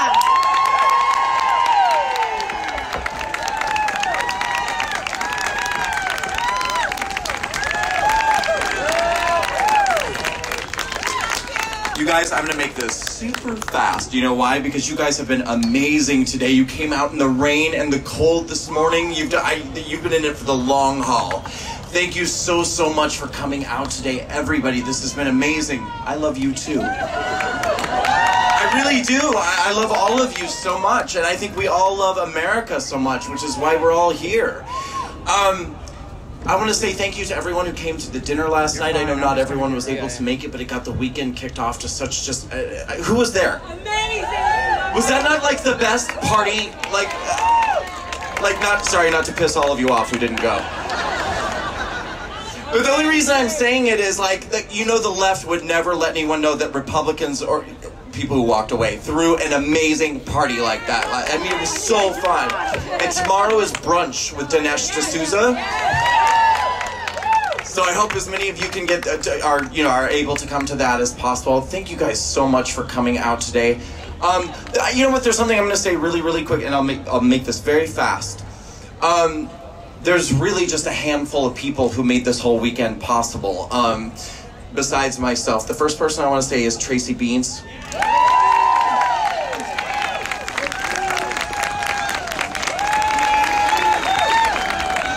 And is Tonia Roberts still with us?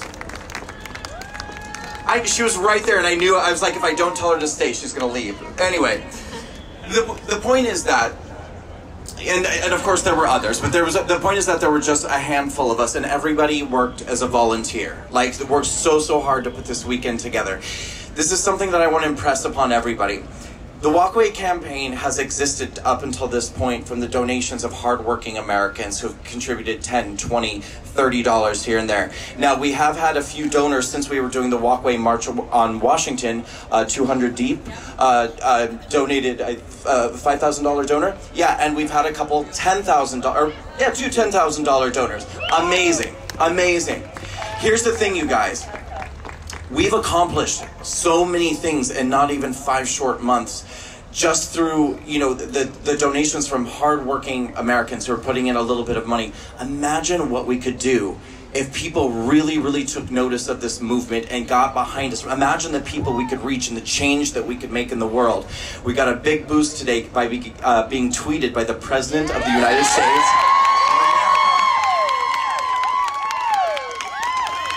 But I just want to wrap this up by saying, because I don't like to talk about money, it's gross, whatever, but it's a cold hard fact of life. If people don't support us, this will all go away. And literally in 2020, people will be going, whatever happened to that Walkaway campaign? Let's not let that happen, please.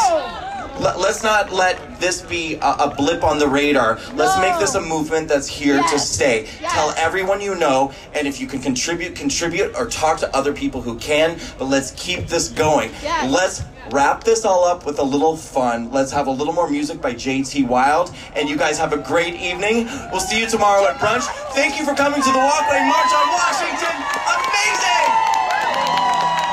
You guys want to get some t-shirts? To the right over there, we're going to sell some Walkaway t-shirts. See you guys later. Wow! What a great day, everybody, huh? You gonna help me with this one again? They call us deplorable, and we love the name. They got the bodies in the dirt, need someone to blame. A penchant for greed and money to spare. They put the dollars in the coffers and the lies in the air. Well, we go one, we go all. I won't push you down, you won't let me fall. One day for sure we will stand tall. Where we go one, we go all. Right.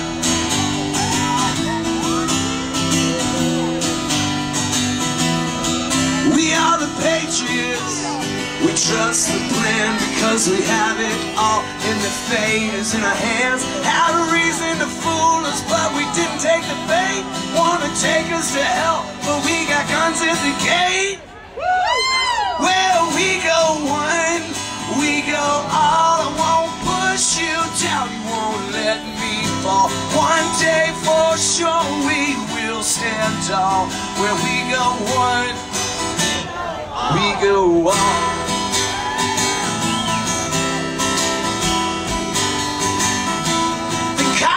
Conspiracy, cause it's the one last lie. We know who they are, and we got them in our sights. Our knowledge is power, they're running for the hills. Cause if the law don't get them, then we the people will. Well, we go one, we go all. I won't push you down, you won't let me fall. One day for sure we will stand tall. Where we go one, we go all. Wow, you guys are awesome. Have a safe journey home. If you guys are staying at the Trump Plaza, I'm sure we'll all be hanging out in the lobby tonight, making some love, not war. You guys, this was the best weekend I've had in many, many years. Thank you so much, Brandon, Tracy Beanz, Bikers for Trump, and most importantly, Mr. Donald J. Trump. Where we go one, we go all, I won't push you down. All right, so you can hear that kind of music they're using to conclude the event here, but this is pretty much wrapping up. This has been a long day of live streaming. This event started around 11. Love you guys. Jordan Page was kind of the first person performing there. The day went on probably about, I guess, 6 hours straight with mostly speakers and some music and a march that took maybe an hour to get everybody from where they started to here. This is Freedom Plaza, and of course the Trump Hotel is basically right there on my screen. So a lot of them are staying at the Trump. This is part of a larger kind of weekend for this group, actually. Last night they had a gala, today they had this all day, and then tomorrow they will be having a brunch with Dinesh D'Souza. So I want to go speak to my friend Jordan Page there, who was performing at the beginning. Voting and for interacting with, hey buddy. Hey, we're on a live stream. Do you want to chat a little bit? Yeah, sure, yeah. Sure. Yeah, big.tube. Yeah. What's your name? I'm Jordan Page. Jordan Page, my name is Leather Rock. Nice to meet you. I'm Leather Rock. All right, guys. So I'm going to be shutting down the live stream in a bit, but I wanted you to talk about what were you doing out here today? What was I doing here? This is a good question for us. I came here because I wanted to support a large group of people who are going through an ideological paradigm shift. Mm-hmm. And being a libertarian, being a person who believes in freedom for all, not just the people that agree with me, I wanted to come here and see what it was about, but I knew that just people walking away from the insanity and intolerance and cruelty of the left was something I should support. I'm not here for like Trump worship. I'm here because of the ideological change that people are going through, and I support that. You know, I mean, I will support Donald Trump if he's doing things that make me more free and make you more free. And if he doesn't, I'll be the first person to talk it down.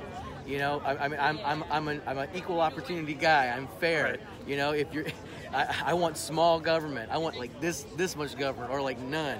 But ultimately, like what I learned today was I really started to come to understand what people are, what they're actually walking away from, why they're walking away, what they've experienced, like the harsh reality of the intolerance of the left, and I'm totally inspired by what I've seen, and I was really, really happy to be here. And you know, I wrote a song for the movement. I'm going to get it recorded and give it to the campaign to use. So yeah, it was pretty wild. And so one of the songs I wanted to ask you about was actually Victory Song, right? So that's on your album Liberty. But yes. In the context of this walk away movement and the fact you mentioned specifically that you wrote it in 2008. I did. So what was the point of, to anybody who's actually been watching for 6 hours, 6 hours ago probably was that intro. Well, Margaret Cecile is still I see watching. Margaret has been watching this. Yeah, she's one of the few who probably made it the entire day watching this online. So shout out there. But what was sort of the theme of that song?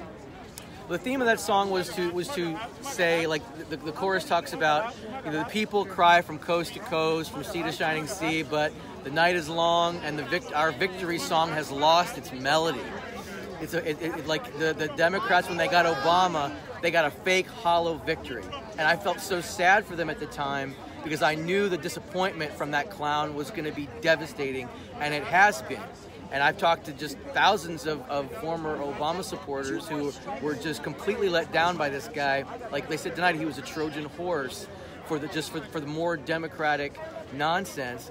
And I played it today, you know, just to kind of remember that time, but because of the main chorus where it talks about, you know, not being alone and all of us standing together because there's a revolution happening and all you have to do is look around. And I certainly see one here today. I mean, there were thousands of people here. There were thousands this morning.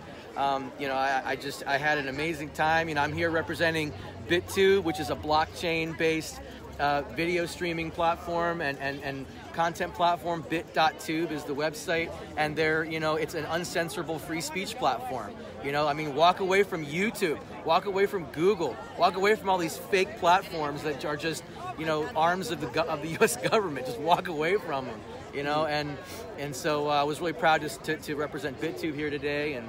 But Victory Song is one of my favorite songs because I love to jam it out. But the message is that, we still, what JT was just singing about, where we go one, we go all, we stand together.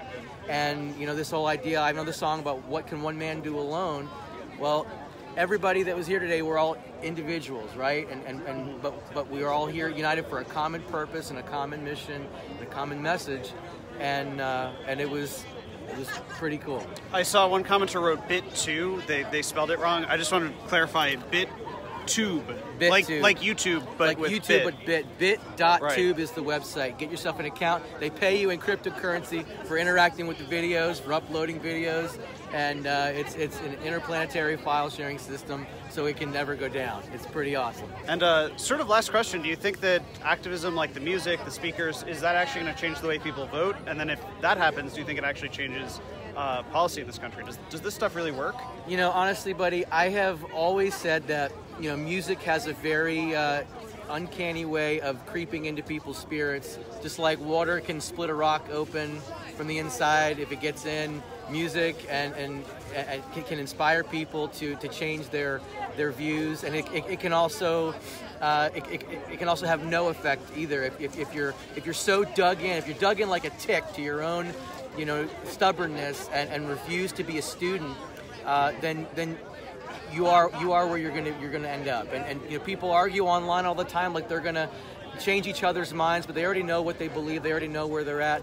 But I think that if people on the left were here today and just as passive observers in the interest of understanding who they perceive as their enemy, just to understand their mindset, I think that their hearts would have been softened by what they heard today. And I was very impressed by what I heard. As a libertarian, I have a different view of a lot of things that were said, but my heart was softened in a lot of ways as well, and I was very, very blessed that I got to participate in this. I saw some people asking, who is this? This is Jordan Page. I'm Jordan Page, JordanPageMusic.com. I'm a Liberty Rock guy, and I did a lot of work with Ron Paul back in the Ron Paul days, and I'm just seeing the same kind of energy here. Like Ron Paul's fans were like Metallica fans, and I see the same sort of fervor and the same sort of excitement here, and it was awesome. All right. Yeah. Thanks, Jordan. You're welcome, I appreciate buddy. you talking. You got it. So I'm just going to walk around a little bit on Freedom Plaza here. Basically, everybody kind of cleared out. It was a cold day. It was a long day.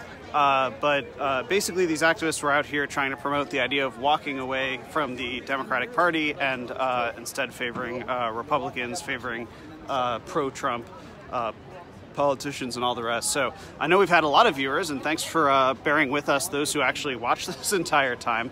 I think this is a really interesting day, and I think that the importance of covering an event like this falls partially on the fact that this is they're really trying to reach out to voters kind of at the margin, right? They're trying to get that swing voter who might have leaned Democrat and then get them to vote Republican. So, most of the sorts of events that I go to, it's the activists who are kind of at the more extreme level of any given movement, right? It's the more radical leftists who go out and protest, it's the more radical conservatives who go out and protest. This event was a little bit different because it specifically was trying to target people who might be left to right converts. And so that particular demographic is what changes elections, the people who are on the fence. So I think it was important to show this. I'm sure that the mainstream media didn't entirely do so. And again, I cover events from, the left or the right. Just a week ago, I was covering the Women's March on the Pentagon, which was similar, covered it for like 6 hours long. And that was a much more hard left group. So, just the same way that you were watching today, if you're new to News to Share, it's not about covering just the left or just the right. It's about showing the entire story, no matter who it is. So that's why we're interested in covering activism, because these are the people that, are always going to be misrepresented by the media, whether it's left or right. So I like to show these stories from beginning to end to let people make their own choices. So to that end, comment. What do you think about everything you saw today? Do you think people will walk away? Do you think that this sort of activism will work? Should they? Are you part of that demographic? Are you a walkawayer? And did this convince you of anything? Did you go into this live stream and then, think something different coming out of it? I'd be really interested to know your thoughts. Be sure to leave them in the comments. Be sure to be civil with one another. And especially, please contribute on our Patreon. Patreon allows us to fund this work, such as what we're going to be doing tonight. I see Alejandro is sending me a message. Patreon allows us to basically fund our work. We don't have any corporate sponsorship or anything like that, so it all comes down to whether people are sharing it, and our budget comes from people like you. So you can see a pinned comment in this stream that tells you how to subscribe on Patreon. Lastly, as this event has been going on, my understanding is that there was a highly fatal shooting with at least 10 dead. It appears to be what it was in Pittsburgh at a synagogue. I might have gone there if I wasn't already kind of stuck at this event, actually. But I am still here in Washington, D.C. Alejandro Alvarez and I are going to head to Lafayette Park, where at 8 p.m. there's going to be the first vigil for this fatal shooting. It was mentioned a few times at this event, but the event largely didn't talk about it. There were a few kinds of prayers and moments of silence, but from what I know just from the notifications, from just small notifications and stuff on my phone, it appears that there was an individual who shot several people in a synagogue, in Pittsburgh. Really, really tragic, unfortunate situation, and the first vigil for that is going to be happening at the White House. I'm interested to see, and we'll see, whether the people who are here for this event, because there are way more conservative activists in Washington, D.C. right now than normal, whether those people will come out to the vigil and how Trump will be considered to be a part of it. So a vigil that's happening at the White House, there's a little bit more of like a political element to that. And so will the activists be blaming Trump? Will the activists be, going after him about that? And also, will they stand shoulder to shoulder with the people on the Trump side who might show up as well? So we'll be watching very closely. I will be there with Alejandro Alvarez live at 8 p.m. Thank you so much for watching again.